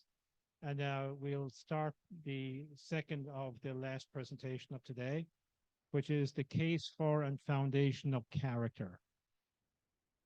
So, you know, what we're advocating for here is that the primary thing we should be focusing on is the spiritual moral dimension. And this is the realm of character, not the mental cognitive dimension as the main one, right? Although we will do that too.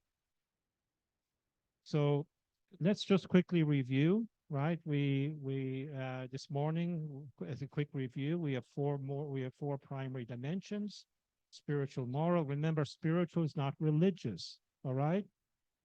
What's your name?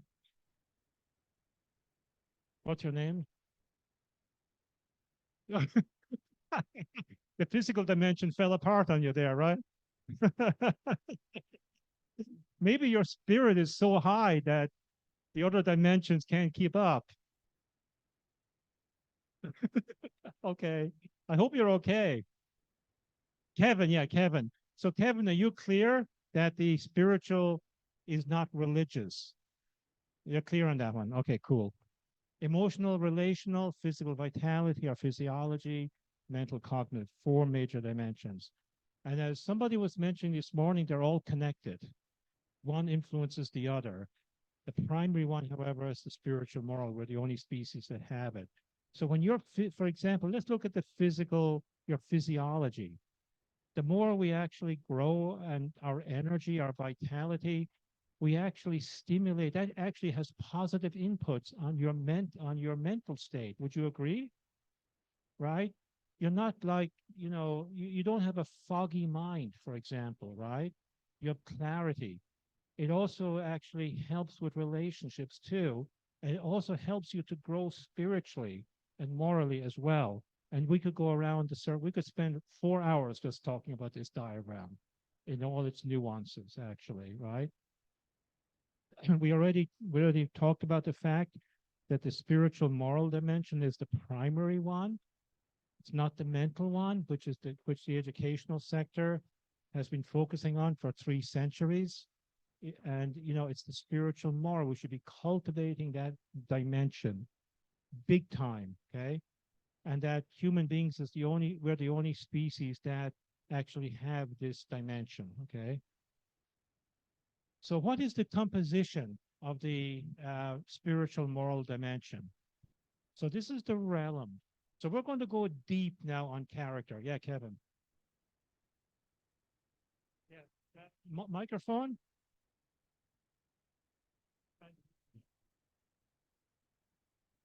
Thank you, sir. Why is your spiritual dimension so important, and why is it ranking #1? I want to know more. That is actually, I'm so glad you asked that question, right?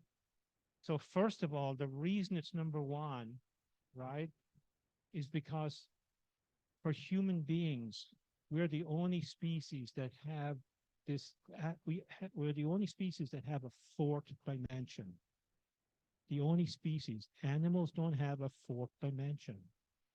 Neither do birds, neither do the fish, neither do the tilapia that you eat here. I love the tilapia here here in Uganda. You cook it whole, right? They don't have the 4th dimension. We're the only species that have a 4th dimension, right? And I'm actually going to answer that question in depth in this presentation, actually. So bear with me, Kevin. The answers are going to start to flow out. By the end of this presentation, that question will be fully answered, okay? But that's the first part. It's also the hometown of your conscience, right? How many people here have a conscience that you're aware of? About 1/8 of the audience. The rest of you don't have a conscience? What kind of people are here in Uganda, Milton? Right? It's like only 1/8 of the human beings have a conscience. You mean the rest of you you're not aware of that, or you haven't developed? Let me ask you again. How many people here think you have a conscience? Okay, we got 95%. There's still 5% that are quite sure, okay? All right. So this is the hometown of our conscience. We'll explain that. It's also the domain of character. So we're going to go a little bit more deep on why character is so important, right? In this sequence, okay? So there's an interrelationship between these constituent parts. So first of all is you, right? As you are, right? You as you are. We have a conscience, which is like above you in a sense, but it's actually inside of yourself, okay? But, we can say it's maybe in the upper part of our mind, our conscience. If a surgeon did an operation on your brain, he's not going to find your conscience. He's not going to find it, but it's there nevertheless, right? And then our conscience is actually linked to something called universal spiritual principles and moral laws. It's linked to that. And then our character, right? Our character, all that is the manifestation of our conscience in the form of habits, behaviors, and actions. So good character means you are acting as a good person, a righteous person, right? A loving person, like that. So Kevin, we're unpacking it here. This thing is loaded, okay? Um, yeah. Well, yeah, question, yes. I love this. Yeah, as I'm going on, as I'm going along for the rest of the workshop, you've got questions like this. We're not waiting till the end. We're going to deal with it live. Thank you. I'm Doreen from Team University. Can we relate the spiritual moral with culture in a way? Yeah. The question is, can we relate the spiritual moral with culture? And that's an interesting question. And I would say yes. In not maybe in the sense that you might understand culture. I'm talking about the culture of families, right?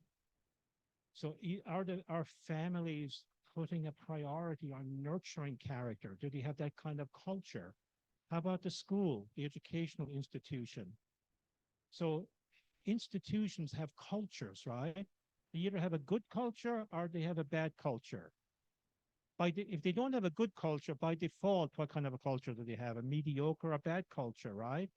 And those mediocre or bad cultures will not nurture this spiritual moral dimension. We need a good culture going on.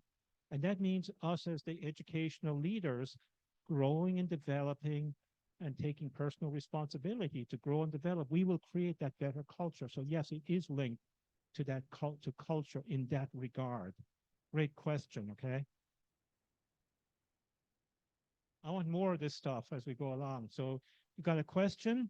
Let's deal with it on the spot. Don't be going along if you're stuck. You want insights. Let's just, okay, guys? Yeah, cool. Just checking.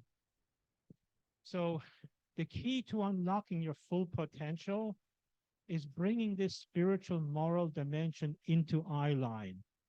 It's out of eye line for most of us, especially in this sector, right? The education sector. Only the mental cognitive dimension is in eye line, right? But this more powerful dimension where all of our internal potential lies actually, right, is out of eye line. So it's kind of like looking at it this way. Our spiritual moral dimension is like having your own personal nuclear reactor, right? Nuclear reactors are powerful. They produce incredible amounts of energy, right? And all you have to do is switch it on. Then you unlock the full potential of that nuclear reactor. It will power a community with just a small amount of uranium, right? For a very, very long time, right? So this is where the maximum force and energy and the actual value added is created. So when we talk about unlocking your full potential, it means unlocking this spiritual moral dimension of conscience, this tapping into the universal laws and so on. Here are some of the aspects of the spiritual moral dimension. So obviously it's character, right? It's also responsibility is unique to this one. Responsibility is not a mental faculty, it's a spiritual faculty, actually, right? Also, it's the realm of purpose and meaning. Purpose and meaning is primarily driven from the spiritual moral dimension. That's its hometown. Also, personal growth is part of that dimension, right? It is not a mental thing. Also, making a contribution is part of the spiritual moral dimension. Do you see the animals making a great contribution to one another every day? They have three dimensions. They have a mental cognitive dimension, a mental dimension, correct? They have a physical dimension, correct? And do you think animals feel emotions? I mean, look, okay, you go into nature, right? And you have a mother bear and her cubs. Do you want to get between those? No, the emotion of that mother, she will give her life and she will take your life if you try to get near those cubs, right? And those of you who have pets, you know that dogs, cats, when you love them, they respond emotionally, right? but they don't have a spiritual moral dimension, right? So in other words, they can't make a contribution, right? And also, this is the realm of peace. Peace is not just dialogue, guys, right? It's not all these tactics, bringing the right stakeholders together. That's all system centric, right? The foundation of peace is spiritual. It's part of, and remember, we're not talking about religion here. It's part of that spiritual. I mean, you want peace? We need to be growing spiritually, right? You know, growing in our character and so on. I'll pause here. Any quick questions on that one that you need more clarity on? Yes, up there. Can we have a mic? Someone help rotate. Yeah, here we go. Richard, help with the microphone. Excuse me, doctor. At one point, you sounded like the spiritual and the moral under one bracket, more or less the same. But at one point, you said you seem to mean that animals like pets have that they can respond morally, but not spiritually, which means the two are again different. So I would like you to clarify exactly what could be the difference between the two. So, morally and moral and spiritual are linked. They're almost the same. We have a spiritual dimension, and our our moral component of that, right? Like our moral, you've heard of something called our moral compass, right? Which is connected to our conscience. That is actually in that realm. Animals they don't respond morally, actually. They don't. They respond if you're kind to them. It's the emotional side, not the spiritual side. You cannot have this kind of conversation with your dog, the one we're having this morning. Have you tried? How about you go out to the Serengeti and have a conversation with a giraffe on purpose, meaning, right? They're just going to keep eating the leaves of the tree. They're going to completely ignore you, right? They wonder, what is this person doing here, interrupting my dinner, right? Does that make sense? Okay. So let's go into each one of these components. We're going to unpack it. So Kevin, we're going to unpack it now. We're going to go into more depth here. Let's look at this universal spiritual principles and moral laws. So this starts with having a very compelling vision, principles, and values. So identifying a vision based on our shared heritage and common identity within one human family gets us closer to identifying these spiritual principles and moral laws. So here in Africa, you have something called African spirituality, Ubuntu, right? You hold on to it dearly, by the way. Don't let that go, okay? Also, this is the recognition that there are fundamental principles that are universally affirmed by every wisdom, faith, tradition, in the world, right? So in Global Peace Foundation, we have a very interesting vision statement, right? As an NGO, it's called One Family Under God. So it's recognizing the fact that, in terms of our core identity of who we are, it's not what race you are is your core identity. It's not your religion either, right? It's not your gender. It's none of these things that tend to divide. It's not your nationality either, right? So, Milton, if you were born in Ireland like I was, you would be white. You would be white. You'd be a white man. If I was born in Uganda, I would be black, right? So, what has that got to do with who you fundamentally are? Nothing. It's an environmental thing. That's all it is, right? So we're looking at, a more encompassing perspective is recognizing humanity as one family, particularly one family under the Creator, right? God, the Creator. And this is spotlighting, right? This vision is spotlighting the centrality of the spiritual moral dimension. It also contributes to the elevation of human consciousness, right? So transforming education, this campaign we're doing, transforming education in the global south towards 2050, that framework is anchored in this vision, actually, right? It's also the foundation of peace. And it allows humanity to get beyond these divides that just keep us unnecessarily separated from each other, right? So that we become better people, better peace builders, and so on.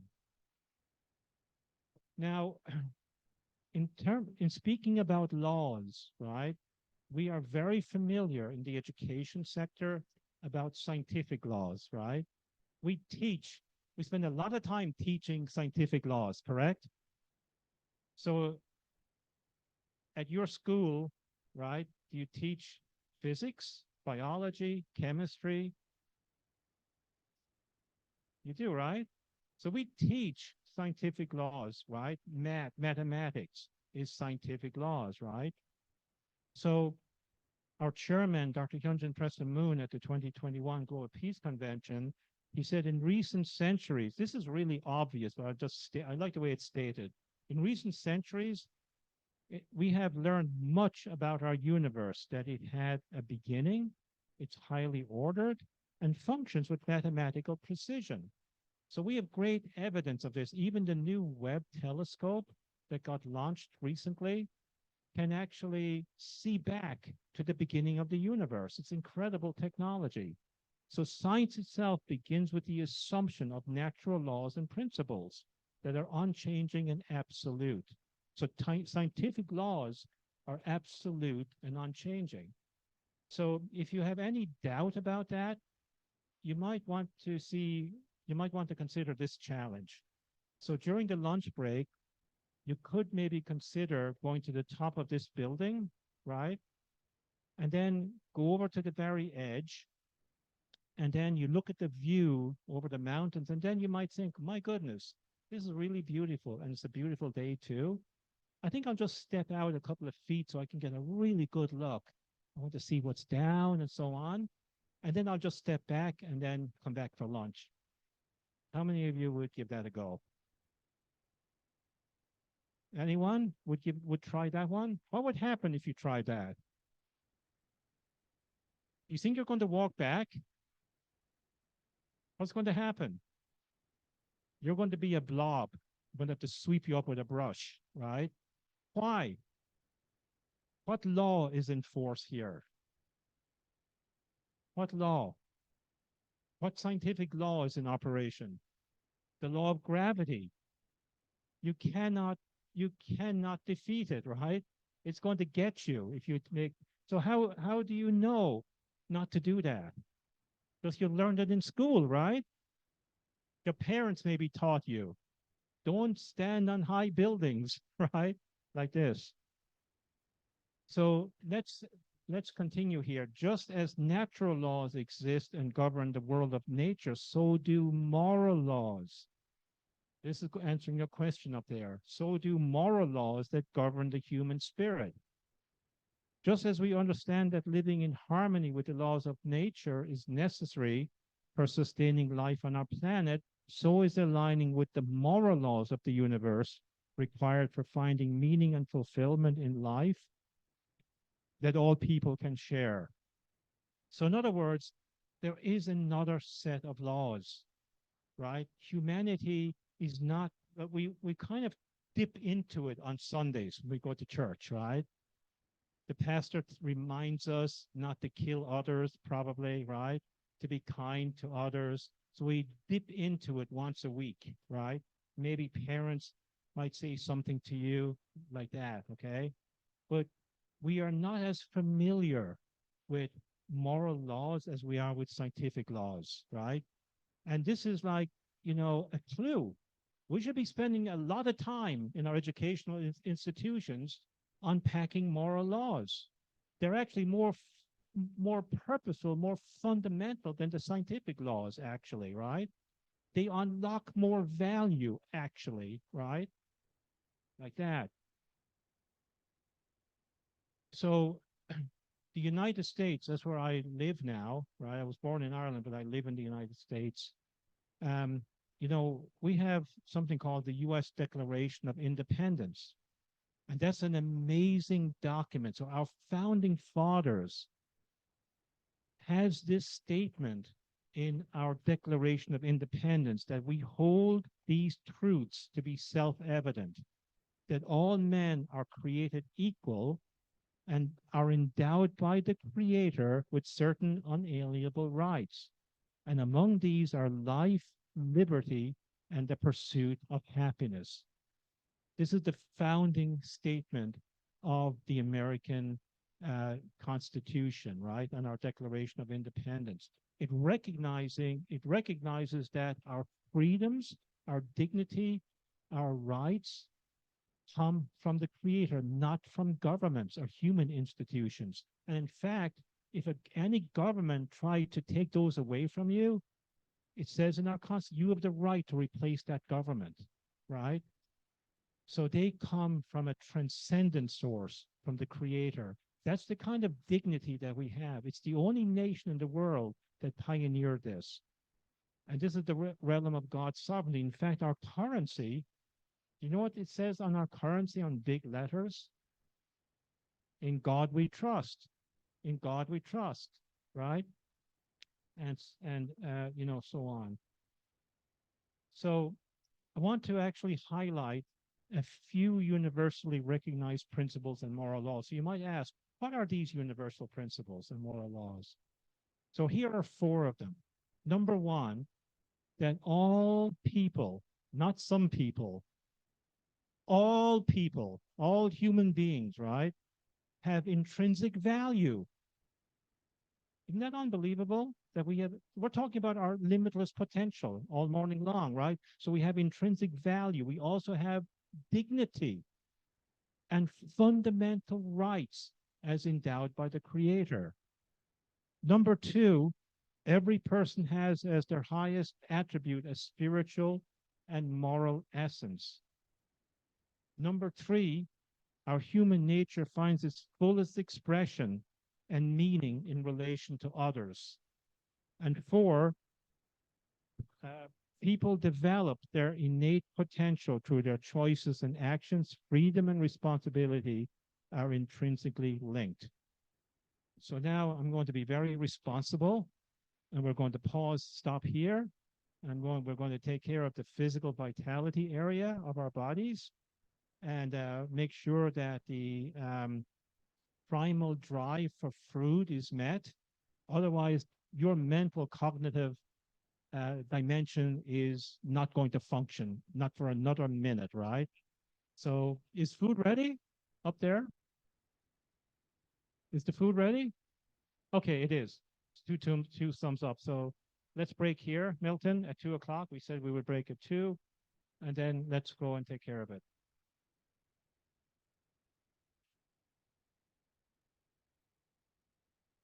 Shall we kindly put our hands together to Thank you very much, Dr. Tony. We are moving on well. In spite of the fact that we started a little late, but Doctor is happy because the people present tonight or today are more than and very important than 1,000 others. So we are very grateful. Doctor, for a simple recap before I go to the prayer and meal, we have vice chancellors in the house. When you talk about education and you don't talk about Professor Dr. Lutalo Bosa, you are not in Uganda. You are not in East Africa. Kindly, all members in the house, let's give a hand of applause for the professor in the house. The professor, we are humbled. Please, a hand of applause. Yes, we are proud of you. Bukema University is fully represented. And I'm happy you have already a very good relationship with the Bugema representative. Doctor in the making, Madam Justin Luanga.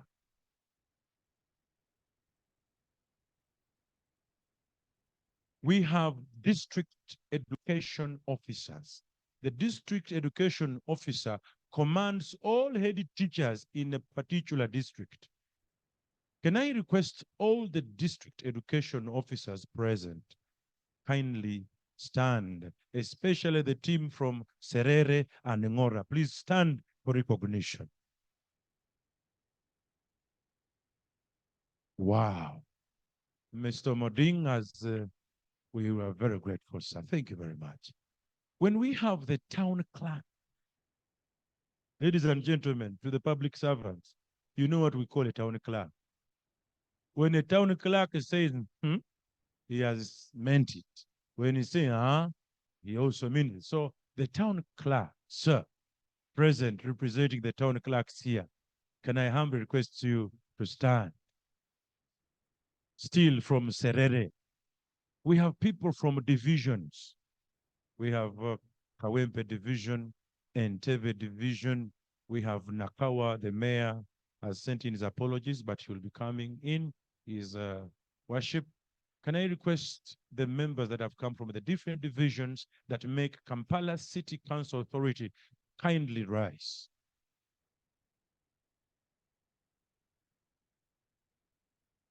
You see, the ladies are taking it all. I want to recognize the members that have come all the way from the Namiriango College School. Why with that article they? I know why. Namiriango College School. That school's doctor started 1902. 1902. And here we still have that. We have members from Nigeria. You have had Oga talking to us. Yes, Oga, kindly stand up. People may think I'm lying. Oga, oh, Oga, oh. We have head teachers of primary schools. Head teachers of primary schools present, led by the head teacher, Chirika SDA Primary School. All of you kindly stand up. Head teachers, please stand. You see? Doctor, this is wonderful. Doctor, thank you very much. Ambassador, thank you. We have also head teachers from secondary schools. Head teachers present from secondary schools. Wow, wow, wow, wow, wow. Now, at the opportune time, by the end, because there's a document going through us, we are going to break down who is who in the animal farm. But above all, thank you for choosing to put on the specs that are going to transform Ugandan or Uganda's education into another horizon. You are just wonderful people. We're going to have a meal. Our lunch is ready, but our humble request is that tomorrow we keep time because there's a lot for us to take home. A lot for us to take home. Secondly, there is a coupon. That coupon always works among the people of your class. The people that don't subscribe to your class always are told, let us all go for lunch. And they all go. But people of your class are given coupons, 5 go, 5 return, 5 go, 5 return, while others have that social life. You have a mobile phone, of course, coordinating a few other things the other side. I request you to simply humble yourself and rise. I request you to kindly stand. And I request the head teacher, Chirika SDA Primary School, to come and lead us in a prayer before we have our meals. Right after this prayer, you are free to walk out a little and refresh your mind, then the coupon, and then we shall get up there. This is Madam Eunice Chiza, head teacher, Chireka SDA Primary School. Let's humble ourselves for a word of prayer. Loving Heavenly Father, we thank you for the food that we are about to eat. We thank you for all the presentations that we've had. We know that we've been blessed. Bless the hands that have prepared this food. Let it enrich us and make us better. In the name of Jesus, I prayed. So we shall have music in the background as people interact. Then the coupons will be coming to you. And then this is the direction. We shall simply walk through the middle, get our food, and then return. But as of now, you are free to relax as we give you the last word. Thank you.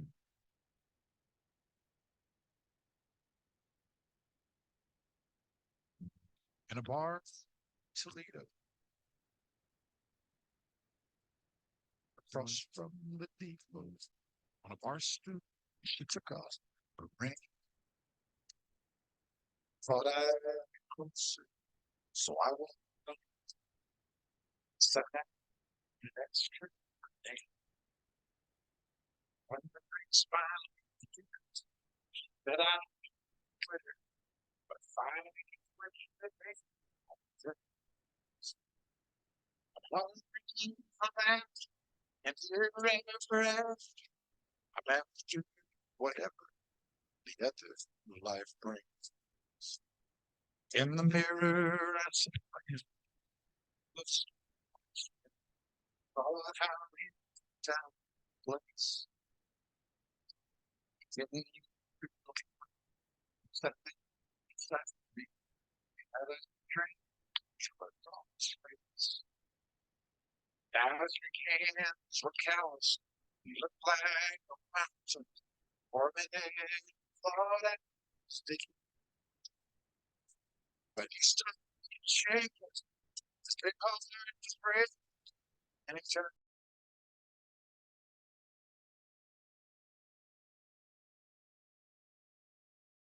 Welcome back, everybody.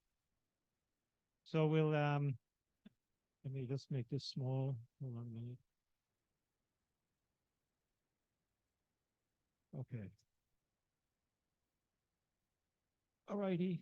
So we'll continue with this with the spiritual moral dimension a little bit more, and we'll zero in on the next. We talked about the spiritual principles and moral laws. That this is one part of the spiritual moral dimension. So now we're going to talk about the conscience. We all have a conscience, right?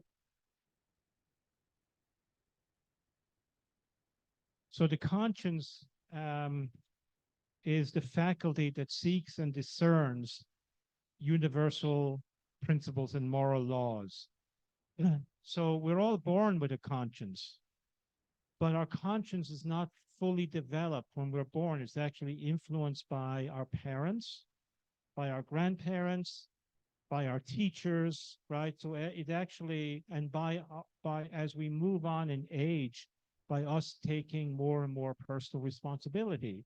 So that's how we can actually develop our conscience and strengthen our conscience.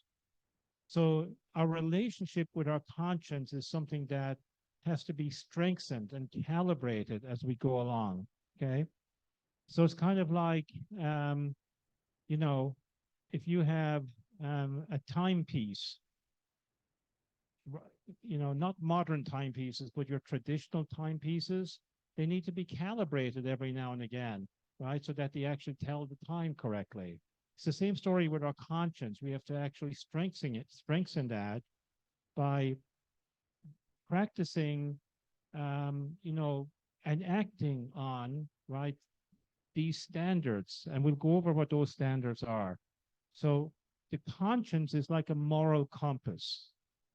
So just like a traditional compass points to true north, our conscience, which is a moral compass, points to the universal spiritual principles and moral laws.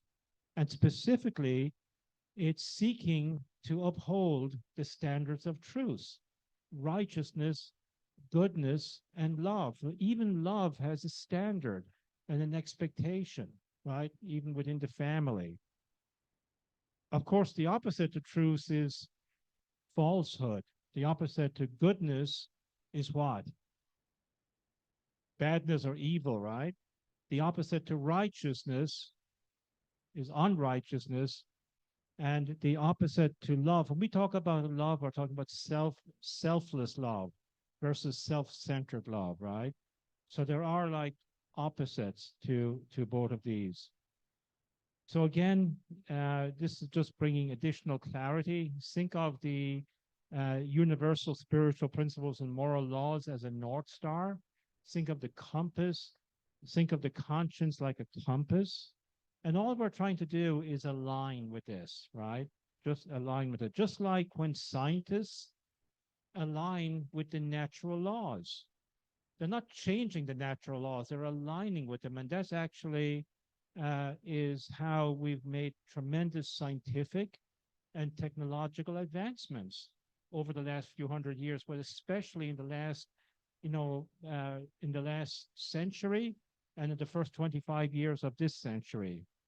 So that's all that's going on. So imagine if we had the same kind of alignment, right, to the moral, spiritual principles and to our conscience, how much that would be a revolution for human consciousness, how much it would elevate our human consciousness. It's incredible. Right now, these two are not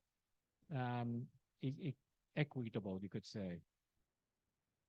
So being in alignment with and trusting our conscience builds character, responsibility, and courage in developing self-mastery and realizing our full potential. So this morning we were talking about our limitless potential, and you might have heard that many times throughout our life, that we have amazing potential as human beings. We have limitless potential. We can do almost anything, but for most people, that potential is lying dormant, right? And what we're trying to say here is that once you make a decision to unlock it and tap into it, you might be surprised. It doesn't matter what age you are. Once you make that decision to grow and to develop, you will actually see amazing effects happening all around you. But that takes intentional effort, right? It does not happen automatically. Also, being in this harmony with our conscience has consequences that are not good, right? So what does that mean? That means like selectively applying values that are right, being in violation of one's values, compromising values for expediency or for convenience, or rationalizing moral exceptions to achieve a short-term goal. So, an example is corruption and bribery. So the people who succumb to corruption, do you think their conscience is telling them not to do that? They know from a societal point of view, this is wrong. Would you agree with that?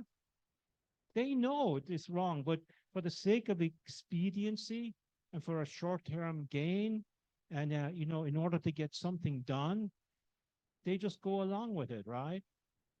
So do you think there's a lot of corruption in this country? Or almost none? I mean, every time I come here, I'm in these conversations of how this is actually, people are wondering how Uganda can aspire to its aspirations. Like I'll give you an example of how I know about this. So in 2018, Global Peace Foundation, along with the government, we sponsored together the Global Peace Leadership Conference in 2018. How many of you were at the 2018 Global Peace Leadership Conference in the room? Any of you? Yeah, so several people were at it. And about 2 weeks later, I went back to Seattle, right? And there is a diaspora group, the Ugandan diaspora group in the United States is very active. So every year, they have an annual conference, right? And it's held in different cities across across the United States. So it actually pulls in and brings together all the Ugandans in business, in civil society organizations, like all the top Ugandan leaders in the United States convened, like 500 of them almost. So I was asked to come and give an address, right, at that conference. But in the morning, there was another speaker that came before me, and that was the desk officer from the U.S. State Department. Um, from the U.S. State Department, the Uganda desk officer for Uganda, right? So he spoke first, and he actually talked about all the wonderful qualities of Uganda. He talked about the youth population, the natural resources. He talked about, friendly investment policies and so on, right? And he went through a list of about 10 amazing qualities about Uganda, weather, I mean, all of it, right? And especially he was highlighting about the people, right? And especially the young people as the number one asset. But then he said, all of this doesn't matter unless we tackle the elephant in the room. What do you think the elephant in the room was that he pointed out? What was it? Corruption. Corruption. So for Uganda or Kenya or any other country to actually move in a developmental cycle, it requires foreign investment. So it cannot do it alone, right? It needs foreign investment, right? And that is like the seed that kind of like catapults it forward. And let me ask you, do you think foreign investors and private capital will invest in a country with a high risk of corruption? What do you think is going to happen to their investment? It will disappear on them, right? They're not going to do it. They're not simply going to do it. So what are we going to do then? I think in my opinion, the only option we have is to graduate a whole new generation of young people, and that we are actually guiding them and nurturing them and raising them up with good character. So character, let me ask you this. What is the antidote to corruption? So you have corruption and you know what it is. What is the antidote to corruption? Who'd like, why don't you get into teams for like 2 minutes? And I want you to answer this question. What is the antidote to corruption? So we're going to see if we can find the secret, right, to tackle corruption. And no one seems to know what the answer is, but maybe you can come up with the answer. You have 2 minutes. Pair up, group up. What is the antidote to corruption?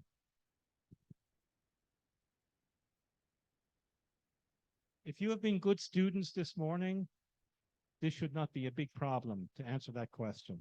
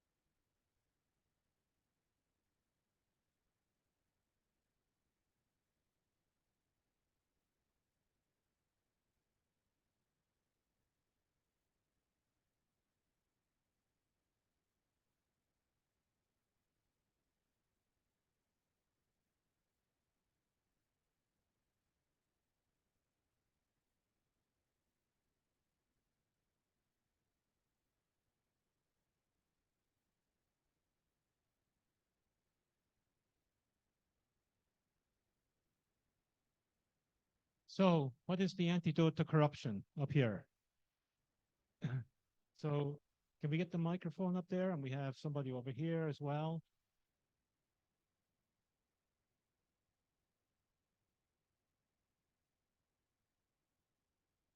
Yeah, thank you. Pastor Nzanzu Twalib from Timu University.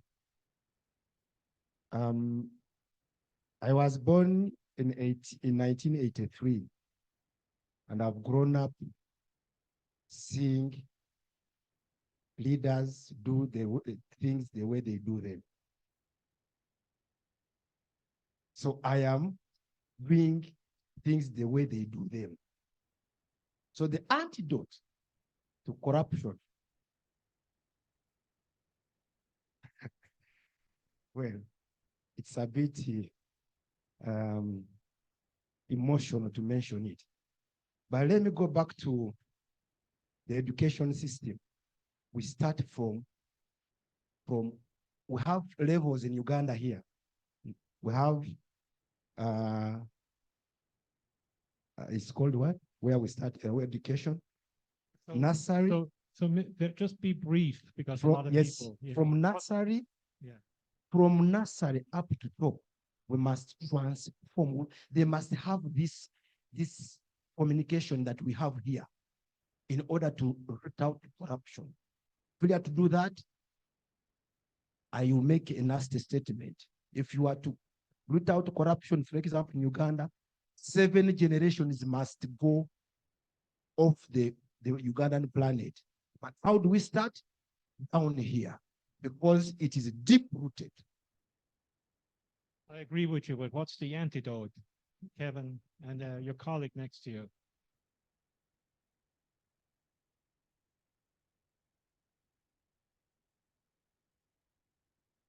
Yeah, thank you, sir. My group, again, very effective group.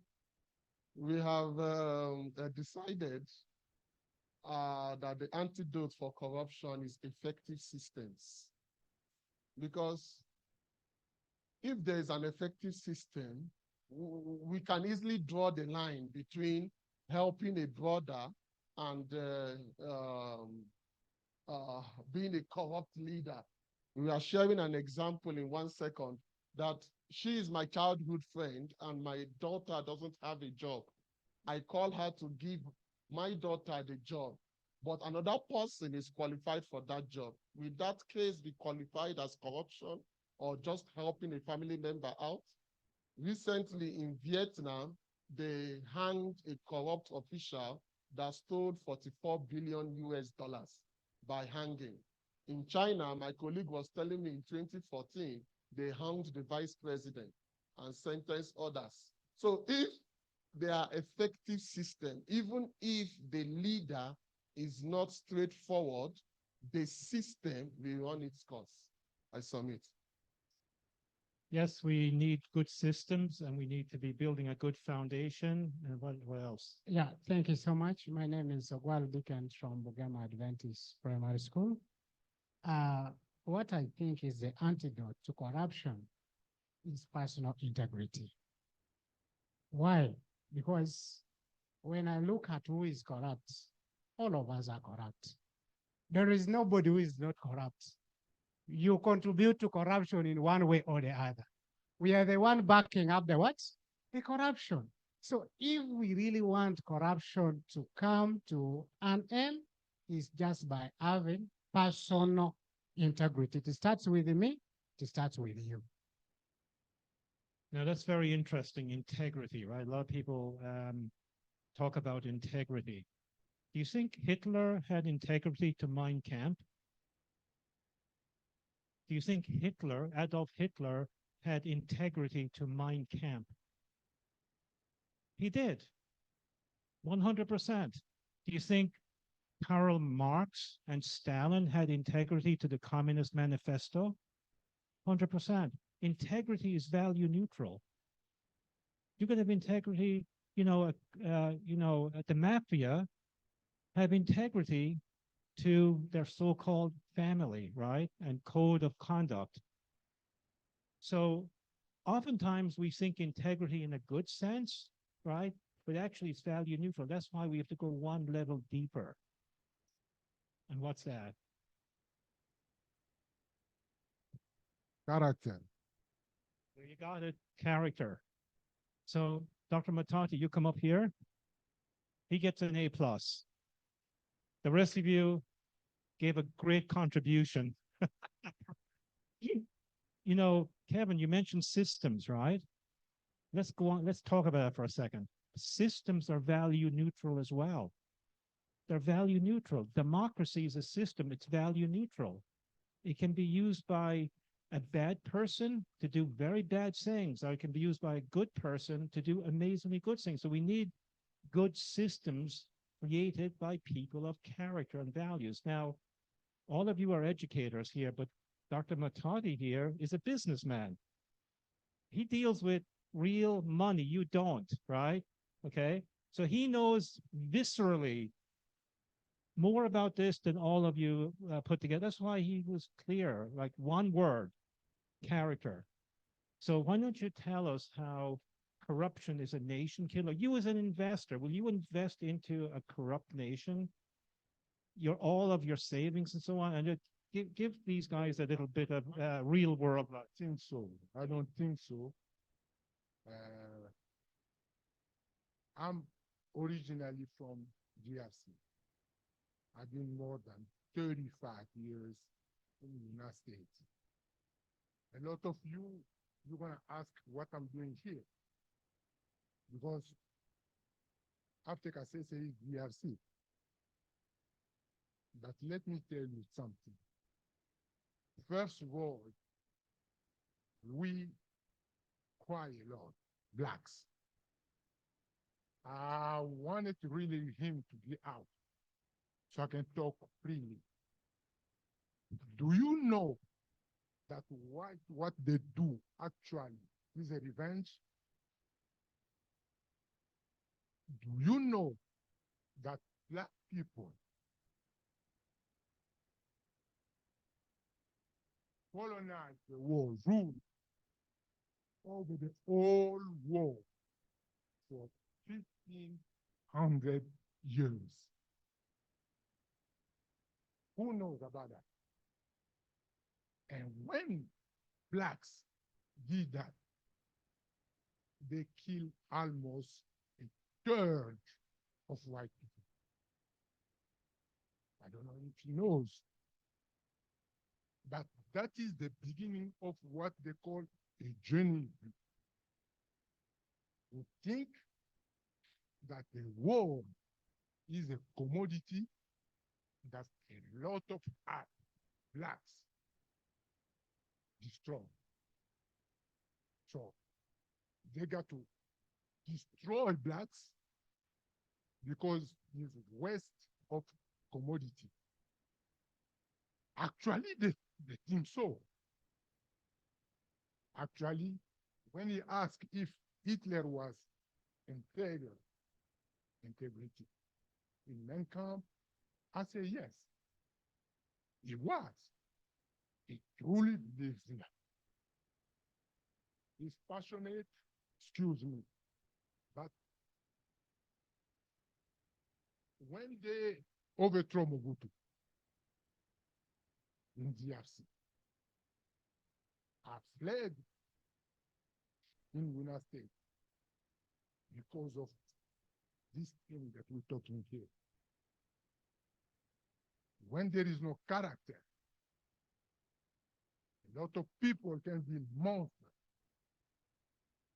in white suit. Today, in DRC, they say the West are not good. They don't help DRC. Do you know that Mobutu, with the help of the West, raised to become one of the richest men on this earth? I'm not going to talk about your country, but I'm going to talk about my own country. When they overthrow Mobutu, because of my Rolodex, network, and character, a lot of white people I'm not talking about Black Americans, white people, even from South Africa. They joined me.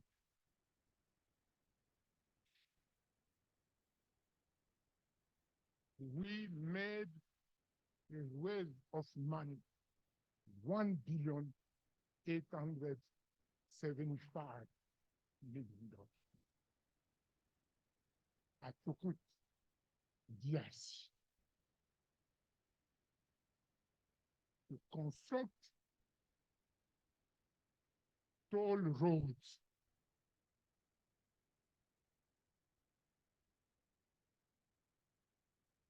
I needed to go to the circuit, economical circuit. I get to one office. I am Dr. Matadi. I got money. I'm investing. And I talk with economical people. Those who got power, those who got plantation, those who got everything. The man that received me, a Congolese, at that time Zarian, told me, doctor, I'm okay with what you got as a plan. But my condition is to give me 45% the picture, the budget. I said, what? Say yes, 45% of your budget. I say, did you hear me? I told you that it's $1,875,000,000. So you want me to give you 45 of it. For what, sir? He said, if you don't, you can go to Musée. You know Musée? Kabila was president. Mobutu was overthrown. So at that time, he was Musée. Say, if you don't give me 45% of that, go see the president. I'm cultural American. I say, you say that you think that I'm not going to do it. I'm going to do it. I show you. I went to see Musée. And I had jet, the private jet, in June for 17 days with white people like him in the hotels and all that, spending their money because of my project. I did 2 weeks going every day to see Musée, who was a hero for some people in DRC, not me. Don't ask me about all those heroes that you cite. You will be amazed what I'm going to tell you. At 9 o'clock, I got white people with me on the door of the president who overthrew Mobutu. 9 o'clock 30, the president is there, drunk.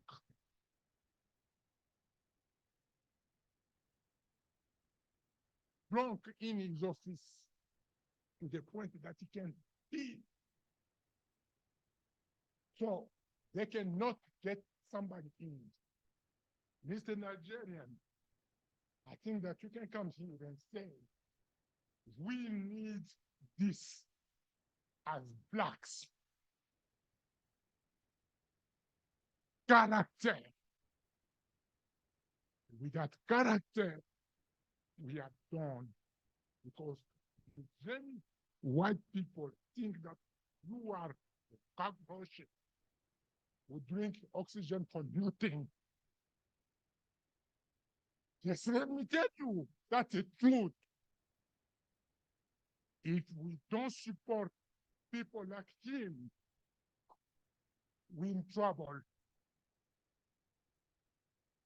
So character is fundamental.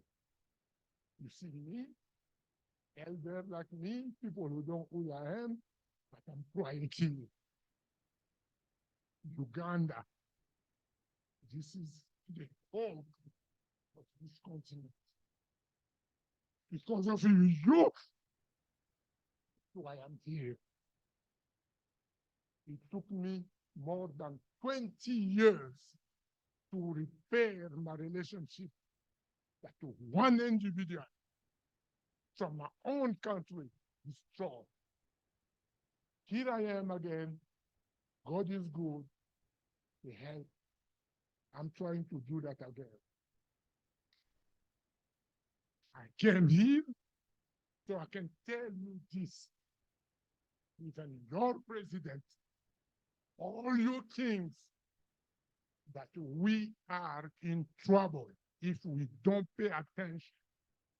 Because those eugenists, they got all kind of money, relationship, and they are willfully will kill all of us as cockroaches so they can have our trees who produce oxygen, our lakes. We can have fish without poison. So character is all we need. And that is divine. And if you don't know that it is divine, I want to tell you one other thing. Your life doesn't belong to you. The life that you got is a blessing from Yahweh God. He can take it anytime you feel like. As a matter of fact, if you are not in a relationship, I'm not talking about religion, relationship with God Almighty, you are the same thing like cockroach, like a leaf, like whatever. It doesn't matter for him. He created you. He can take you out anytime, any hour. So we need to change our mind and to be people of integrity in a positive way. And that is character. That's the only way. You are teachers here and decider of what teacher teach. I'm so happy that you're here. And God bless you.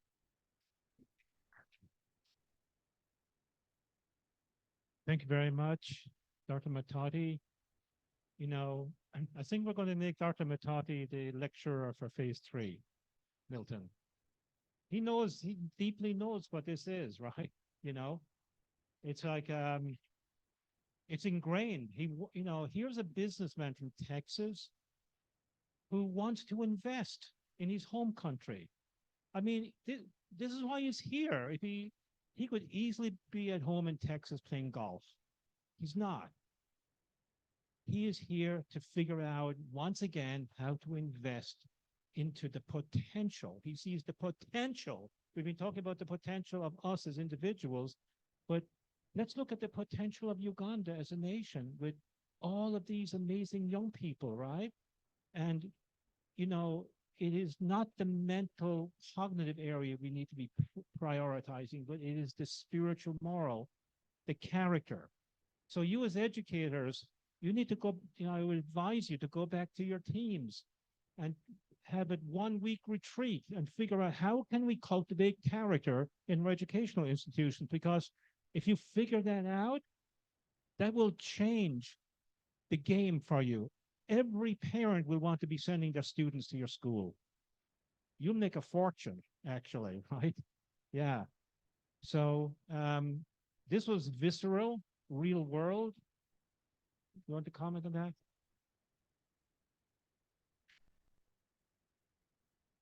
Thank you. I felt he tickled me, and I wanted to say this thing. Once again, I'm Wilfred Nahamia. I'm really a teacher by profession.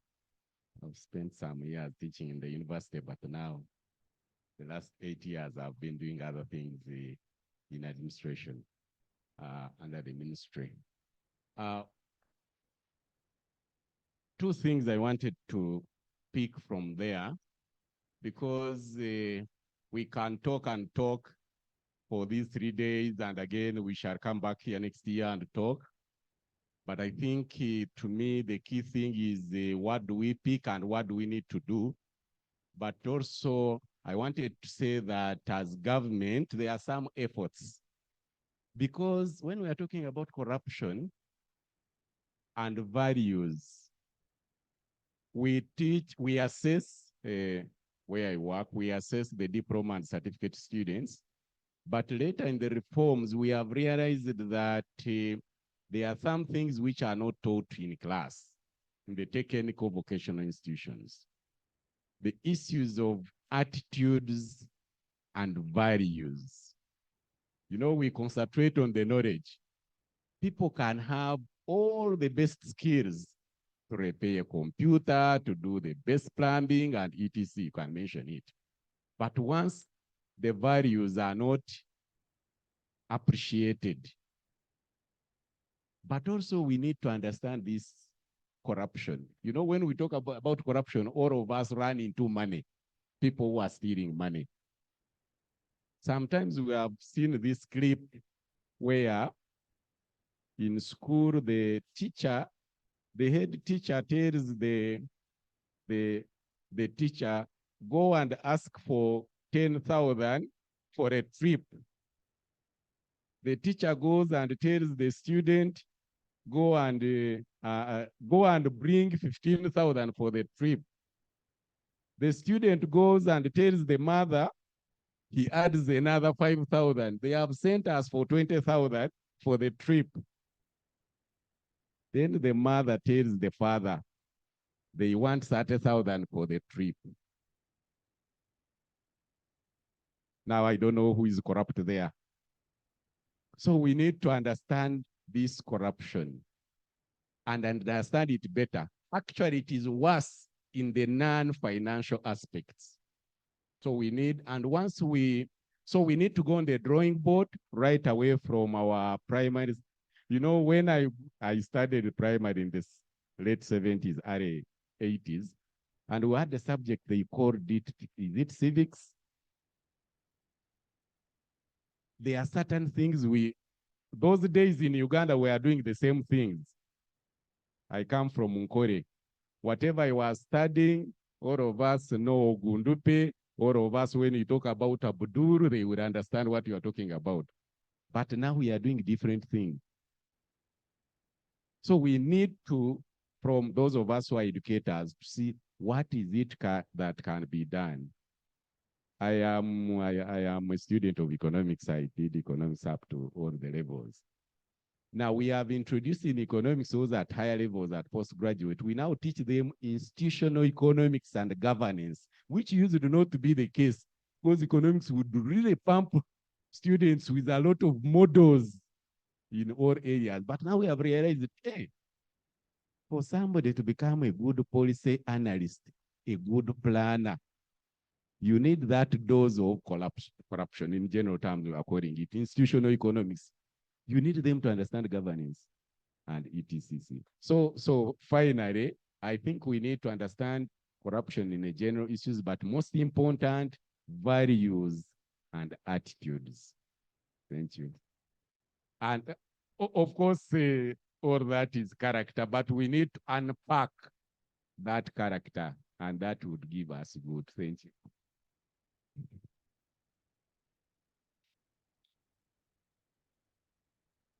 Oh yeah, all right. So you want to say something?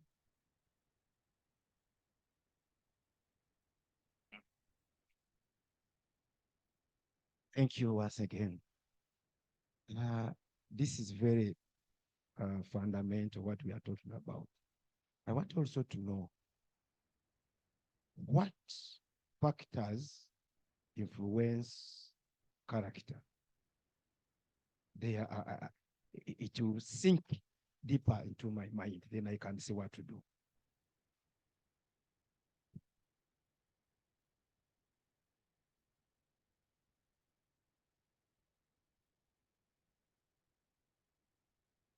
Thank you, Just Dr. a second, to your question. We'll actually get into all of that in the rest of this little presentation.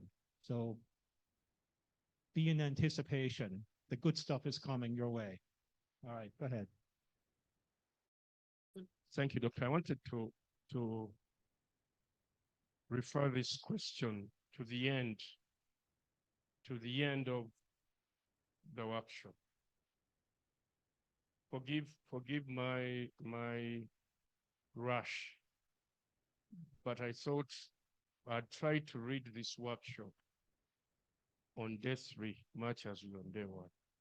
But I can ask, please feel free to post it. We can get back to it at the end of the workshop.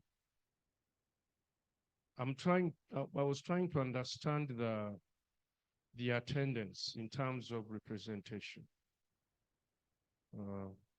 Classroom, administrators, policy makers.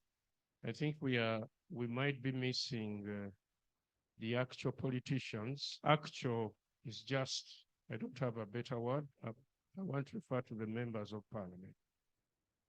Our wish, we could also have somebody from the judiciary, then we could also have a politician proper, the guys that determine the way the country is must run. I'm just interested in understanding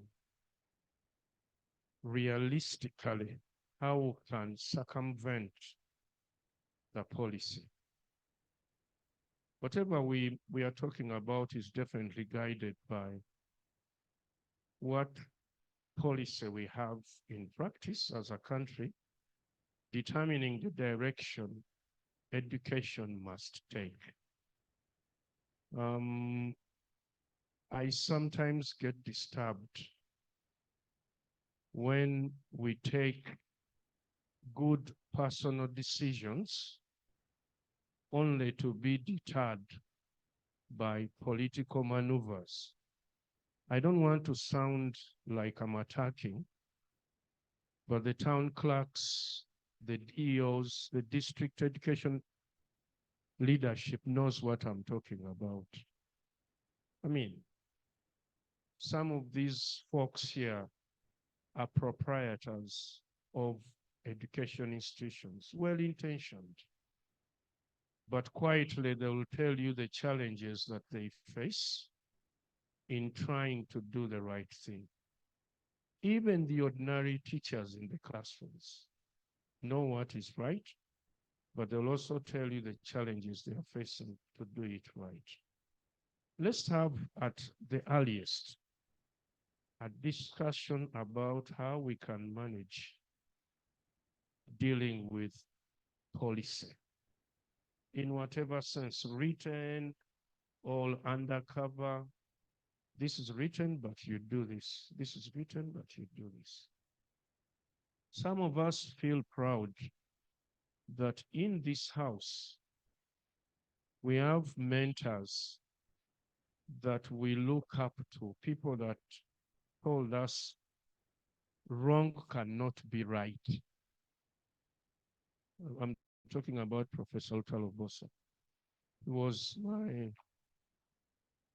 he's better described as my father because he picked me from the lecture room to become a university teacher. But his point was basic. Wrong can never be right. And he has remained like that. Some of us quietly, albeit painfully, survive on that. Can we have more Lutalobosas? Is it possible to have more Lutalobosas in us here? In us here. I am Edward Kalula. Thank you very much. Looks like this became a bit of a stimulating topic, right, for us all, because it's the elephant in the room, and the antidote is character. I hope you could all, as we wind up this section, Dr. Matati, you gave some great additional. That example you gave was great, by the way, right? The 5,000, the 10,000 became 30,000, right? But actually, that's very much real world, right? That's how it works. Everyone has to get their cut. It's kind of like the mafia. You know what I mean? That's how it works. So the antidote is character. We need a new generation that will viscerally, like Dr. Matati, it's in his core. He will not deal with corruption. We need a new generation, this Alpha Z generation. We have to shape them, raise them up, and you have to deal with the topic of corruption in the classrooms, actually. You don't deal with this, do you? This needs to be a topic. When you talk about character, we have to talk about this and have discussion and build up scenarios. What if this? What if that? Have businessmen come in, right? In the community. So, we're giving you lots of ideas, right? On how you can actually, unpack this stuff in your educational institutions, right? So Dr. Martin Luther King said there comes a time when one must take a position that is neither safe, politic, nor popular, but he must take it because conscience tells him it is right. Conscience tells him it is right. So our conscience is such a gift. We're the only species that have it. It guides us. We don't need anyone else guiding us. Actually, we do, but you can guide yourself if we are growing our character and so on, right? There was I've been working on this character area for decades, right? There's one definition I really like, that a person of character is a person who does the right thing when nobody else is looking. A person of character does the right thing when nobody else is looking, right? So what does character manifest? So character, all it is manifesting what's going on in our conscience in the form of daily habits, behaviors, and actions. When you have good actions, good behaviors, good habits, and they're in alignment with your conscience, you are actually building your character, right? And good things begin to happen. So let's talk about the cultivation of character. So character gets cultivated. Remember this morning, the last presentation, we talked about the US Declaration of Independence, that we as human beings have innate freedoms. Remember that?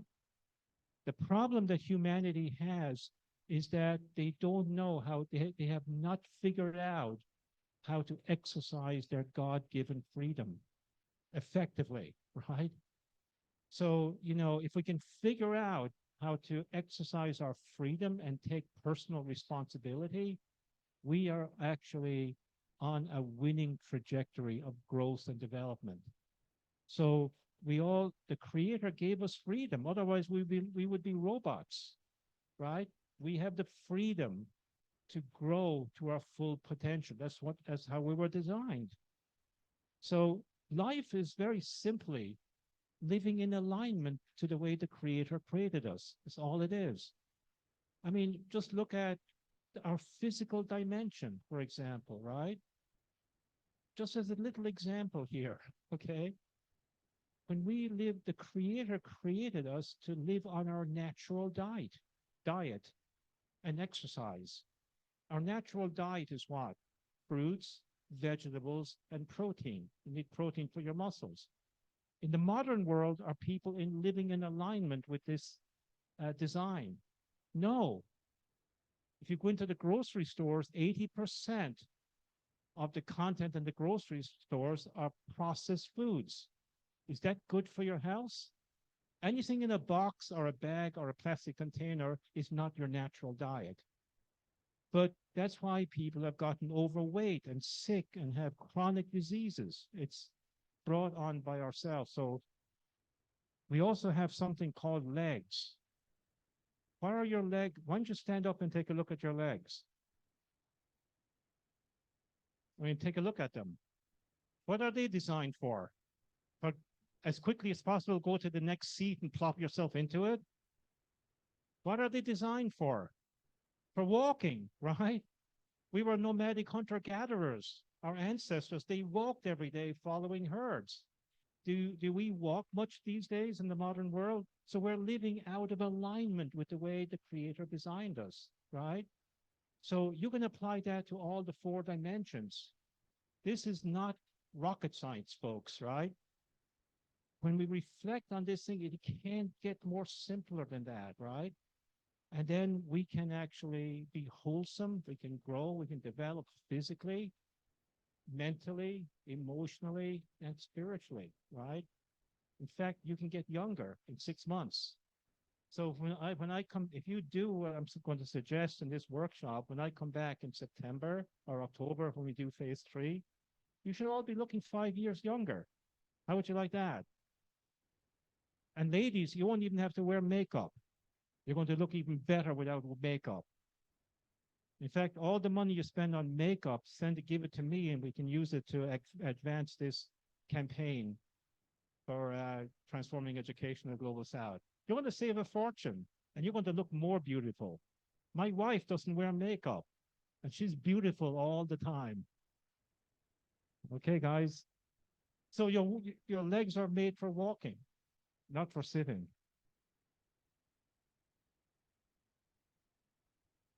So let's get very real. So we had a businessman speak to you, right? Now I'm going to actually talk more about business, okay? And how character is sought after in the 21st century workforce. Almost all of the Fortune 500 companies in the world, and the Fortune 500 companies are global companies these days. They're all over the world. They're here in Uganda even, right? So the Fortune 500 companies actually hire on character and holistic development. So let's spotlight one of them, Tesla. You've heard of Tesla? Tesla is a South African company. Its founder is South African from this continent, Elon Musk, right? He is African. So Elon Musk, he interviewed the first 500 employees at Tesla because he understood getting the right people is going to be absolutely the key in the door for Tesla to have a fighting chance to disrupt the automobile industry, right? The combustion engine industry has been around for 100 years. So the first thing he looks for in a new employee is, are they going to be a good person? That is character, right? Second, do they have a positive attitude, a character quality? And how are they as an individual? Are they going to be corrupt? Are they going to be tempted to steal resources from the company? How are they in other words, who are they at their core, right? He will not hire anyone outside those criteria. Second, so remember, character is at the base of the pyramid, right? Next, in order of priority, he hires on relationships. How does this person affect others around them? Do you want to work with people who have a very bad effect on your company and your team? Yes or no? No. Are they easy to work with? Do you want to have a team that is very difficult to work with but you have to hire them anyway? If you have a choice, you will, Dr. Matati, would you hire people who are difficult to get along with? There's no way, right? They're a business killer. Are people going to like working with them? We all want to come into work and we want to like working with the people, right, that we work with. Well, Milton and I, we like working with each other, right? Otherwise, I wouldn't be here. Right? So you've got to like working with the people you have to work with, right? In fact, in 2022, Tesla had 3.6 million job applications. And they only hired 1 out of 126. So what's the capacity of this room? What is the capacity of this room? What? No, this room is not 300. 120. Right. So imagine this room twice the size. Every seat full, like every seat full. And then the next room, all full, right? And if all of you applied to Tesla, only one person would get hired. Only one. Just one. Character. And number 3, skills. In other words, what is this person's ability to solve tough problems? And some people might claim, okay, I'm able to solve tough problems. So Elon goes the next step. Okay, tell me the micro decisions you made along the way to solve the problem. And if somebody was not fully responsible, they will get stuck. They'll get caught out right away, okay? And then 4, the application of knowledge, not the acquisition of knowledge. What is your direct responsibility for significant accomplishments? Your direct personal responsibility. And then this is the crazy thing. He said, it is not necessarily the case to have a high school certificate or a college degree. So all those 200 people, none of them needed, it was not required that they come to the interview with a high school certificate, nor a college degree, nor a master's, nor a PhD. Because those things have zero indicator on these other criteria. Are you a good person? How is a college degree going to tell if you're a good person?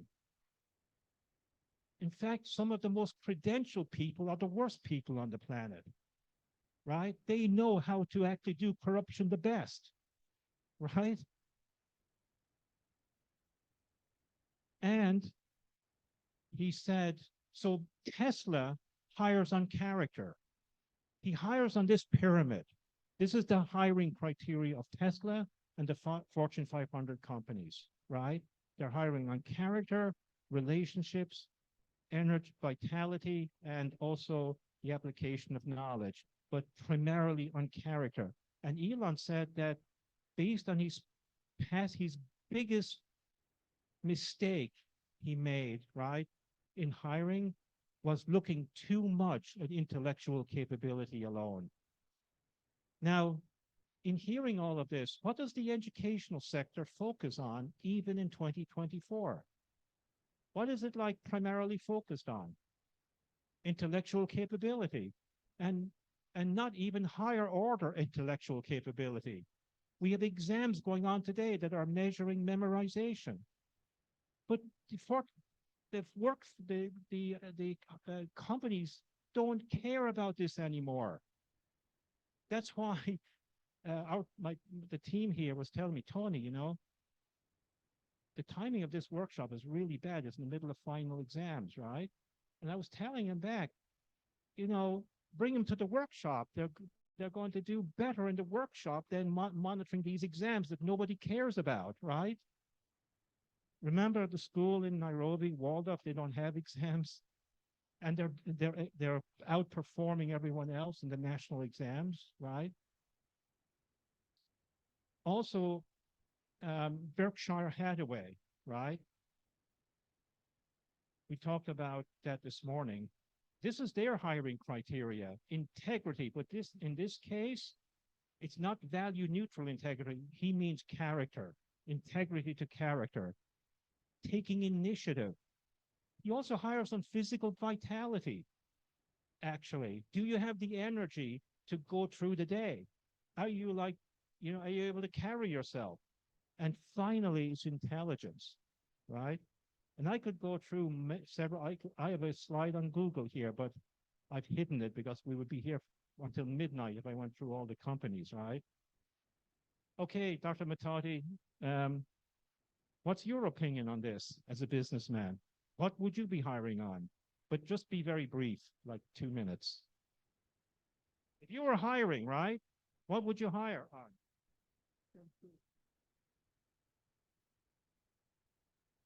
His character, right, his character. Yeah, okay. So now let's talk about the centrality of character. let me just ask a question to the audience here. Which is more essential, character or talent? Are they equal? Is talent more important than character, or is character more important than talent? Looks like you guys are learning something. That is really true. So let's look at this. I'm going to give you two examples, right? So in the 1980s, right, the Diego Maradona, the Argentinian soccer star, right, was the one that everybody wanted to emulate. This guy had exceptional natural talent. In the 1986 World Cup, they were in the quarterfinal, Argentina against England, right? There was no score in the first half of the game. So they're just like 2 games away from the final, right? So right in the start of the second half, a ball came in near the goal post, and Diego Maradona jumped up and slammed it into the goal with his hand. The referee didn't see it. And immediately he went into the forward part of the field and rallied all his teammates. He knew that this was a violation, right? This should have resulted in a penalty, in fact, for the other team. But he tried to camouflage it by rallying the audience up. The first goal of the game, right? And it became known as the hand of God. That was a misnomer. It should be called the hand of Satan, actually, right? That would be the accurate name of it. But then, and he actually admitted to this years later in interviews. What was really remarkable was that 5 minutes later, there was no score in this game in the first half.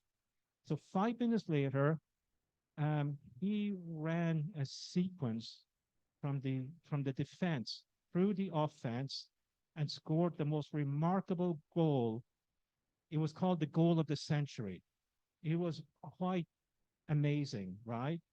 But today, what is he remembered for? Is he remembered for the goal of the century, or the goal that he cheated on? He's only known for the goal that he cheated on. So despite all his talent, his reputation is ruined. No parent wants their kid to be like Diego Maradona anymore, right? Because he had a character deficit. A character deficit, okay? Let's look at Lance Armstrong. Do you know who he is? Okay, so Lance Armstrong, you may not know this piece, right? But actually, he did something good. He had cancer, and he overcame cancer. Very few people overcome cancer. And he actually raised $500 million for cancer, right? And his motto that he became famous at, because he overcame cancer, was win at all costs. Win at all costs. What do you think of that statement? There's something wrong with this one, right? Yeah, there's something wrong with this.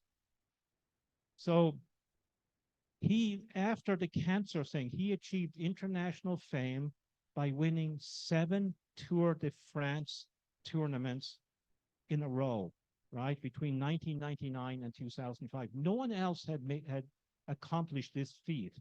So people were emulating them. Every parent wanted their kid to be like Lance Armstrong. He overcame cancer. He won all these Tour de France medals, right? But then he was stripped. He was stripped of all his titles after an investigation found that not just him, but his entire team, right, used performance-enhancing drugs in each one of these Tour de France's. And then in 2012, which was 7 years later, the United States Anti-Doping Agency named him the ringleader in the most sophisticated, professionalized, and successful doping program in the history of sports, not just in cycling, but in sports overall, right? So here you have a person with incredible natural talent wrecked overnight, credibility gone.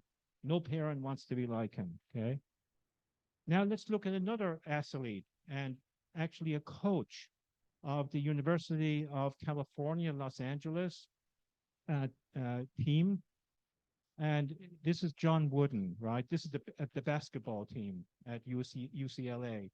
He said, be more concerned with your character than your reputation, because your character is what you are. Your character is what you are, while your reputation is merely what others think you are. So there is a scale. Not all character is good. So in this context, we're talking about good character, right? You also have people with bad character, poor character, fair character, good character, great character.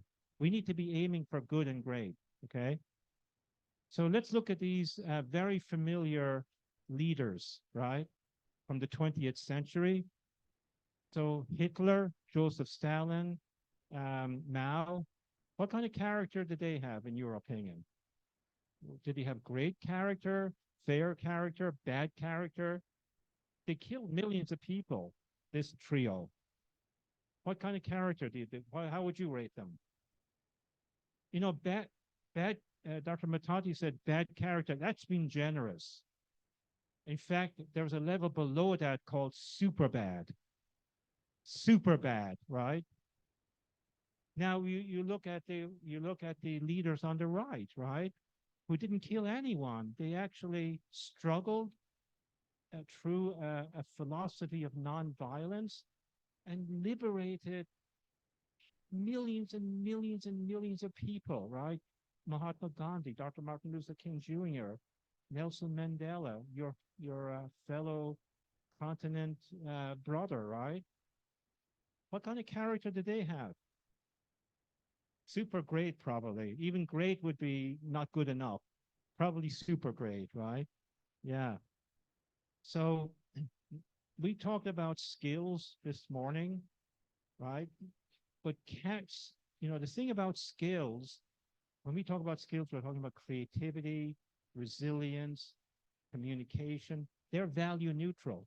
Character guides skills. So problem solving, being entrepreneurial, all of these are value neutral.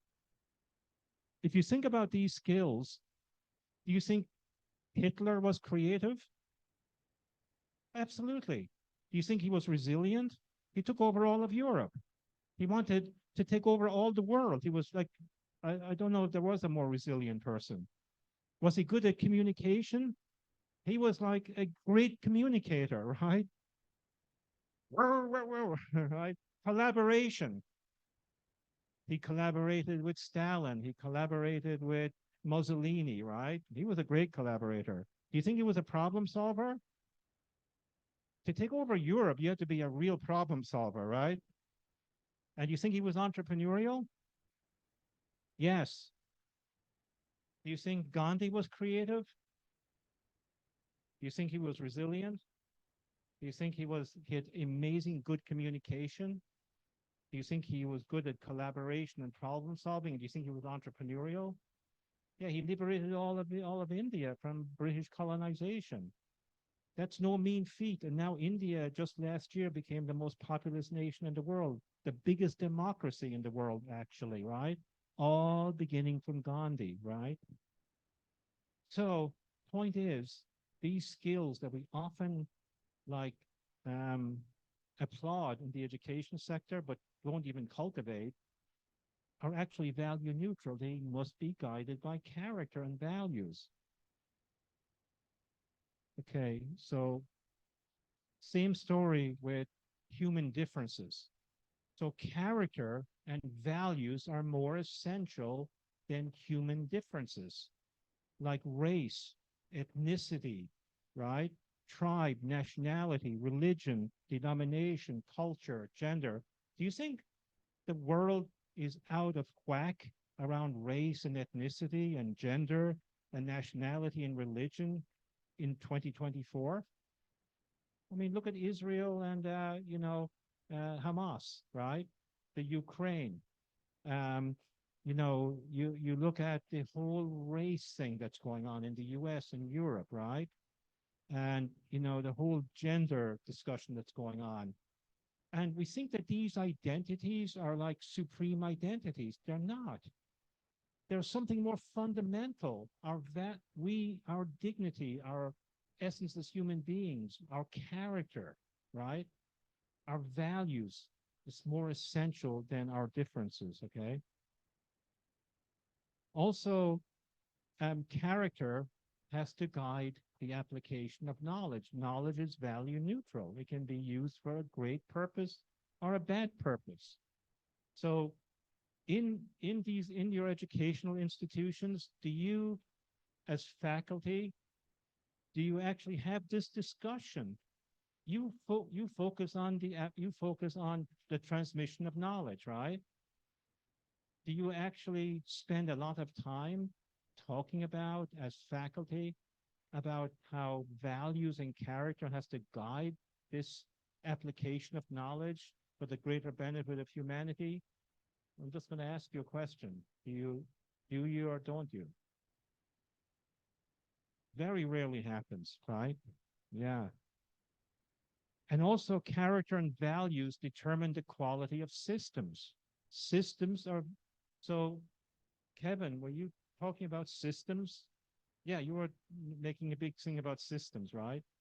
So systems are value neutral, actually.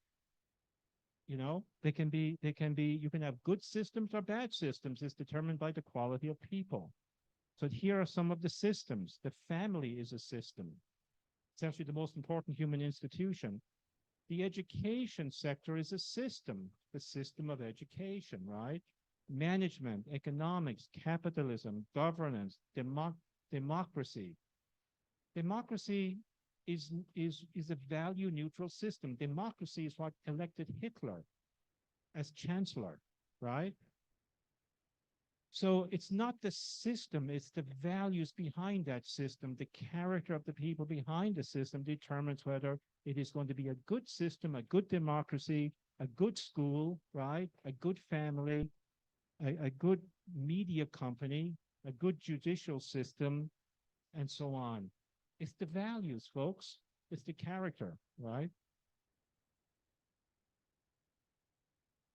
I'm going to, if you can, maybe we need an energizer here. So where's our energizer, Joshua or somebody?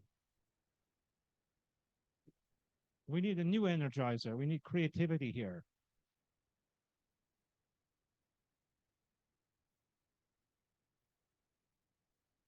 And we need music with these energizers for tomorrow. Shall we all rise? Shall we all rise? We're going to have a short piece.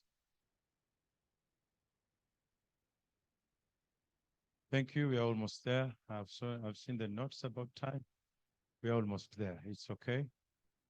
We began late, but we have covered well. Shall we stand?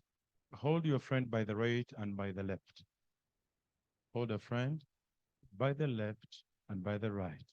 Can I have some people get closer to the professor? When you get closer to the professor, the dreams of becoming like Dr. Lutalo are high. Okay. Now, listen to me. This is a Swahili short one. It says tuvute, tuvute pamoja. Tuvute, tuvute kwa nguvu. Tuvute pamoja kwa jina lake. For example, I want to assume that I have somebody by my right and by my left. So just look at me. Tuvute pamoja. Tuvute kwa nguvu. Tuvute kwa upendo pamoja kwa jina lake. One more time. Tuvute pamoja. Tuvute kwa nguvu. Tuvute kwa upendo pamoja kwa jina lake. Pamoja, pamoja, pamoja, pamoja. Tusimame. Pamoja, pamoja. Kwa nguvu. pamoja, pamoja, kwa upendo, pamoja, kwa jina lake. One more time, all right? So we shall have them in a gear 1 or 2. All right, let's go. Tuvute pamoja, tuvute kwa nguvu, tuvute kwa upendo, pamoja kwa jina lake. Pamoja, pamoja, pamoja, pamoja, tusimame. Pamoja, pamoja, kwa nguvu. Pamoja, pamoja, kwa upendo, pamoja kwa jina lake. So we're going to increase by just 1 gear and we shall have to sit, right? Ready? Hold a friend. So simple is tuvute, tuvute, pamoja, kwa nguvu, kwa upendo. Let's go.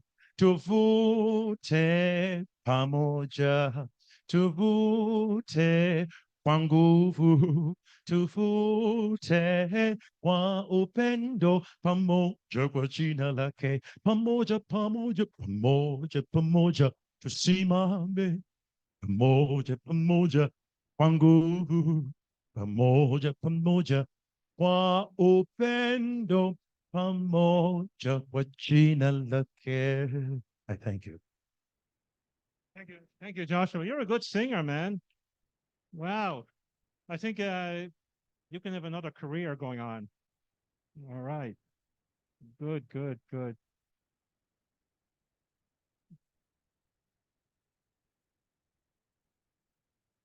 So, hey, I'm almost done here, guys, right? Just a few more minutes, right? So maybe 10 more minutes, less even. So just to summarize it all up. So this is the big message of today. Character is foundational, all about character, okay? And these are quotes from Dr. Andreas Scheikler, whom I've gotten to know. He's been at Global Peace Conventions. He's the director of the Directorate of Education and Skills with the Organization of Economic Cooperation and Development in Paris, France.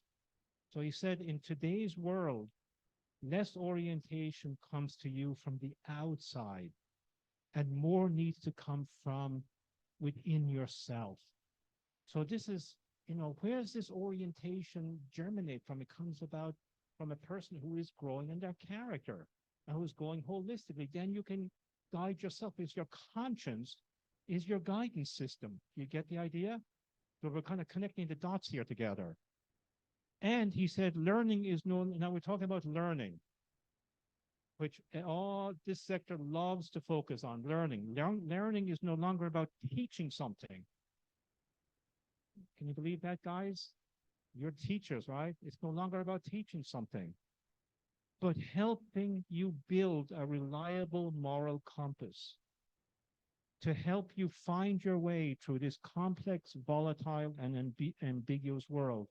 So being a teacher, according to this agency and the director of this agency, it's not about teaching something. It's about cultivating character, cultivating that moral compass. We should be spending half every day of the week doing this, right? Directly, indirectly, and so on. Have you heard of Pixar, the animation company? They disrupted traditional animation, right, with 3D animation. It was founded by Steve Jobs, the founder of Apple, and Ed Catmull, right? So Ed Catmull, in later years, he wrote a book called Creativity Inc. This team at Pixar were unbelievably creative. I read the book, and about 5 pages from the end, he was in a meeting one time, right? They were talking about the achievements of Pixar, and somebody asked Ed Catmull, he said, Ed, what is the difference that made the difference at Pixar? Just give us the key in the door, right? And when I read that sentence, I said, I know the answer to that is creativity, because that's what the whole book was about. But that's not what he answered. He said, the difference that made the difference at Pixar was the character of the founding members. The character of the founding members, and creativity came on top of that. Their character guided their creativity. Okay? So good character is not for, this is from Heraclitus. This is the last slide. Heraclitus, right? Greek philosopher. He said, good character is not formed in a week or a month. It is created little by little, day by day. Protracted and patient effort is needed to develop good character. So the bottom line is then our educational institutions can ideally are spending every single day nurturing good character. And while our students are under our care, we have a fighting chance as the days, weeks, months, semesters, years build up, stack up, their character is getting stronger and stronger and stronger, and they will not be corrupt, right? So tomorrow, yeah, that's that one. So I want to give you an assignment for tonight, okay? So you're educators, right? You always give homework, isn't that right? Okay, today you're students, and I'm the teacher, right? So here's your homework. So you have to write it down because we're going to actually go over this in the morning. If you do this homework, you're going to get 100% more value from this today's portion of the workshop. So can I have the workbook for a second? Okay. Is this the front cover? Okay, you removed it. Okay. So your assignment for tonight is to review the following pages. Everything between pages 2 all the way up to so from page 2 all the way up to page 23, right? Page 2 to page 23. In other words, part 1, 2, 3, 4, and 5. And I want you to complete in the workbook all 7 activities. Activity 1, 2, 3, 4, 5, 6, and 7. Okay. And as you're going, so the workbook has a summary of the key content we're going through in the workshop. So if you review it tonight while it's fresh, you will get, ideas will begin to stick, okay?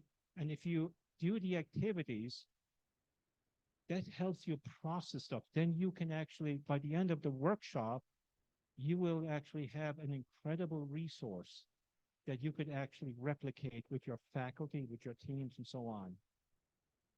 How many people here are 100% committed to doing this homework tonight? Everyone on this side of the room is 100% committed. I have to stand over here. On this side of the room, how many people on this side of the room are 100% committed to doing this homework tonight? How about you guys there? And you? There we go. I got them all. Okay, good. That includes staff, by the way, okay? So that's your homework for tonight.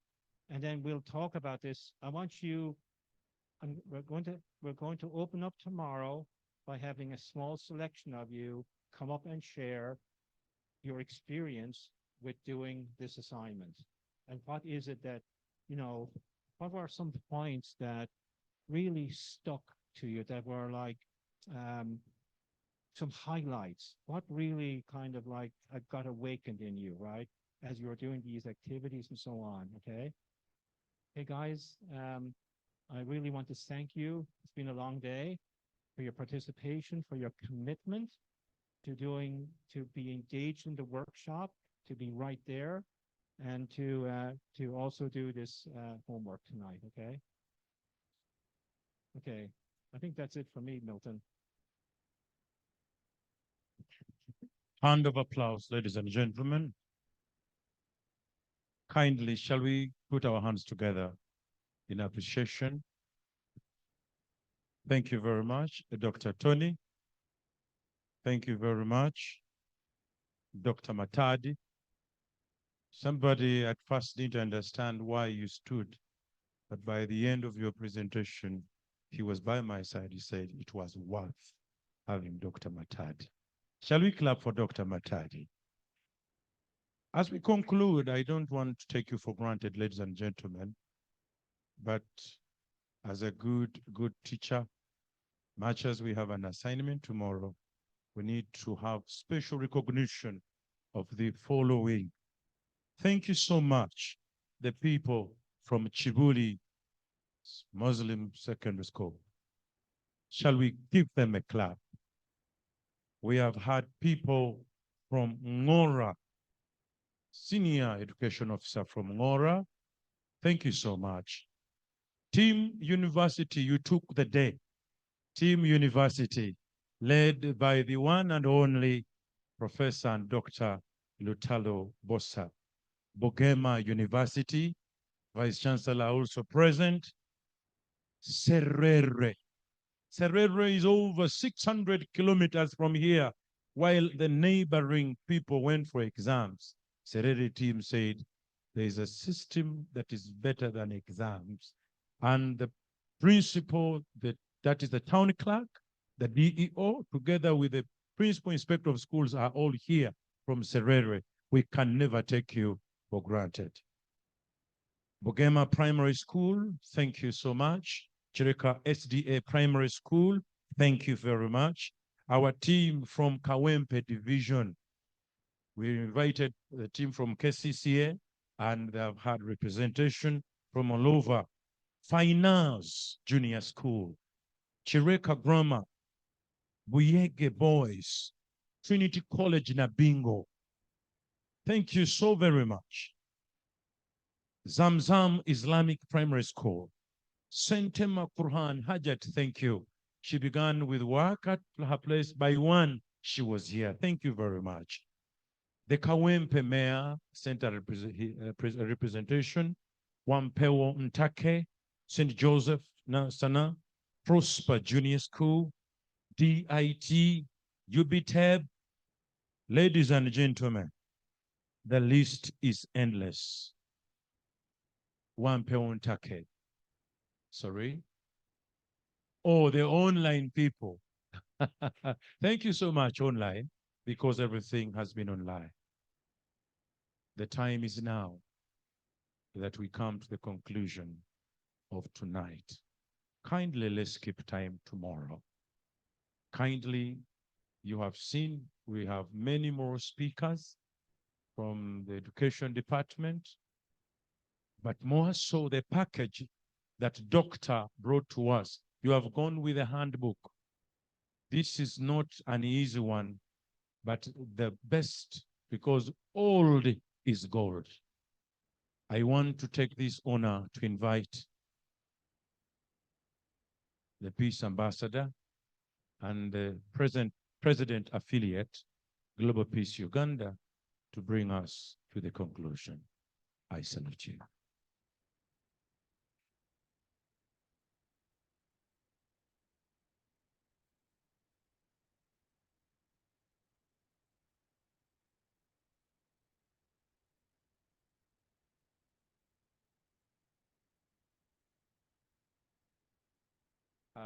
As when we began this training this morning, we recognized our professors.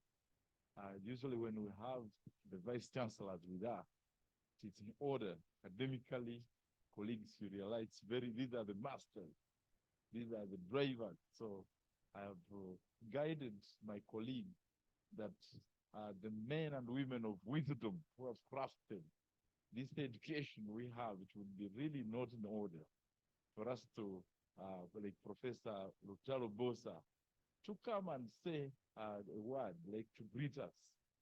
The 2 minutes, really very important. Professor, where are you? Where are you, Professor? Oh, please, because you are the one who designed these things you're talking about. So, and I was very happy to see you here. Please, it would not be in order for us to go without hearing from you. Yes, it's very important, sir.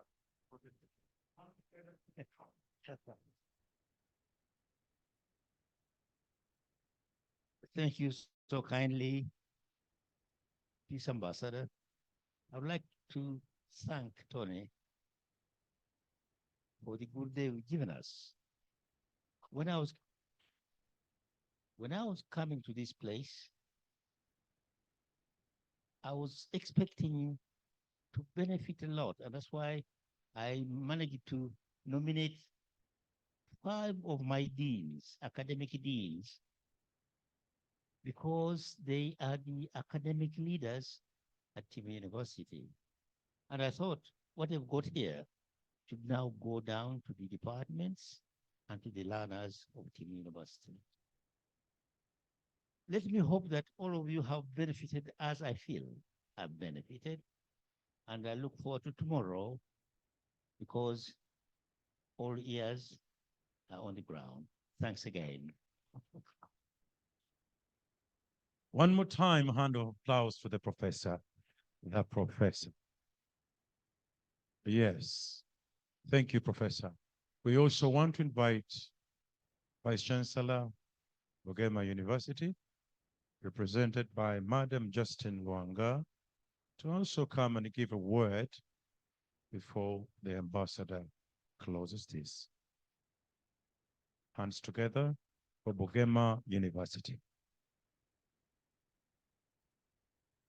My esteemed participants, standing in for the Vice Chancellor of Bugema University, the invite was received with open hands, and the Vice Chancellor not being here was not considering it important, but it is a valid moment, and I see that we are pitching into where we need to lead.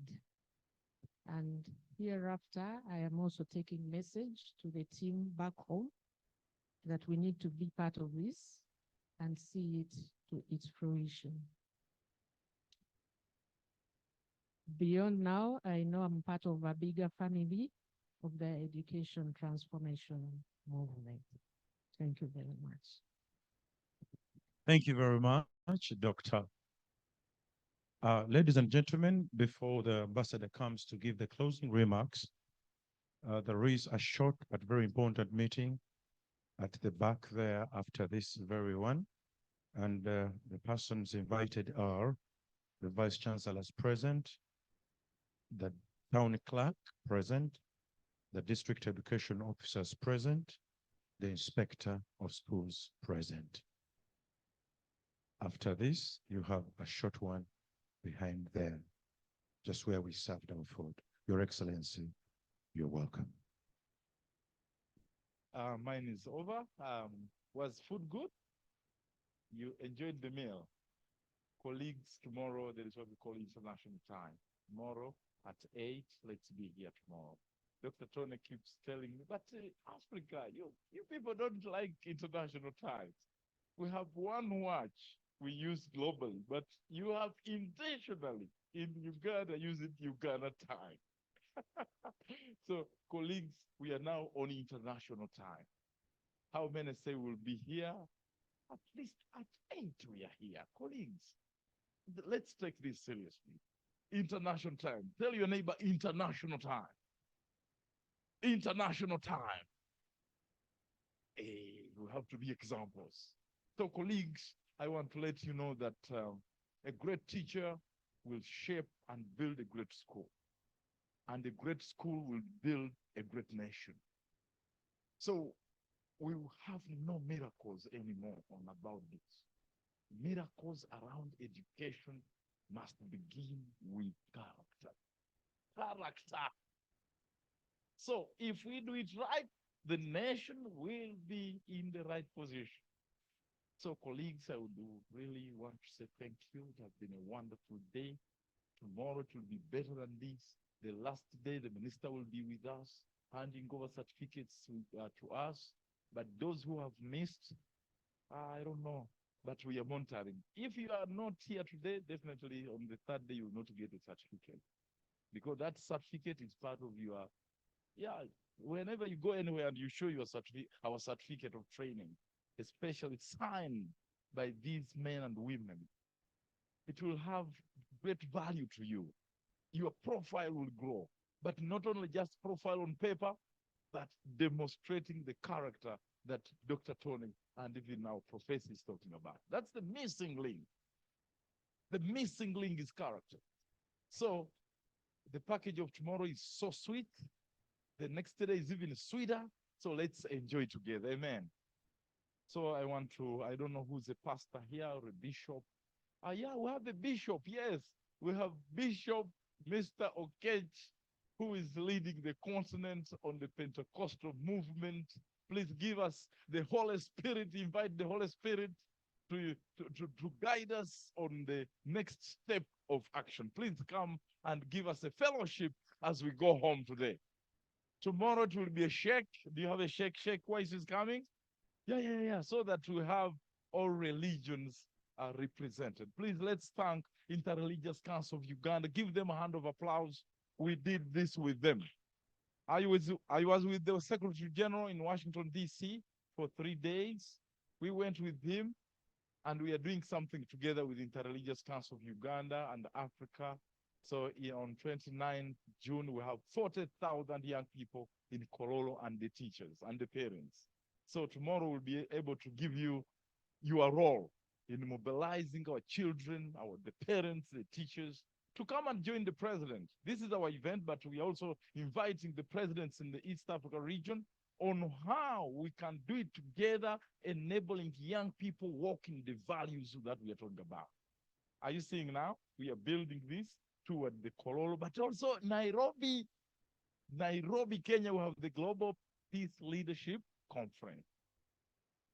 The GPLC, Dr. Tony told you, isn't it? So, and he's going to talk about it tomorrow. So those of you who will go to Nairobi, prepare your passports. Those who will remain here, Kololo. I think how things are big, eh? Big, Kasavu Kanyama. So, my brother, my elder, please, I thank you for the coordination. You have been coordinating this with Mr. Bosa. Please clap for these two gentlemen. They are great men who have done a lot of work the last 13 years, moving across the country, training teachers, training students, working with the Ministry of Education. So I think the future is okay. So please take us into that fellowship, then you bless us, then we go home with the national anthem. Thank you. Thank you, dear Ambassador.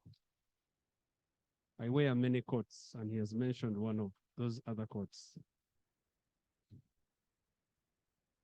I want to say that I'm one of the members of Theological Education by Extension Writers in Africa. And when we have workshops for curriculum writing in theology, they know I'm from Uganda. They ask me, there are things they love about Uganda. One of them is Matoke. The other one is they know that East Africa is the home of the revival, and particularly Rwanda and Uganda. So they know about our song Tukutendereza. Let's just sing briefly Tukutendereza, and then I say a word of prayer. They always ask for that song. They say, we know that's the East African anthem as far as the East African revival is concerned. Tukutendereza Yesu, Yesu oli mwana wati. O musai gwe gunaziza nevaza mulokozi. Tukutendereza Yesu, Yesu oli mwana wati. O musai gwe gunaziza nevaza. Heavenly Father, what a beautiful day that you have ordained for this congregation to be here. We want to give you honor and glory and acknowledge, Lord, you as creator, the giver of knowledge, of wisdom, the chief inventor, the chief scholar. Everything we are doing, Lord, we acknowledge that is by your ability. It is you who creates people with talents, creates people with abilities. Our Lord, we thank you for these distinguished members gathered here today under the realm of education to discuss and, Lord, strategize for the future of Africa as far as education is concerned. We want to thank you, Lord, for your servants that we have used, because you're the God who calls people of all walks of life as fishermen whom you want to send into this world. You have called your servant, Ambassador Milton Kambula, carrying the mantle as the affiliate president, leading this and spearheading this struggle. Heavenly Father, we thank you for him and the entire GPF team here. And we thank you for your servant, Dr. Tony Divine, whom you have given that vision and that knowledge to share and disperse it, Lord. And we are saying, here we are, we have been here with him, receiving and hearing and sharing and partaking of that which you have granted him. And we pray, thanking you for the program today, the way it has gone. You have blessed us with all that we needed today. We thank you for it. We are now preparing to go back to rest, and Lord Almighty, to attend to other duties. May you go with each and every one of us. Grant us protection and peace of mind and heart throughout this night. And may we, Lord, return here to continue, Lord, in this mission and in this journey of going together, of sharing together, the call to transform Africa and transform the world using the Global South. We give you honor and glory. In Jesus' name I pray.